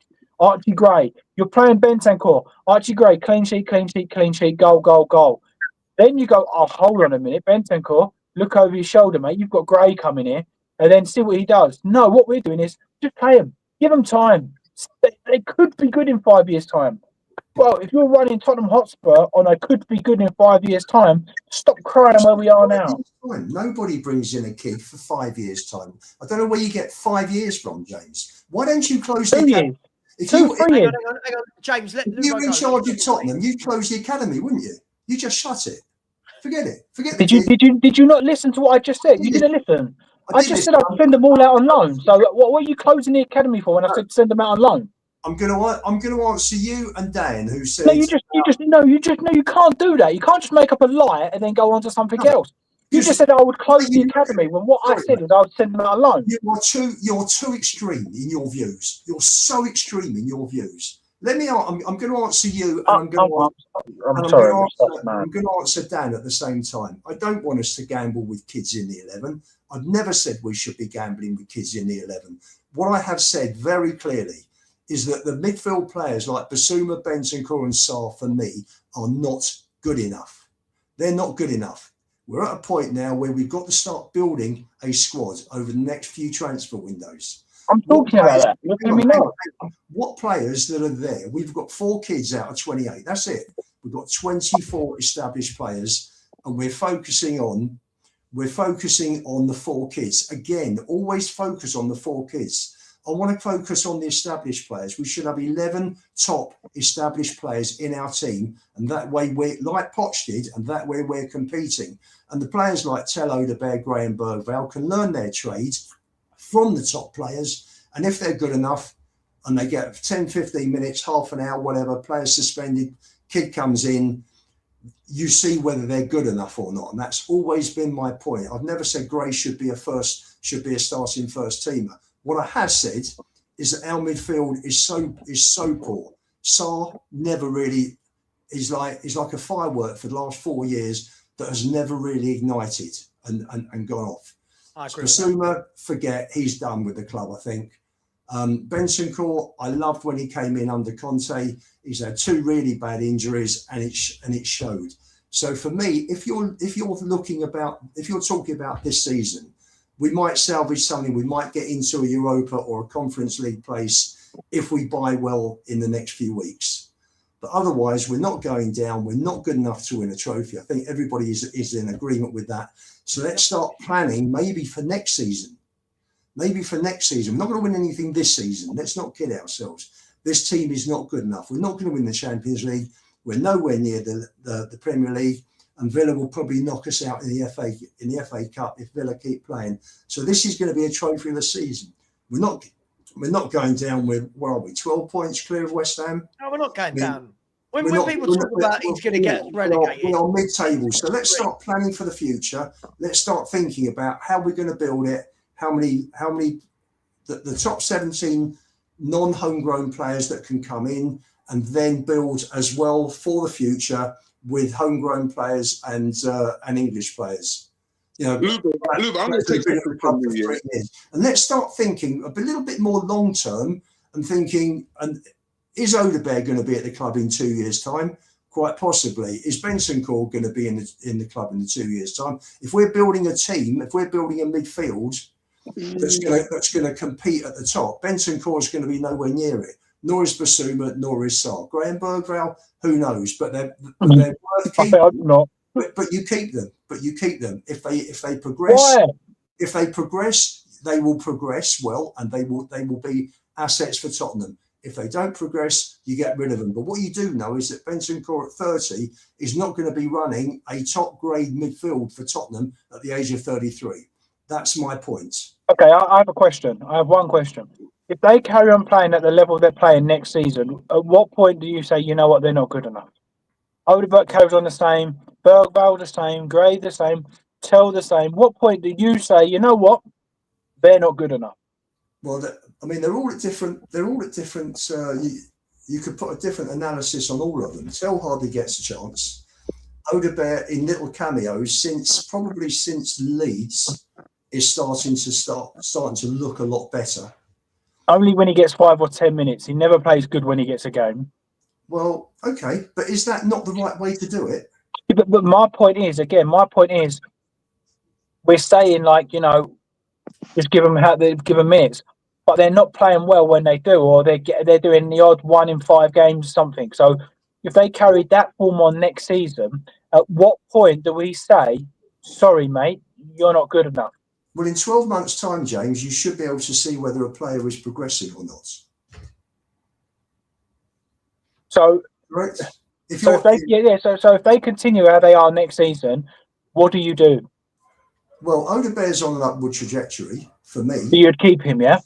I would keep Odebear. Tell, I don't know. I haven't seen last year. I didn't understand. He didn't do enough last year for me, but I don't think it was in the club's hands. I think the way the deal was structured was that if he wanted to make it a permanent transfer, that was down to him, and he chose to, and he's joined. I rate the loyalty, man, but I just don't see that that's what's best for this football club. No, I rate it so much. I really do. I mean, I've seen enough from Odegaard now to say that I want 2 top wingers to come in and him to never play again. To be honest, I've seen enough. If we want to be Champions League football club, he doesn't even get on the bench of these Champions League football teams. So why are we talking about keeping players like that? But we're miles off being a Champions League club, James. Yeah, but I want us to be back there. You don't. This is what I'm saying. I want us to be back there. Your sympathy is like, well, let's give them time and see what happens. James, we've got to build year by year to get back there. It could take us 3, 4, 5 years to get to where Arsenal. I agree, but you have to start somewhere. And every time I give you an option, you don't want to start there. But James, you can't chuck 20 players out in one go. I never said 20 players. No, but I'm just saying that. But why are you saying that? 'Cause I never said that. Right, but it's going to take 3 years to get. I said at the start of this show, mate, the first thing I said at the start of this show is at some point, if we want to progress, the manager's going to make some tough decisions and us fans are going to have to deal with it. And I pinpointed Romero and Bergvall because I feel like they're the 2 fan favourites. I mean, I know you love Gray, but there's going to be a point where if Frank comes out and says, you're not good enough for my club, I don't see you going forward, our fans are going to go, but what about the few? You can't do that because of this or that. Or for me, at some point, we're going to have to start acting like a Champions League club if we want to be in there. Arsenal did one more thing. Arsenal did exactly this. Lacazette, Aubameyangs, all of those guys were in, and they come in and went, gone. Their fans were like, well, what happened? Is that a right idea? And look at them now. Our fans, if we got rid of Gray, Bergvall, Romero, oh my goodness, they would hit the roof. They really would. They don't want us to build. They don't want us to become better. They cling. We are the only club that I know that cling on to players, managers, and directors of football more than we do support the club. I've seen Archie Gray play for Tottenham right now. I don't care his age. I don't care about Bergvall's age. I don't care about Tel Odebert's age. I don't care what club Moani come from. They are all, from what I have seen, not good enough for Tottenham Hotspur. But yet we try to make excuses and reasons why to give them opportunities or to give them chances. You either want to be a big club and act like a big club, or you don't. And if you don't, can we just stop blaming Frank and start having a look and say, this is what we want? We need to build. We need to give them 5, 6 windows. We'll stop blaming Frank until we've given them 5, 6 windows to have a team that we need to back and get behind. Until then, we can't keep blaming Frank for one thing and then going, oh no, but he needs 6 windows.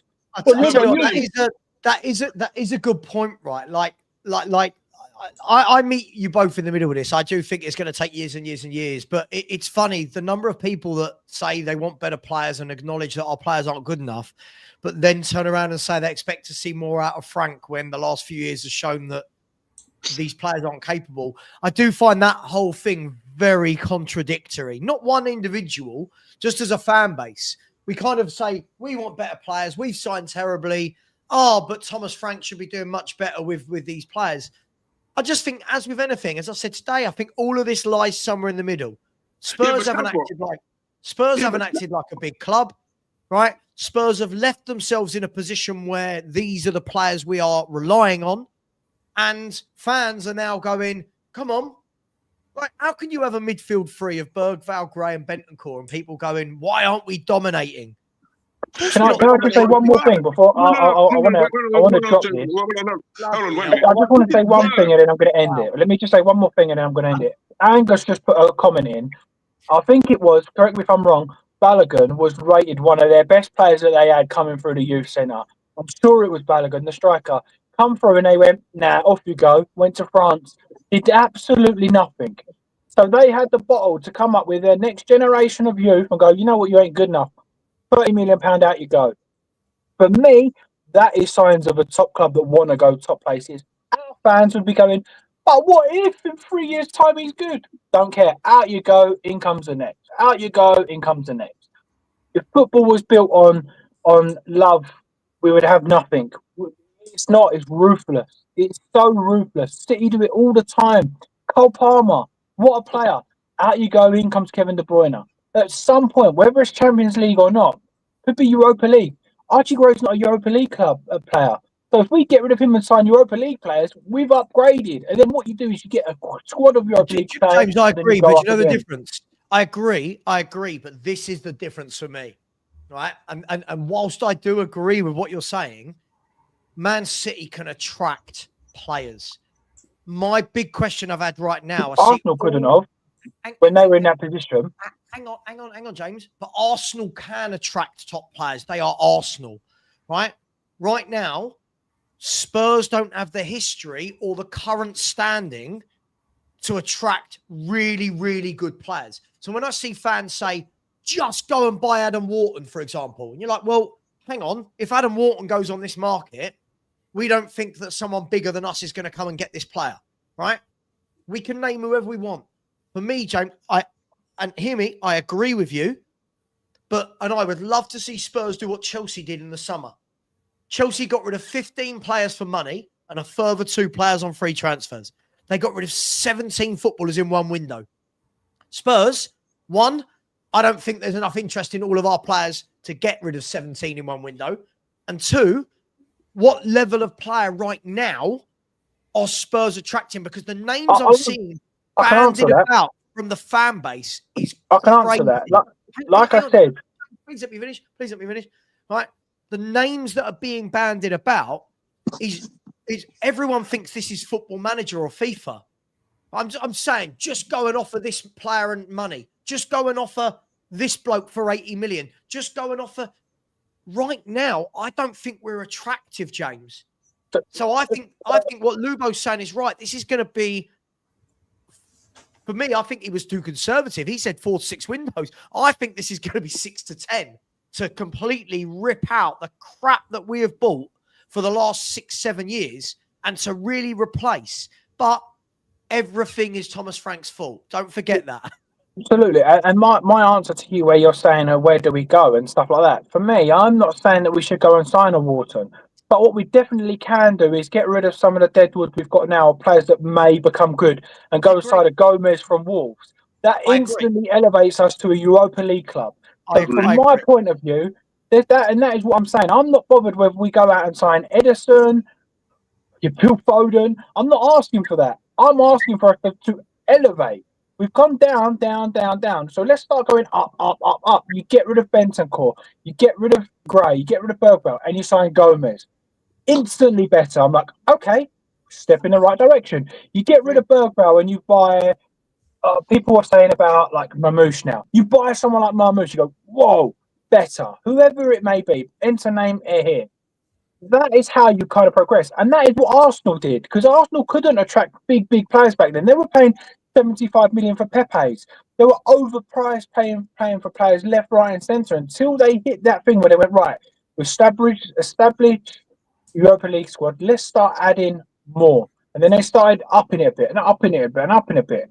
And our fans will be like, no, we don't want him. He's only a little bit better than what we've got. Well, why don't we give our youth a chance? Well, that's how losing is done, and we're seeing that. Back Frank, back Tottenham, not kids, not players, not director of football.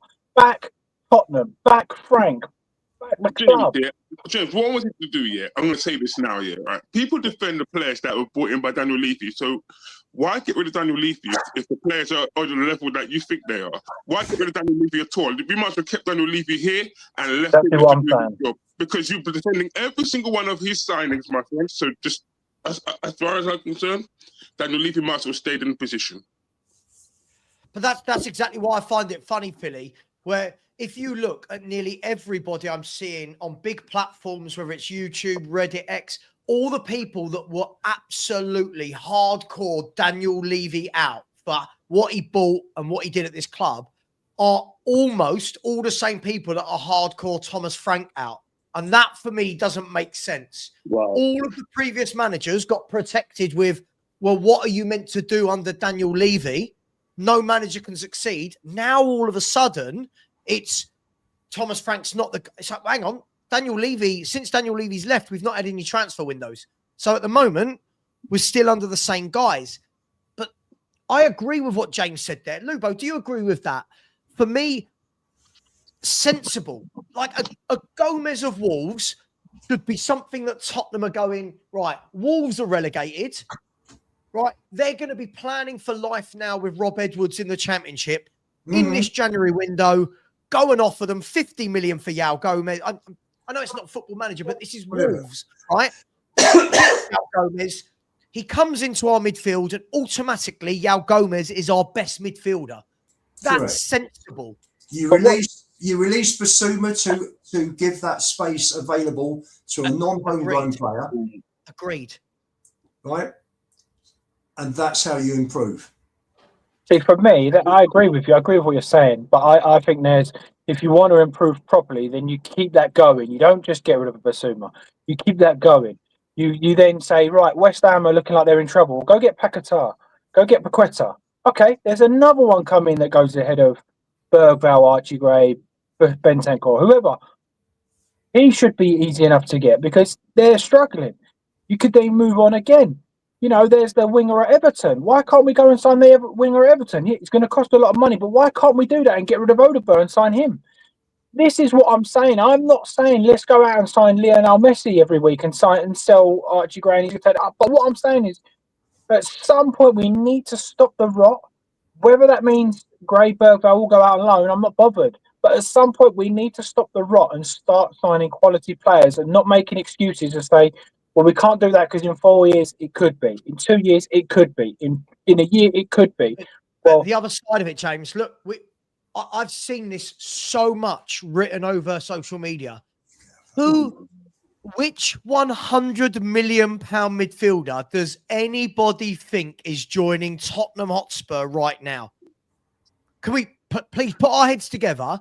Who that is worth £100 million is choosing Tottenham right now as their destination? Anyone? The only one I can think of is Anderson, but I think he'll probably be more than that. But and then if he comes available, I think big dogs will come swimming.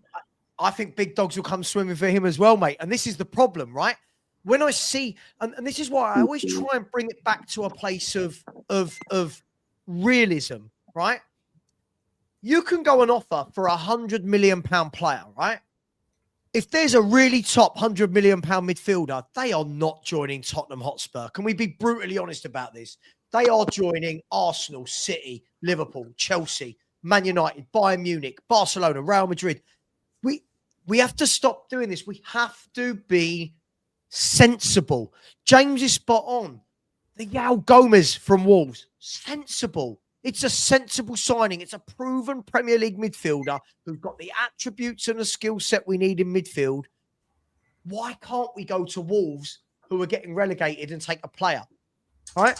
But the names I see bandied about, guys, is crazy. Like, look at Wharton. Wharton is going to... Crystal Palace right now are going to want how much for Adam Wharton? 90?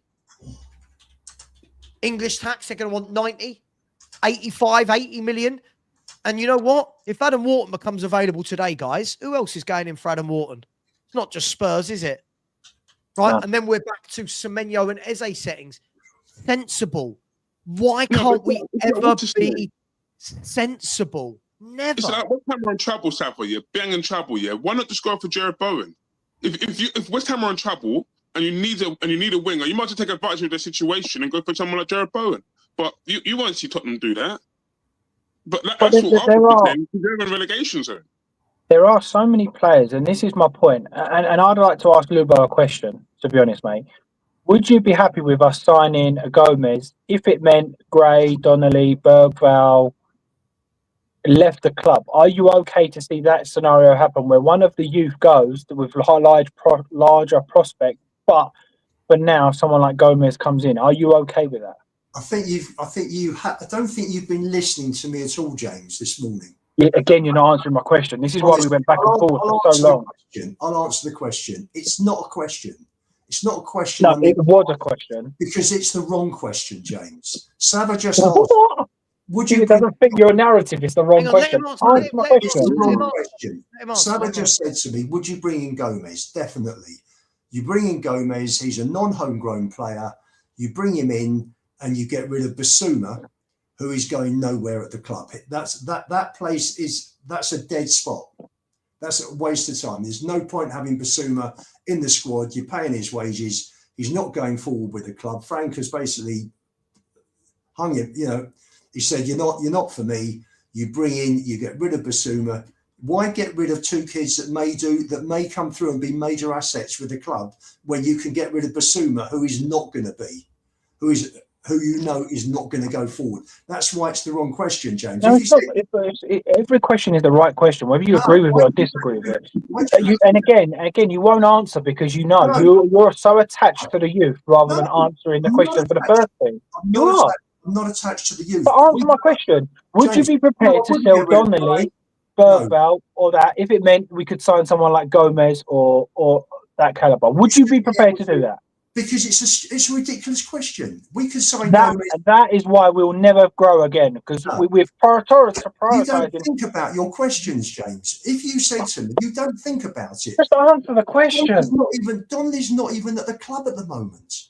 What are you bringing Donnelly in for? He's not even at the club, part of the club this season. Because I'm just asking you a generic question based around our youth club, our youth team. Are you prepared to let some of our youth go to enhance the first team? And surprise, surprise, it's a stupid question. That's stupid. This is stupid because you won't answer the question. You're not prepared. You're not prepared to make our first team better if it means lessening our youth team. You're not prepared to. Fine. So sell Gray. We're now down to 21 players in the Champions League squad. That's clever, isn't it, James? We're 3 short. Now we'll be 4 short. I didn't say that was the only scenario. I asked you one question based on one thing. Well, we could sell Donnelly. We could sell Donnelly and keep Gray. We could sell Donnelly and keep Gray. We could sell Gray and bring Donnelly into the squad. There's so many more things you can do, but you're choosing to not answer because it doesn't suit your narrative. No, I would get rid of the question. Why? Say Basuma signs another 1 year extension because they didn't want to sell him for nothing, so they decided to extend his contract for 1 year so we could get a bit of money off of him. And what? Answer the question, but you won't. Doesn't suit your narrative, mate. Unfortunately, you have one narrative, and you've just said you're not prepared to sell some of the youth. Someone like Jamie Donnelly, you're not prepared to do that to sign someone like Gomez. It's madness. You're not putting the club first.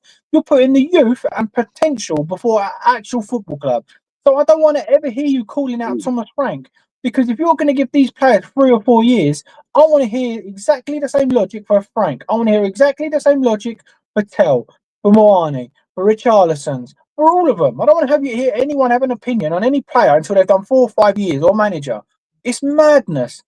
The fact that people are putting this youth before our first team, and then they blame Frank or blame Levy or blame Enoch for something that hasn't happened, I'm sorry, is the most flop answer ever. It's not a real question.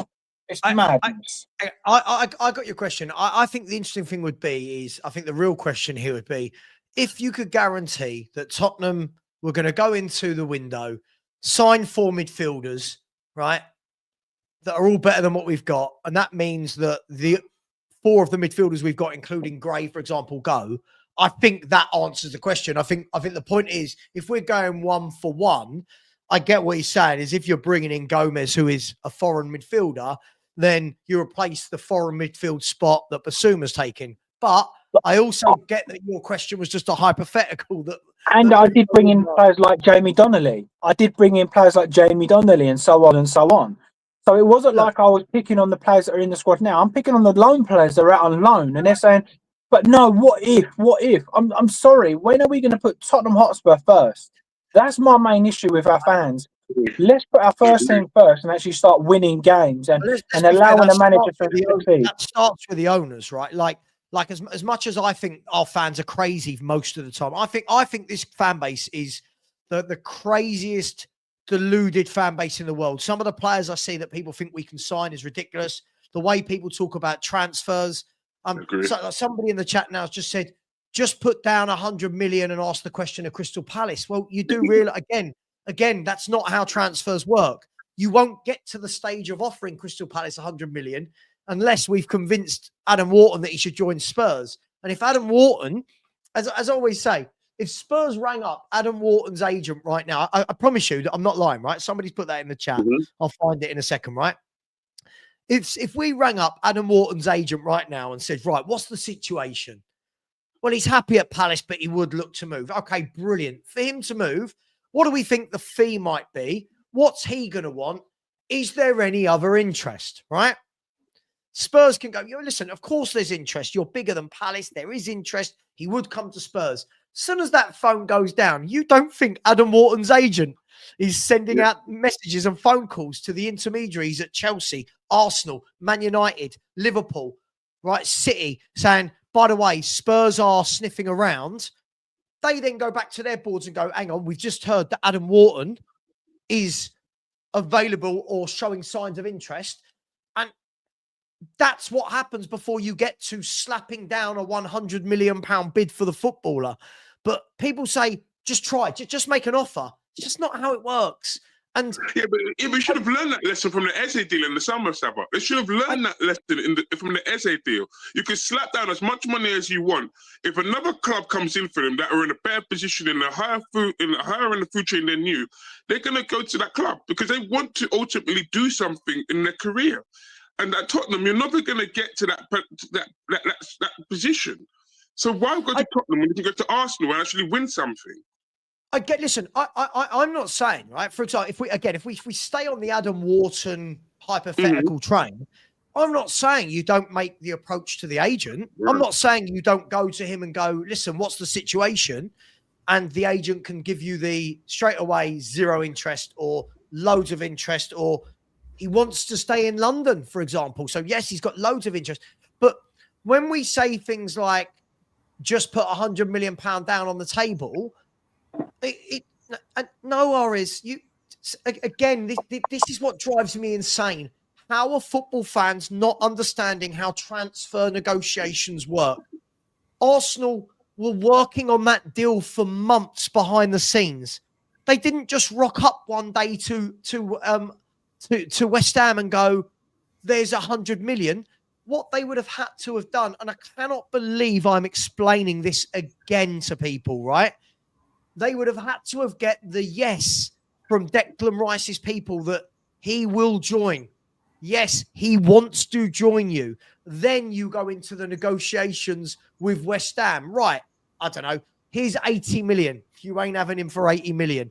Here's 90 million. You're not having it. All right, get to triple digits. You can have him. But this, I see this all the time. It drives me. Sorry, guys. I know it shouldn't. But this drives me bananas, the number of football fans that don't understand how transfers work. It is bananas. Just put down 100 million. No, Rice would have had to have said, I'm joining you over City for that to happen. Let's use a real life example that's happening right now, right? Semenyo. Spurs could go to Semenyo right now, to Bournemouth right now and go, here's 65 million release clause. What does it mean? The player doesn't want to join Tottenham. This is not how it works. It's just, boys, I'm going to shoot. But before I go, I want to say, like, Lubo, there's no hard feelings because there's a lot of the chat going, oh, Lubo, you're horrible. Lubo goes home and away. Listen, I can only dream of going home and away like Lubo does and supporting the club like Lubo does. But that doesn't mean that I don't sit at home watching them every time. This doesn't make me less of a fan either. Like, I wish I was in the position to do that. And me and Lubo talk offline and we've met up and it's all good. Yeah. People are like, oh, who are you to question Lubo? He goes home and away. I rate that Lubo goes home and away, and I would love to be in that position, but I'm not. It doesn't make any Spurs fans' opinion less of an opinion. James, you know me, I've never had any problem as long as people are respectful. The one thing I think I was I not? No, the one thing I won't take is someone like Acid Win calling me a liar. Yeah. Right, and you certainly wouldn't be saying that to my face, let me tell you. Easy to sit behind your keyboard and start typing out someone's a liar. I mean, that's bullshit. Don't ever flip flop is allowed, but liar, I would. Oh yeah, I'm joking, Lubo. Right, boys. Listen, and the fact that I go home and away probably makes me more of a masochist than most people. It doesn't. I would argue that you need to be sort of mentally tested more than. To be fair, going away is okay. It's going home that's the problem. It doesn't make me. It doesn't make me a better fan than the no. guy who said, you know, it doesn't. It's we're all football supporters. We're all the same, and we're all passionate. Otherwise, we'd all say the same thing. If we all kind of went, oh no, this is the case, and this is what I believe is right, then what a crap show that is. It's going to last 10 minutes. They would be like, what do you think of Donnelly? Yeah, fantastic. End the show. Like you have to have some kind of controversial moment. So, big up, lads. I've really enjoyed it. I mean, 3 hours and you're still going strong. So, take care, boy. Have a good New Year, my friend. Have a good one, man. The funny thing is, guys, do you know what? I've been on YouTube for about 5 years now, whatever it's been, and for every row, for every conversation, I'm still sitting here 5 years later and nothing has really changed at the football club. So whether or not people think players are great, wrong, great manager, great owners, great director of football, nothing has fundamentally changed in that 5 years because we're all sitting here going, have we got the right manager? Have we got the right director of football? Have we got the right players? It's just a merry-go-round of crap. As I said, whilst other clubs are arguing about what 11 should play to win a Champions League final or to win a title, we're arguing about what left winger should start because we haven't actually replaced Son. Like that's the levels where we are at the moment. And that's why we can't attract the players that a lot of fans want us to. That's why Semenyo's, Eze's, they're not interested in Tottenham. We're not their first choice for a bloody good reason, right? Without being horrible, Lubo. That is right, isn't it? There's bigger fish to fry. Listen, Tell and Odebear are playing because we haven't replaced some. Exactly. Graham Bergvall are playing because they haven't replaced Højbjerg, Lo Celso, Winks, Skip, whoever. We just don't replace them, and that's the problem. At all. But then we expect our team to playing. Just get European football every season, even though the squad's gone like that, Lube, over the years. The squad's gone like that, but we're still talking like we should definitely get Europe. Definitely. The problem is, Sav, the problem is that there's too much chat. For me personally, there's too much chat about kids. What we're short of is top senior pros. That's what, and leaders who can lead this team. Romero's not a leader. You know why, Lubo? It's because so many fans, and you say it's the minority, it's not. So many fans get really carried away. Every time a young player gets a 10-minute, 15-minute cameo, posts are made about them, videos are made about them. This is why they're great. They're amazing. I told you, you're in the mud, right? Then the next week when they're crap, it's, yeah, but they're only kids. And you are right. 50% of what you're saying is 100% right, Lubo, because this wouldn't be a conversation if we had bought properly. If Spurs had bought properly, this wouldn't be a conversation. And that's always been my issue. Buy the kids by all means to supplement the squad, but buy your first team first and then buy the kids on top of them to supplement the squad and to fill in it. And that way they can have 10 minutes or 5 minutes at the end of the game. That has always been my case in point, right? That they're not dependent upon. And that's at Tottenham, they're dependent upon Lubo. And that's sad for them because, like you said, they're young players. They shouldn't have that level of responsibility put on them. But unfortunately, due to the way the club has been run, that's exactly what's happened to them. That's the problem. Well, we talking sad when Poch had his great team. Nobody talked about the kids. No, you're right. You're right. Nobody because we had a first team. Yeah, and if kids were bought, nobody uttered a word. because you had senior pros, you had leaders, you had a bloody good team. But the problem is, and I'm the same, I want these kids to do well. Why? Because we're not a big club anymore. We can't compete for the big players. So you're just hoping. We've got to buy a bit more cuter. I personally hope, because we are now diminished as a top club because of these owners, we now can't shop in the top retail outlet. You know, the top retail outlets. We've got to shop further down, and we've got to be cuter. There was a good piece, I think it was in the Athletic, over the last day or two that I read. I'm trying to find it, where they said that because we can't get the top players anymore, we've got to be a little bit more clever when we're buying players, when we're bringing players in. Yep. And that covers a multitude of factors. You know, it's about a lot of the clubs, as Sean was saying the other week, a lot of the clubs are now buying young kids. They're going for young talents because they're trying to bring one or two through in that way. And why, I don't know why we shouldn't be that team. And my point when James was saying, would you get rid of, if you bring in Gomez and you get rid of Gray, Donnelly, Bergvall, Donnelly's not even at the club. The other two are kids with the potential to be top players. For me, I would get rid of someone like Basuma, who's that's a waste of a place. I get what you're saying. I think he was just trying to make the point that if Spurs could lose Gray and replace using the Gray money for a better footballer, would you do it? And I think that's where the translation got lost. Sure. If someone offers me 40 million for Archie Gray right now, I'm driving him there. I'm packing his bag for him because that's 40 million we can use on a proper footballer for now. That's James's point, I think. Sure, but we've got the 40 million anyway. No, I know. But if we needed to sell to buy, then yes, you sell whoever isn't good enough, then you improve for sure. Sure. We're trying to build for tomorrow as well. No, I agree. I think the problem is the fan base, I think, are very bored of constantly buying for tomorrow. I think, Sean made a great point to me last week on a WhatsApp message he sent me. He said he's sick of tomorrow and until we sort it out today. And I think this is the problem that most of us fans have been saying for years is, like, it's great that we've gone and bought Tell, Odeberg, Bergvall, Gray, but that wasn't what was needed at the time. I agree. I fully agree. But what was needed at the time, right, was you sold Højbjerg, Lo Celso and Ndombele, go and sign 3 senior midfielders. We didn't sign one. Like that's, and that's not on those young players, but it's a knock-on effect, right? So when I say I don't really see anything in Bergvall and Gray, I don't. I'm not being disingenuous, but too many people go the other way where they start pretending they've had really good games because they completed a pass or something.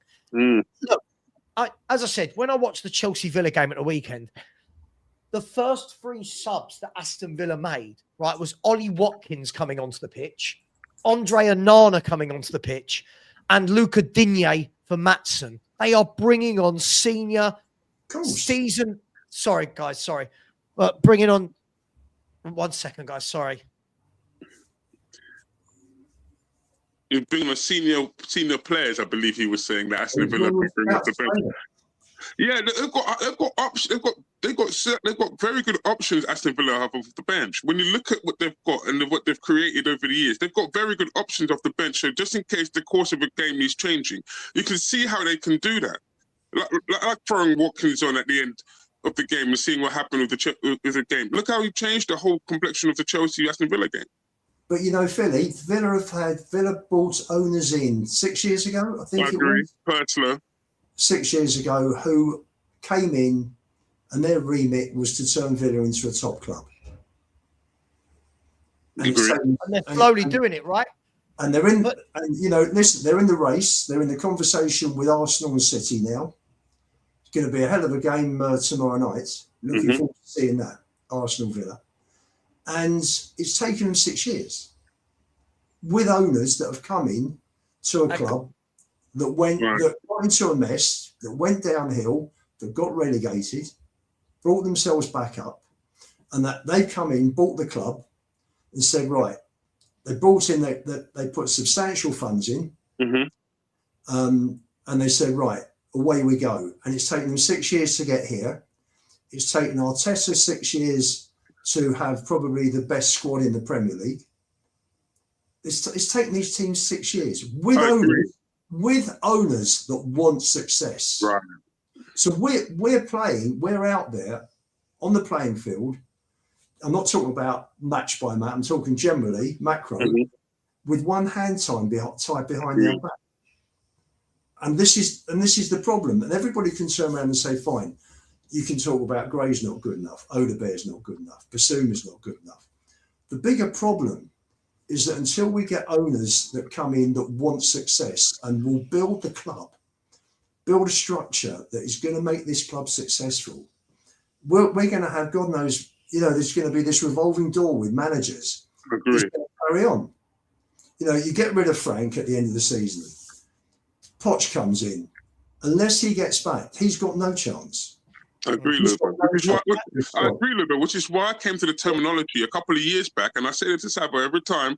I don't care who the manager is, Luba. You could bring in Dynamo as a magician. I don't care who the Tottenham manager is, because sooner or later they have to adjust a bigger picture, and these players aren't good enough for what the fans want Tottenham to be. And until that is recognised, you can hire anybody you like as the manager, but because Tottenham won't go anywhere. That's the point. When people keep asking me the question, like, when Matt came on Christmas Day and he said to the question, is Frank the right man? And what was my first question back to him? For what? For what? Yeah. For Spurs. But for what? What does that mean? Is he the right man for Spurs? Was Jose the right man? Was Poch? Was Ange? Was Conte? For what? We don't actually know what the owners want us to be. We don't actually know what we're trying to build, but we say this isn't the right man. For what? Some people just want to watch nice football. Brilliant. Then that means you've got to bring in a manager that plays nice football, and you've got to bring in loads of players that also play nice football. Some people want to win now. To win now, it's almost impossible with the likes of City, Liverpool, Arsenal, Chelsea, Villa, Man United. It's impossible. But this is the problem, right? Have a look again. Look at this mindset. This is where people don't get it, right? Saying if we continue with it's Spurs, they won't come here.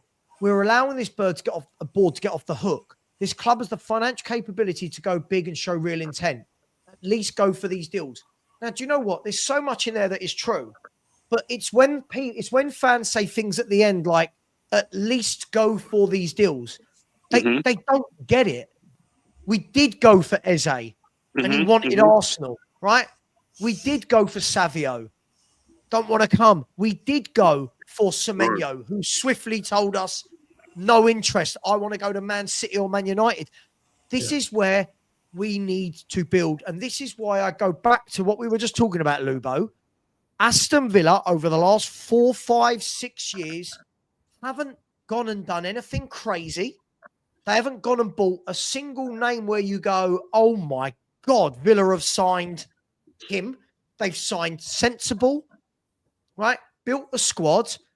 And now the difficult thing that Villa are going to find is getting into that top 2, 3. You can do. We did it once. Staying there and getting the players to get you over the line is a completely different thing. But, correct. But hang on, just quickly. Sorry. Savva, City done it. City done it in an era when the FFP rules weren't in play and not everybody had money. I don't think you're understanding. And this is why I have this with YouTubers. I have this with people in the chat. Please, can people go and watch some videos on how transfers work? Stop saying, just put the money down, and stop saying it's the wages.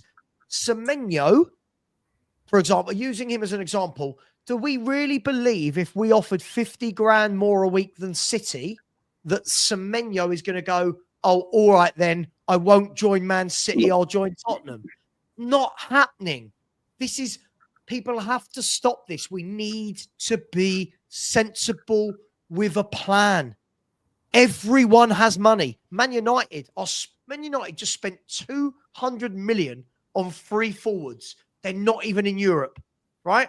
Chelsea have money. Villa have money. Newcastle, Spurs, Arsenal, Liverpool. They've got money. They've all got money. All the Premier League clubs have got money. Right, so now it's a pecking order now then, Lubo, isn't it?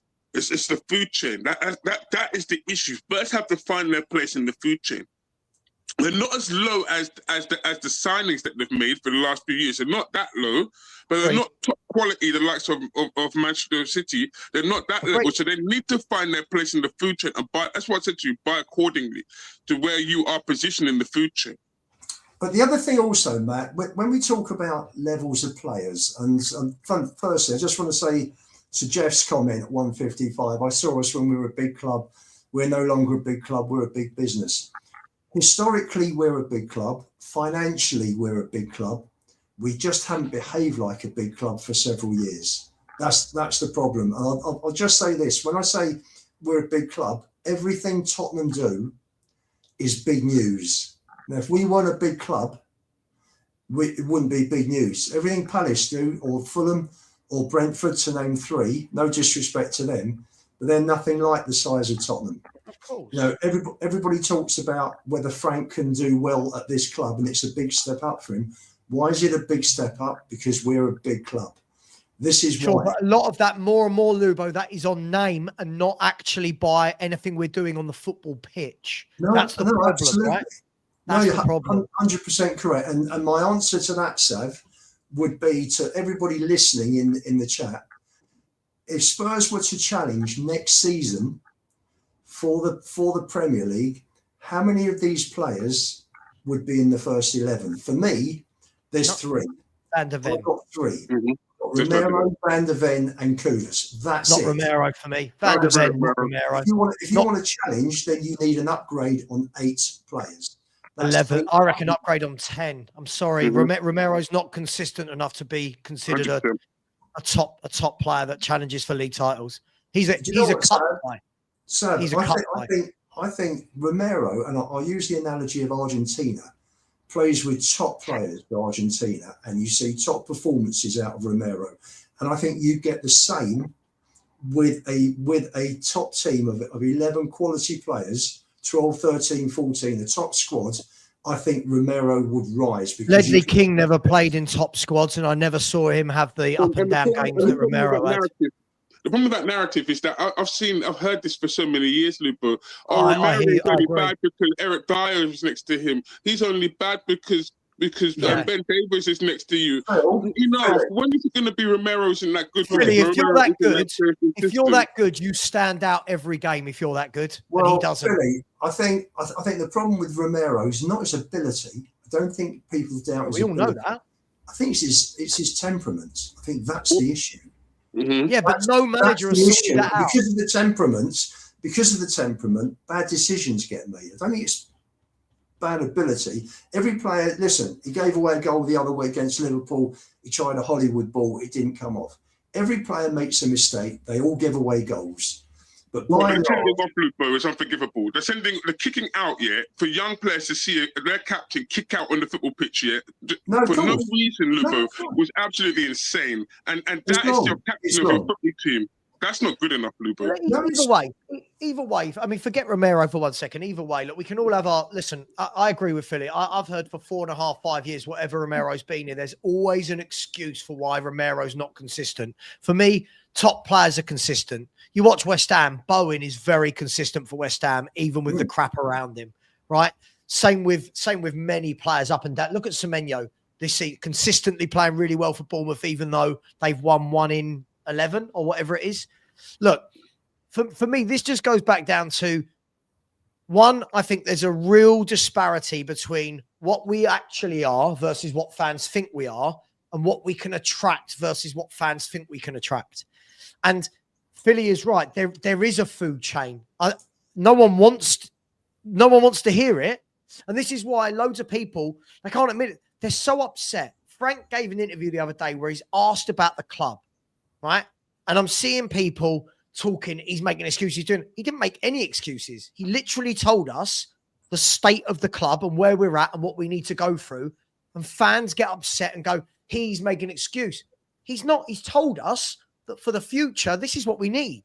People go, oh, yeah, but it's a fact. He told us we finished 17th. People didn't want to hear it. He told us that we need better players. People don't want to hear it. He told us that we need time and to be on the training. People don't want to hear it, right? Because we've made our minds up that we are up there and we're not. And we never have been in the Premier League era. We've never been up there to say we're a top club. We've never won a Premier League. We finished second once in the Premier League era, right? But it's the problem is, and I'm part of this problem as being a YouTuber, it's all of the social media with people going, you know, I don't like what Frank said. Why did Frank say this? Sorry, would we prefer that he lies? Do people really need, are we that fragile? Hang on. Are we that fragile in 2025 that we need the comforting lies to see us through where this football club is, rather than a manager that turns around and says, yeah, there's a lot of work to be done here. There's a lot of work. We need this. Nope. We want to hear. People are complaining. He said we're probably going to have 12 very good games, 10 decent games and some poor games. People go, I can't believe he said it. He's not a Brentford anymore. What does that mean, he's not a Brentford anymore? It means he's not mid-table, so I didn't like hearing but that. He is. He's joined a team. Right. He's joined a team that have been 15th for 2 years. So yes, he has joined mid-table. I think when you're having a bad run, I think it's up to the leader to help get the team out of that bad run. It's fine about being honest. I don't think there was too much that he said that wasn't correct. But I think it's down to timing. I think if you've got players that are lacking confidence, the team's losing games, and you've got to turn that around, I don't think the best way of doing it is basically telling your players you're a pile of shit. Yeah, but Lubo, here's the difference. What he's saying behind the scenes to the players is not going to be what he's coming out and telling the media. Behind the scenes, he's going to be telling, they're going to know the plan every day. This is what we're doing. Ignore the outside noise. This is what we're doing. It's what we're working towards.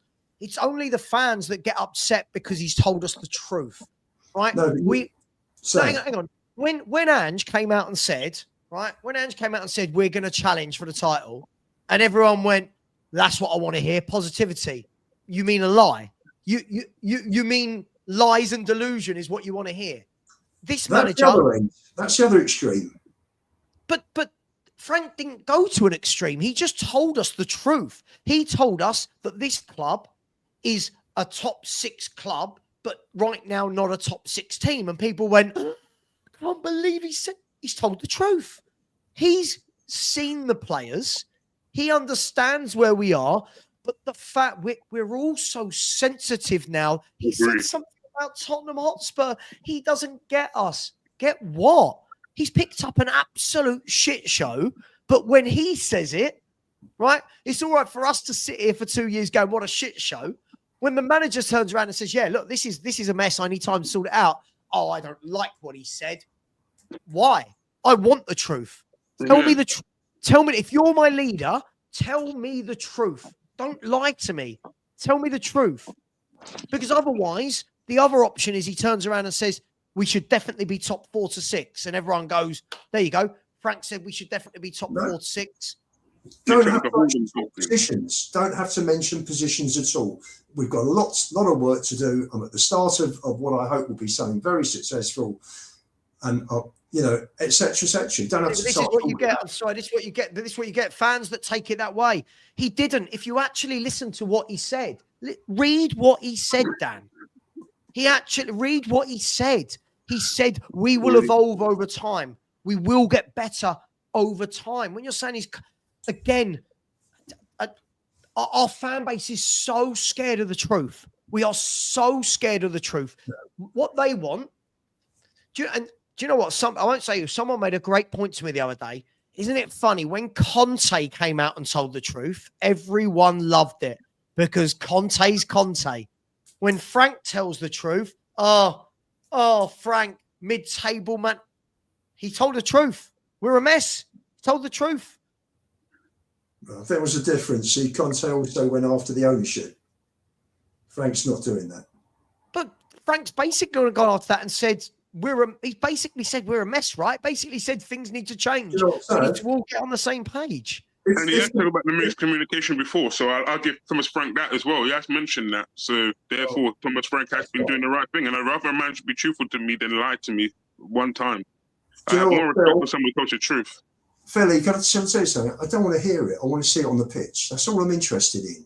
Yeah, but Lubo, Yeah, but he's a manager who's asked questions in an interview. He's going to have to answer them.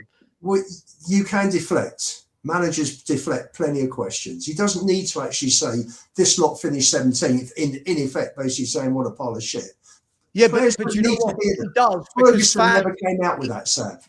You Yeah. never heard Ferguson at any time, even in the year that United didn't win anything, which I think was the year United won the double in '98. You never heard Ferguson come out and turn around and say, "Oh, but this isn't Ferguson. Win anything."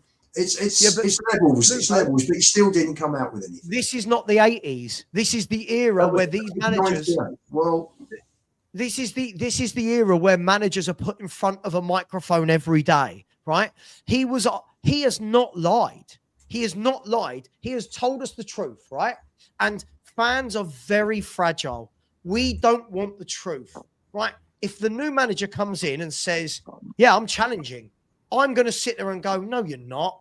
What are you talking about? No, you're not challenging." But fans will go, "That's the spirit." No, that's not the spirit. That's called a lie. I appreciate that he thinks we're grown up enough to hear, this club is a mess. We've got a lot of work to do. I turn around and go, yeah, that is why I'm not too worried about where we are right now. Right? But isn't it funny, right? Isn't it funny that people say they haven't seen any change, anything? When I put up loads of positive stats at the beginning of the show, no one cares about it. No one cares about the positives that's happened so far at this club compared to last year, because everyone wants to focus on purely negatives. No one wants to look at the positives. That's the worry for me, is that people are going, "I haven't seen a difference." Well, you have. We're much harder to beat as a football team now. That game last year would not have been 1-0 Tottenham Hotspur, was it? That would not have been 1-0 Tottenham Hotspur under Angepostecoglou, right? Look at the number of clean sheets we've kept already compared to last season. Why? Because we're harder to beat, right? There are positives. There are negatives. There's a lot going on. But as we said, this is going to take time. And anybody, Jamie Redknapp reiterated again during the week. He said, and to be fair to him, he said, "I've said this all season." He said, "You're going to give Frank time. You're going to see things change. You're going to have transfer windows, and we're going to see what the new ENIC have in plan for him." So straight away, our fans, even you phoned me up lately, Lubo. Yeah, Frank isn't the right guy. Well, Frank, I don't think he's the right guy. For what? What? He failed. For what? Yeah, you know the funny one is he's failed. A rebuild of what? And to unite the club, to rebuild the club. Rebuild it from what? You mean build? Build, not rebuild. We're not rebuilding from anything. Build. No, rebuild from where we've dropped from since 2019. That's but he's not rebuilding from 2019. He's building from 2025. This is where, again, he's not rebuilding anything. He's building. Right. He's starting. We're fans. We've lived it. So we're fans. We've lived through it.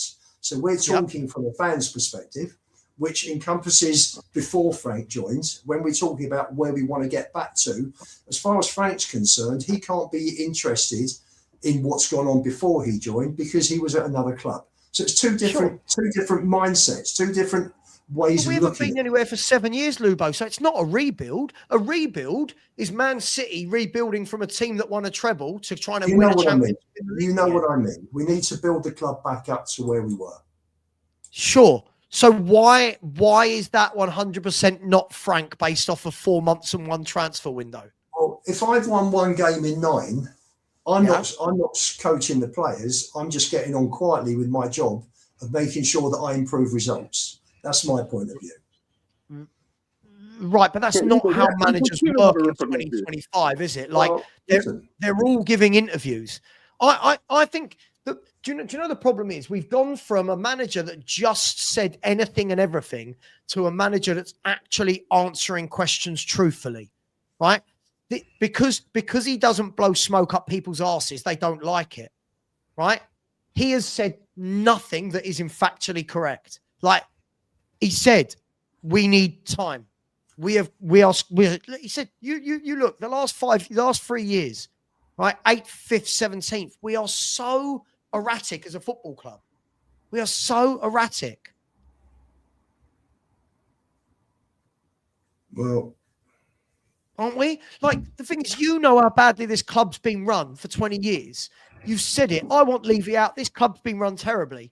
And then a new manager comes in, and instantly after 4 months, this isn't the guy that can take us back to where we were in 2016, 17, 18. It's like, well, first and foremost, we're nowhere near that.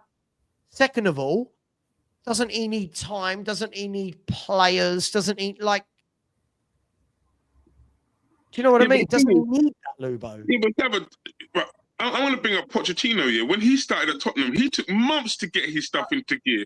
I agree. And it took more than 4 months to get himself to click under Pochettino. So how is it that Thomas Frank here has had the same time, but he's getting slated and told to get out, yet Poch is lauded?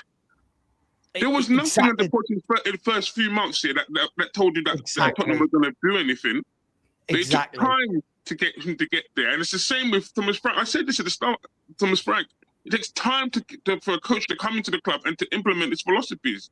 It's not overnight that it's just click your fingers and all the players are upskilled. It takes time. This is why I took a reserve step back, Lubo. In the summer, I said, look, I'm not going to slate Spurs. I'm not going to criticize. I'm just going to take a step back and see where it goes. Thomas Frank, to me, has my condolences, mate. Fair play to you. yeah. I feel sorry for him, Philly. Where I feel sorry for him is this isn't an Ange v Frank thing. This isn't me thinking Thomas Frank is the chosen leader. Maybe Frank's a guy that comes in for the next 2 years and stabilizes this football club, stops this kind of erratic behavior. And then maybe once he stabilized it, you can go, right, where do we go to the next guy? But the thing is, you're right. When Pochettino started at Spurs, it wasn't good. It really wasn't good. And the problem is, if we base every manager on Pochettino, this is what we are setting ourselves up for. This is a different time. This is different opposition. This is a different time where everyone's got money. We are starting from a really bad place where we've just lost 26 games in a year the season before. But the manager comes in and straight away after 4 months, this isn't the right guy. Okay, so Glasner's the right guy, is he? I mean, Iriola's the right. Who's the right guy? What does this mean? Sav, listen, at the end of the day, no manager's got a chance unless they get backing. But I think they'll sell. I think there'll be a sale of the club because they have got to spend so much money to get this club back up challenging. They've got to spend a fortune. We agree on that. I think we all agree on that. I don't see them doing that, Sam. I think if they think it's a quick fix, I think, listen, they're coming in. Yeah, but aren't fans like you now thinking it's a quick fix going, he's not the right man after 4 months and one transfer window? Isn't that the same thing? No, listen, my feeling on who the manager is different to how I see getting the club back up, because I've said 4 to 6 probably 6 transfer windows. So for me, whoever comes in, whoever the manager is, I think you've probably got 3 years of building step by step, brick by brick, to get back up to start challenging. And could that be challenging maybe for 3rd or 4th rather than 1st or 2nd? I'm not saying in 3 years we're going to win the league. That's not what I'm saying. Can I ask you a question though, Lubo? Doesn't any manager who comes in deserve to at least get 7 or 8 of their own players to build? Like when we're like, I get it. I'm not saying the football's been great, but Lubo, I said this to you all summer. I don't expect the football to be great with the level of players that we've got. But people want to keep comparing it to Ange's season. Fine, let's compare it to Ange's season. We're doing much better already this year than we were last year, right? Well, listen, we'll have more of an idea. Are we doing much better than this time last year? We're point better. I put up all the stats earlier. Oh, okay, let me go through it again, Lubo. No. But Sav. Right. No, hang on. We don't want to hear the nice things. No. Listen, if you just talk about the bottom line, where were we last season after 18 league games? We had 24 points, and this year we've got 25. So we're marginally. And a game in hand. No. 18 for 18, but yes, we'll have a game in hand because after the 19th game, we had still on 24. So we've got a game in hand. So we're going to be between 1 and 4 points better off than this time last year at the halfway stage. Yeah, we're going to have lost less games, conceded less goals. From the halfway stage downward to the end of the season, Postecoglou got 14 points. So agreed. So unless we're going to slip into relegation trouble, we're going to be well clear of. Look at all these things, Lubo. Look at all these things, right? I know. We only want to concentrate on the negatives, and we know what the negatives are. But why is it when somebody compiles a list of things that are actually better? It's like I was on a show last week with Dan and Sean, and they said we can't see anything better than last season. Well, look, here's a list of things that are better than last season already that we don't want to talk about. I don't know why. They're the positives. I'm sure you could probably rattle out a list of negatives as well.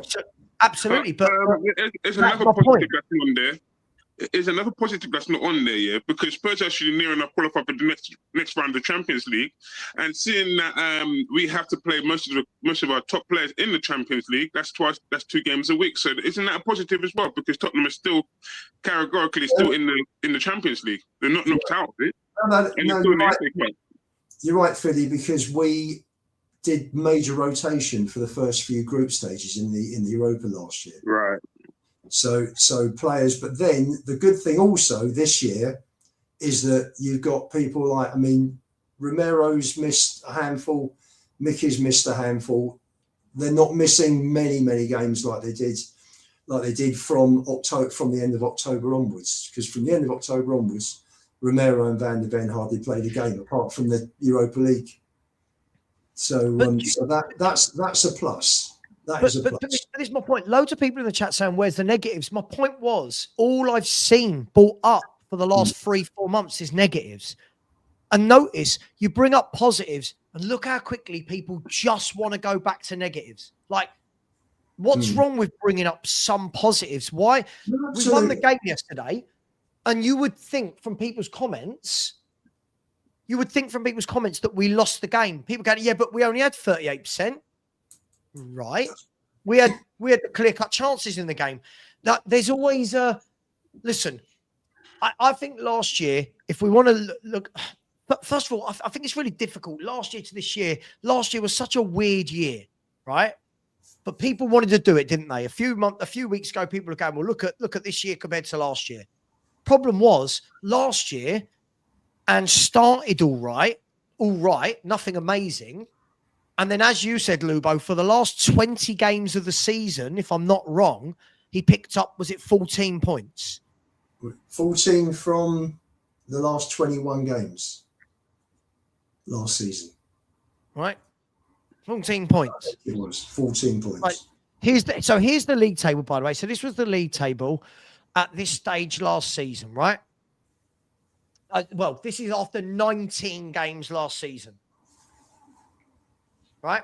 So Tottenham had 24 points after last season, after 19. Now, this year, obviously, we've only played 18, so we don't know what will happen to Brentford. But already, we've lost less games. And if you remember, in those first 19 games was really before the massive injuries hit. This year, it's kind of been the other way round. We've had a lot of injuries first half of the season. So realistically, are we only going to get 14 points, 13 points from the last 20 games of the season? No, we're not. We should finish probably, if we're on 38 points, if we finished on 38 last year, you'd be looking conservatively. We should, if we carry on this, winning the same amount of games as we're losing with the balance as draws, we should finish off around 52, 53 points. So we'll be 14 points better off. So, yes, that's a step in the right direction. People will turn around and say that he threw the last 12 games where we got 5 points to win. But do you know what? We were 13th already when we beat Ipswich on February the 22nd to put us 17 points clear of Leicester. And it was after that that Ange made out that he threw the lead, because those 3 wins against Brentford, United and Ipswich in February were the 3 games that pulled us right away from Leicester. Because before that, I think we were something like 9 or 10 clear of the bottom 3. But the point is, Lubo, and then we were 17. And then, if it was true, and he did throw the rest, and he did keep players out and rotate Romero and Van der Ven. I mean, Romero didn't come back till Bournemouth second week of March anyway. And Van der Ven, we know, had problems because of what his hamstrings were being put through. And then he went to the States to learn how to run slightly differently, to put less pressure on the hamstrings. And thankfully, up to now, I don't want to block it, but up to now, he's missed far less games than he has in the previous 2 seasons. But we were still 13. We were still 13 when he missed. He's missed 8 games already so far this season, apparently, Romero, somebody said. I don't know if that's true. But look, listen, the key thing for me is, the point is this, right? Is unless we have a shocking second half to the season, right, I fully expect us to absolutely blow away last season's 38 points. I've got no doubt in my mind that we won't. If we beat Brentford on Thursday, we're 10 points off last season's tally with 19 games to go, which means you only need 1 point every other game to get the same amount of points, right? So I'm not worried about that when people want to start comparing this year to last year. I've got no worry about that in my mind. The question for me is, how much higher up the table can we go? I'm not expecting miracles unless Kulu, Madison come back quickly and we have a really good January. I expect us to be somewhere in and around where we are now, because I don't think we've got the players to rotate, and I don't think we've got enough players to beat really good teams. Agree. But my whole point was this, is it's so funny that if you try and show any positivity, everyone just automatically wants to bring it back to the negatives. There are negatives. They've been pointed out every single week. And I think I'm the first Spurs YouTuber that I've seen that's brought up a list of positives. And look what my chat did immediately. Immediately shouted it down. Because it's not interesting to them that we've lost less games than last season at this stage already. We've conceded less goals, right? Hang on. They don't care that we've already beaten last season's away points tally. They don't care that we've equaled the number of clean sheets throughout the entirety of last season, and we're not even at halfway of this season. So when people are telling me they haven't seen any improvements, nothing's different, it's not true. They're not seeing it because they're not looking for it. Right. The facts are there. There is some really bad stuff at this football club, we know. But there's some things that are getting better, right?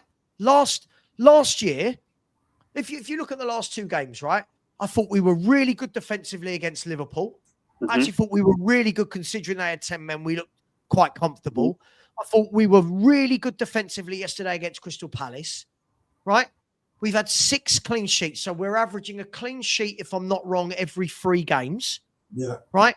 So we are harder to beat. We are harder to score against. We're not as wide open, right? But small improvements. It doesn't mean it's amazing, but green shoots.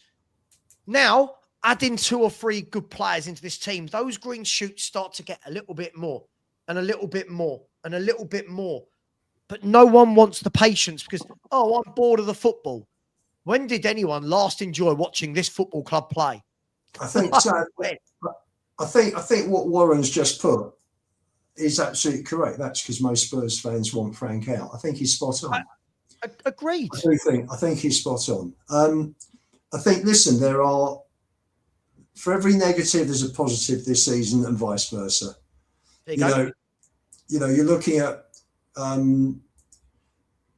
but if you go on like for like Sav, we're conceding less, we're scoring less.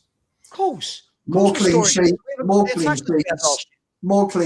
but our XG has dropped through the floor. So it's do you know what? It's positive, down, negative, both ways, and this is why we've won. But would you expect us to score less goals, Lubo, without Madison, Solanke, Son, and Kulu? Because I would. Yes, and the other problem also is that you've pretty much taken out Johnson's goals because you brought Kudus in. So he's got to. So Sonny's gone. Solanke, God knows when he's coming back. Madison's out for the season. Kulu, we don't know when he's back. So for me, looking at it logically, and if you look at it and you say, well, we've lost X amounts of goals from last season, and there's nobody at left wing who's going to get anywhere near Sonny's 11, scored 11 and assisted 11 this coming season. So he's got to find a way. He's got to find a way either to integrate Johnson into the team somehow. I don't know how he's going to do it. But he's a football manager and I'm not. Sorry, integrate who into the team? Johnson. I just want to get rid of him now, man. Philly, unless you bring in a proven goal scorer, if you go and get Ivan Toney in January, then fair enough. Sell Johnson. But at the moment, Moane's got 1 in 16. Right? Okay. Richie is on average. Richie's scoring the same sort of ratio as Solanke did last season. But we've lost Kulu's goals. We're not getting those back. We've lost Madison. This is what Jake was saying about you earlier. The bar is slow. But Sav, Brennan Johnson is awful. Like he what? Might be, but do you know what, Sav? He was awful last year, but he scored 18 goals. Because we had a system that just revolved around gung ho. Not this. This is the thing. Fans last year, we all wanted to be harder to beat and not concede as many goals, right? That means you don't play gung ho and just allow Brennan Johnson to float in when he wants. Now we've got fans going, we want to see Brennan Johnson play. He came on yesterday, twice got into that box and twice fluffed his lines, right? And we're doing it again. Look at what we're doing, Lubo. We're advocating again for average players to not be sold. Because we don't have mind-boggling. No. I'm saying to you that I just said to you, if you bring in someone like Tony, you sell Johnson. But if we're not going to bring another striker in, unfortunately, this dearth of goals is going to carry on. But won't Kulu be coming back into the squad in January? Like, aren't we? When? We don't know when Kulu's back. Would you keep Johnson?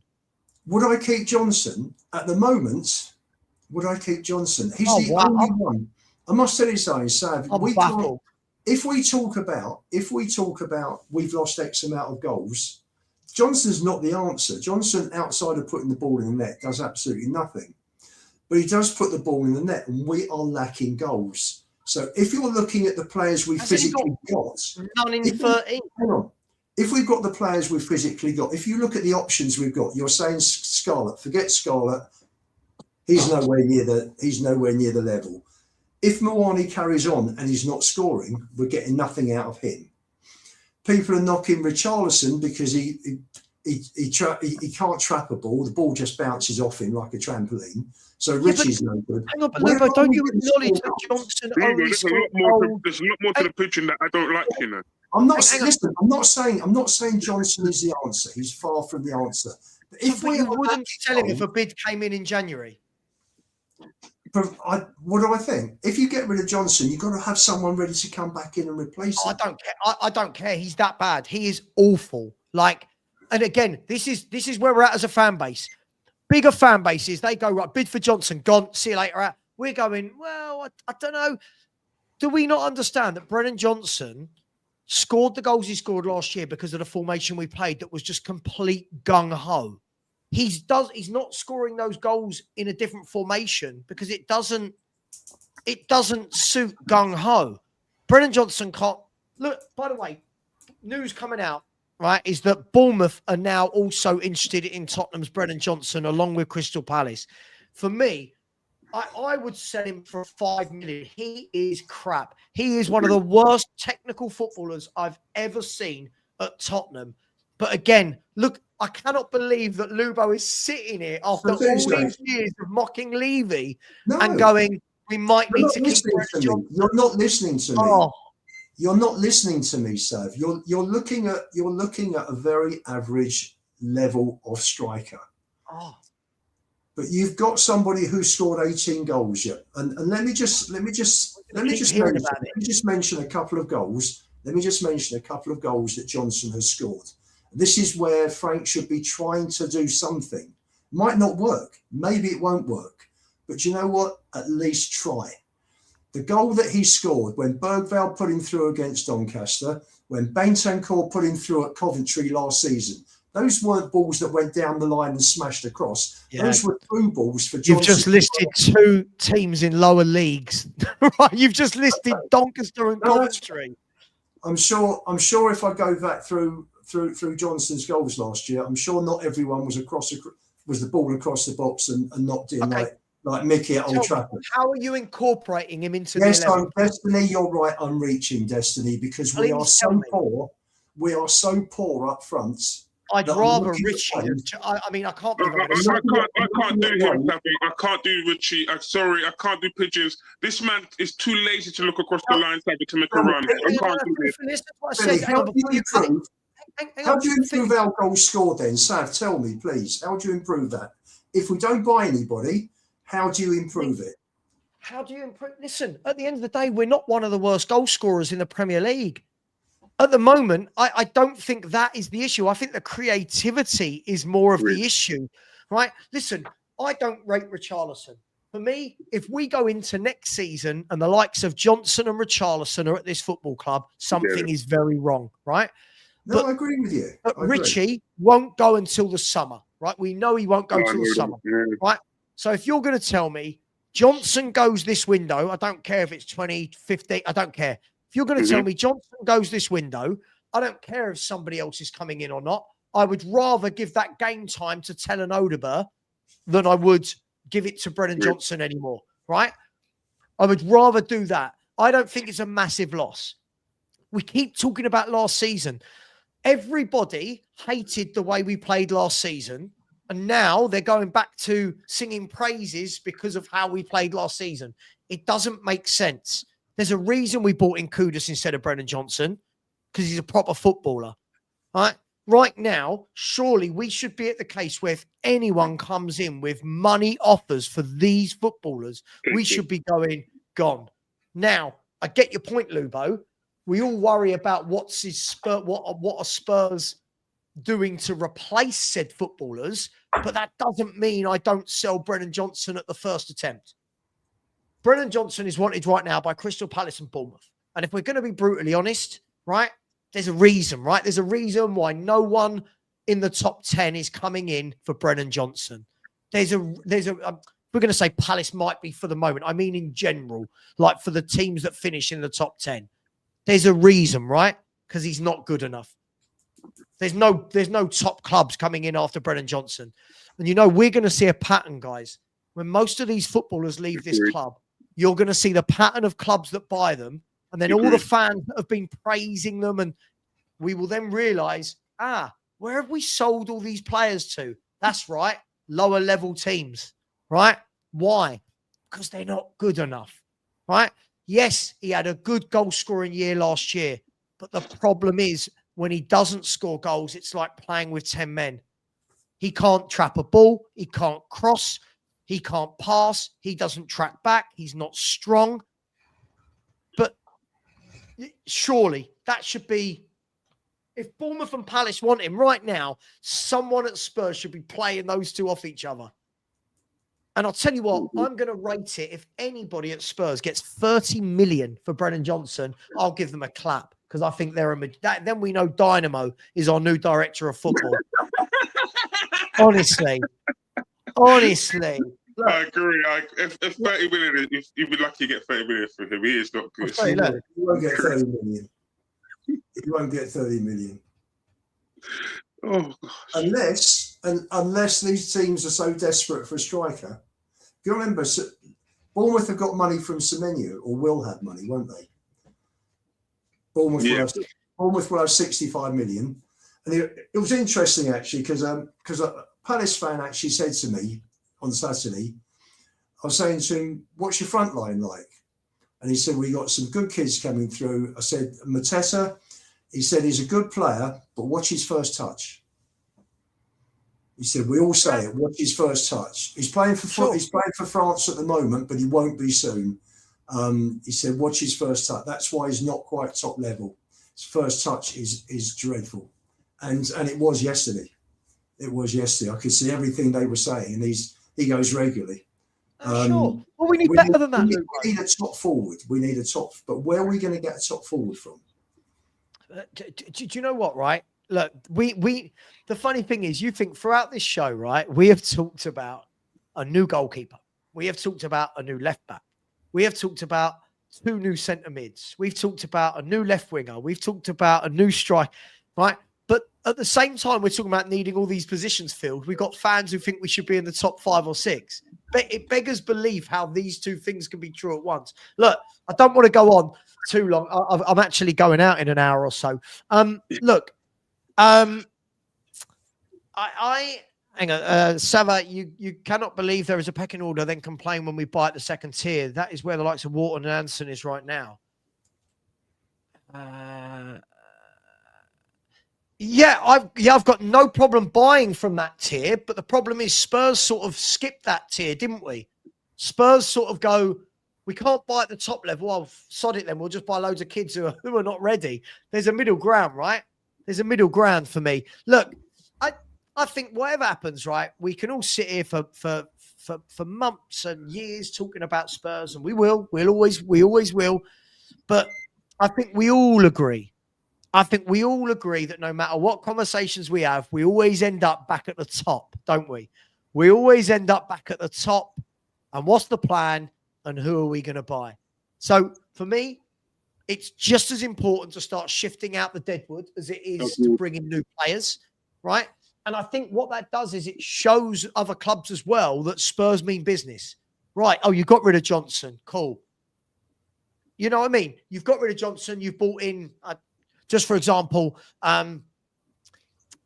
we bought in Malik Fofana. You know what I mean? Like just for example, like it shows, okay, you've upped the level of the player that you're buying. Massive things are needed at this football club, guys. There's no right, there's no wrong. All I know is everybody's focus is solely on the manager. And there is so much more wrong at this football club right now. There is so much wrong. And so again, this is... Sorry, Savva, would you say Spurs are where Arsenal were when they got rid of Özil and Aubameyang? Would you say the Spurs are there? Would they have to get rid of the players, whatever, by any means necessary? Yeah. I've got this for a couple of years now. They're there. But with no sentiment, Philly. Yes. For me, there is no, like, if I woke up tomorrow and someone had said Romero's been sold for 60 million, I've got no sentiment. Like, there's no, what? Fine. You sold him. What you doing? If you got a plan, sell who you want. Right. If you've got a plan. I think we're so hurt, Philly, because we know that we would sell somebody and we don't trust what is coming in behind them. 100%. And that's the big difference. For me, I don't care which of these footballers are sold. Mm-hmm. I don't care. None of them are that good to me that I go, what? But agreed. We have got to get better players. And if you add 3 or 4 quality players to this team, suddenly we won't be as bad on the ball. We'll look better going forward. And all of this, oh, Thomas Frank plays rubbish football, we'll start to see actually isn't true, right? Brentford last year, some of their games, they attacked brilliantly. I agree. They attacked brilliantly with Sharda, Damsgaard, Vissa and Buemo. Imagine we had that 4 up front right now. We wouldn't be where we are. We'd be in the top 4 probably. But we don't. We've got Richarlison and Mawani and Bergvals, right? And Johnsons and Tells and Odeberts. This golfing class. I agree. Golfing class, mate. Yes. Considering Ange was an attacking manager, Brentford scored more goals than Spurs last season. Why? But listen, it is what it is. As I've said, last thing I'll say before I do the super chats, for everyone that constantly tells me, right? I mean, Ellie comes out with some real weird comments. Brentford weren't in the top 4. Why would they have been? Sorry, Brentford. What? Gotta love What? Ellie, innit? I love Ellie, but what? Ellie, we weren't either, darling. We weren't either. Isn't it funny, right? Brentford, right, 5 years ago were a mid-table championship club, right? Mm-hmm. Now all of a sudden our fans go, well, what did he win at Brentford? Why weren't they top 4? Well, what do you mean? It's Brentford. It's Brentford. They got the second lowest wages in the country. Anyway, let me end the show with some super chats. Big up to my man Blaine Dev, who said, Savva, hope you, the panel and chat, have a great New Year's Eve and wishing everyone good health and prosperity, except for Flowers.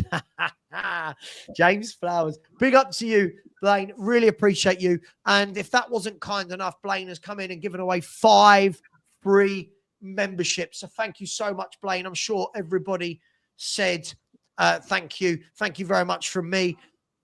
Ledley's Knees said the best away record with average players is interesting. Don't sign. But again, how have we got the best away record in the league, but the manager doesn't get any credit for anything? Is mad. Don't sign Mawani. Older version of Tell. Spurs should be aiming for Europa League minimum, in my opinion. I think we're more likely looking at the conference spots unless we buy better in January. But I agree with you. Big up Ledley's Knees. Big up Lee Townsend, who said when the fans do comparisons to other clubs, they avoid Newcastle. But playing Champions League football does impact Premier League points. Absolutely. Look at Newcastle. Every time they get Champions League, what happens to them in the league? This is too...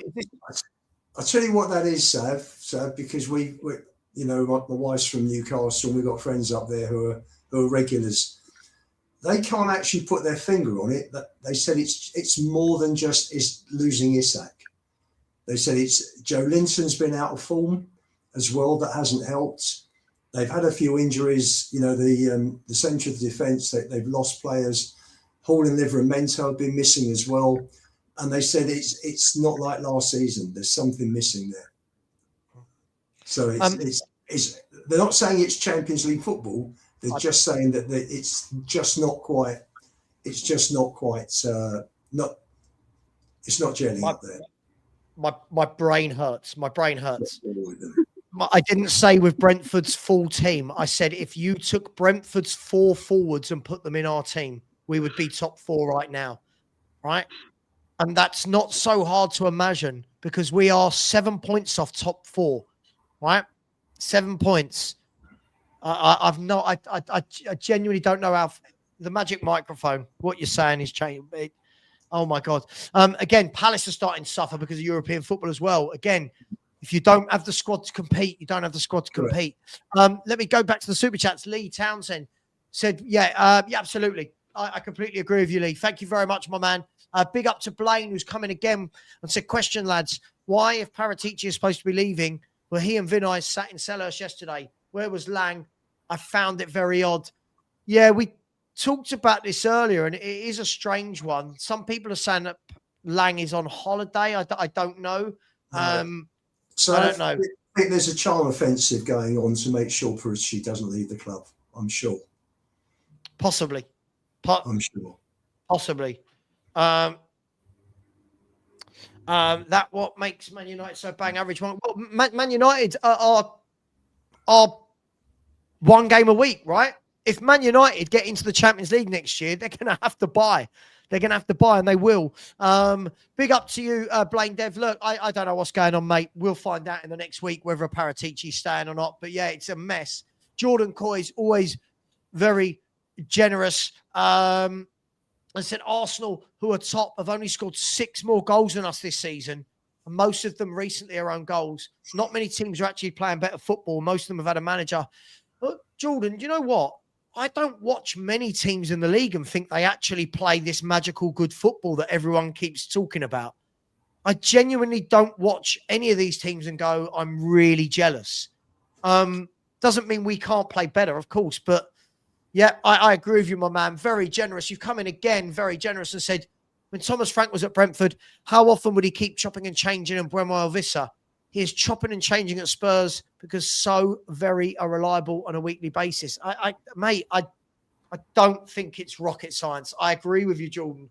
I don't think he rates many of them, which is why he's chopping and changing them. Yeah, I know, but So by the way, just to reply back, we've let in 23 goals. Arsenal have let in 11. Big difference. Lots of points involved there. That's why Arsenal are how many points clear of us? 17? Yeah, but he's talking about everyone's talking about the pretty football, right? Everyone's talking about goal scoring and pretty football. We've actually scored quite a decent amount considering the players that we've got. Yesterday, we should have had 3 or 4. Big up to you, Jordan. Completely agree with you, my man. Big up to Paul Langley with a super stick. I really appreciate you, Paul. Thank you very much. Very generous, mate. And London, I'm guessing that is. I said, morning, chaps. 5:45 a.m. in LA. Nothing changes until ENIC go and new owners start appointing the right footballing people. The reduction of quality personnel is like no other club. They need to sell. And I am so baffled as to how many people can't see the reduction in quality year on year on year. You know, I keep hearing, 2 years ago we finished here. 4 years ago we finished there. Well, yeah, we finished fourth under Conte. He's got Kulu, Son and Kane as a front three. Where would we be right now if Kulu, Son and Kane were in their peak as a front three, guys? How many more points will we have this season with those 3 up top? Be a huge difference, right? Yeah, but do you know what annoys me, Savva? Yeah? It's a reduction in quality on the playing pitch here, but the increase in price here off the field. Now that doesn't correlate to me. That to me sounds like theft. That's just me, but that doesn't correlate to me. No, I agree. Yeah, I completely agree with you. Listen, whether or not the football on the pitch correlates with the prices, I think we can all agree it doesn't. But at the end of the day, that still doesn't stop us looking and realising what's happening. And when I see people go, oh, well, Ange finished 5th in his first season. Yeah, but he was playing once a week, and that was 2 years ago. Things have changed. You know, Conte finished 4th. Well, yeah, he had Kane and Son that year, got 73 goal contributions between them. 73 between 2 players, Philly. I know. Right now, we're all praising the pigeon because he's managed 7 goals or whatever he's done. I don't know. Like it's 8 goals, 7, yeah. It's madness. 7 goals. My gosh. The quality has gone from there to there. We're just dropping in quality and expecting the same results in football. It's madness. Big up to him. And Igor said, Happy New Year, guys. Let's hope for a good window. Igor, we're about to start the merry-go-round of the transfer windows. Look out for Sean Butler and his 94,000 videos per day about every player across Europe signing for Spurs. Big up to him. Yeah, Igor, we all hope for a good window, mate. All the noises out of the club are that they want to spend, that there's a war chest, that things are different. Prove it. Prove it. Let's see. What's Ellie having a go at me now? We have added another striker and Kulu creates assists 5 this season, yet we have scored the same as last season after 18 matches. We have added another. I don't understand the point.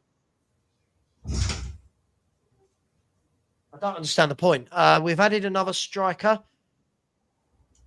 I don't. Sorry, can anyone? You added Mwani and you added Kudus. Yeah. Who creates assists 5 this season. We have scored the same amount as last season after 18 games. Yeah, but we've lost Madison, Kulu, and Solanke. The reason for that, Ellie, is that Van der Ven has scored 6 as against 0 last year. Romero has scored 5 as against 1. So there's 10, and Pellegrini has scored 4 as well, and we didn't have a 6. So what the strikers have lost, those 3 have made up with 14 goals. Yeah. And Archie We're Gray's so much weaker up top. We're so much weaker up top. It's unreal. I honestly, when people go, oh, but we replaced, I'm sorry. You give me last year's front 4 compared to this year's front 4 every day of the week. Sav, don't worry, Archie started scoring now. We'll be Archie's one goal is sorting us right out. Look. Listen, if fans are happy, if fans think that these forwards are good enough, good luck to them. But this is not what the other clubs are putting out in and around those positions. So, agreed. This is not rocket science. We've lost over, I think it was 89 GA at the moment. I think it's 89 GA. Johnson was 25 of that, by the way. No, sure. I get that. We can put Johnson back in the team. We can remove Kudus out, and we can go back to the gung ho style that works for Johnson. What will people say? People will then go. Would you not give him a run out? No. No. Would you push Richie further wide and play Johnson? Can't control a football, Lubo. Can't control a ball. But he can put the ball in the net. Sorry, Yes, Rob, how are you not getting that? I'm talking about trying to make up a loss of goals here, and we haven't got much to work with, have we? So I know, but he's not. The problem is, it's the same as Richarlison. When the ball goes into Richarlison's feet up front, it just bounces straight back to our midfield and defence. Johnson's even worse on the ball than Brennan Johnson. I'm talking about putting balls over the top for Johnson to run onto, or putting balls through the channels. Yeah, we know. Yeah, and they're running behind the last man, Lubo. That's what Forest did. That's what Forest did, Philly. So look at him yesterday when he got in the box twice. Look at him yesterday. That's what we want, running through over the top. He don't know whether he's crossing or shooting or not for me. Not for me. The only good thing he has here over the pigeon, is that my man can actually run from an onside position, because the pigeon was born offside. I'm sorry, I keep saying this. He was born offside. That man is offside at every moment. I didn't even watch the game, Savva. I think it was in your chat. Someone said, "Oh no," when Bergvall was offside. I think the man said, "Oh, Bergvall was offside." I said, "Guarantee the pigeon's offside." Within 2 seconds, it came back. The pigeon was offside as well. Both of them. And both of them, he was clearly offside. No, Bergvall was marginally offside, wasn't it? It wasn't Richarlison for the first goal. The second one was clear as day, man. He doesn't look before he makes a run, Lubo. That's a worry for me from any striker. If you make a run, you best look where the last man is before you make that run. Because if you make the run, you don't look where the play is, then you're going to be offside every time. You should be on the last defender's shoulder. Right on his shoulder when the ball is played. He's not, Lubo. He runs before the ball even goes in his way, and that's a problem to me, because he doesn't look. He doesn't have any awareness on the pitch, and that's another issue for me for him. And this is why I wanted him gone as well, because even if he does control the ball, and he's weak at that. Nah. Who are you talking about, Philly? Johnson or Richie? Sorry, Rob, I don't know what you're not understanding.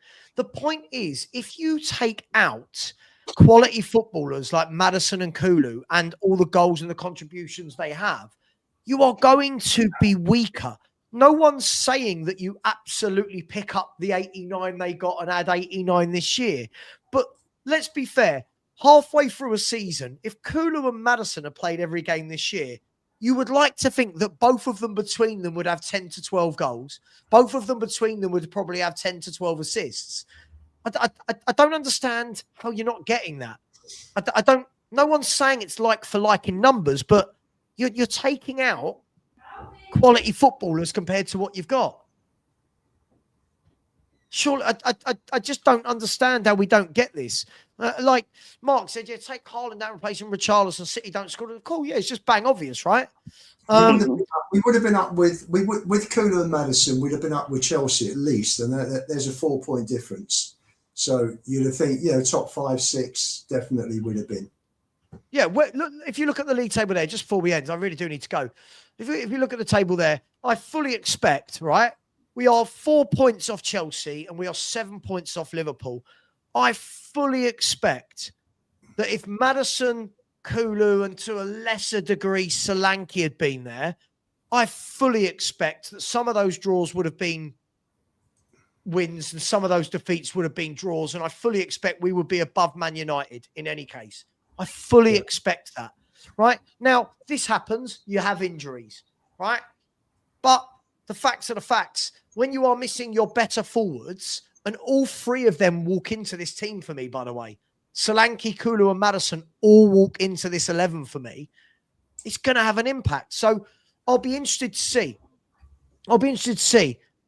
What happens when those players are back, right? I'll be interested to see. But listen, guys, I'm going to leave it there. All I know is we need some quality, right? That's all I know. We need quality. Sure. We're a mid-table team. Mid-table I'm going to leave it. Yeah, let me just let me see if there's any Spurs YouTubers going live. Sean and Johnny on? Sean and Johnny on? I can't. They're going live at 3. So that's now. Yeah, there you go. It's the 29th, isn't it? There you go. Sean and Johnny are going live at 3. We'll send you over to them. Guys, when you get there, just say Savva Raid or FHTV Raid. And again, you're saying we've got quality, but Frank is wasting them. Where? What quality? Johnson, Richarlison, Moani, Tell, Odeber. What are we? This is what I don't understand. What quality? The standards are so low. So low. I just don't get it. I don't get it. Cool. I'll tell you what we'll do then. When the new manager comes in, because you hate Frank that much, I don't want the new manager to get backed. There you go. Don't back the new manager. Let him have a season with these players. Let's see what happens. Madness. And I agree. I think he is performing a bit of a miracle with what he's... No, he's not. It's not a miracle, but he's just keeping us there. He's keeping us there or thereabouts. That's all he needs to do. Guys, much love. By the way, this is a full ball who, when I put a video up with Ginola yesterday, mocked it. So, again, not really a Spurs fan. Can't even appreciate David Ginola. Take care. Much love. I'll send you over to Sean. And as always, come on, you Spurs. You Spurs.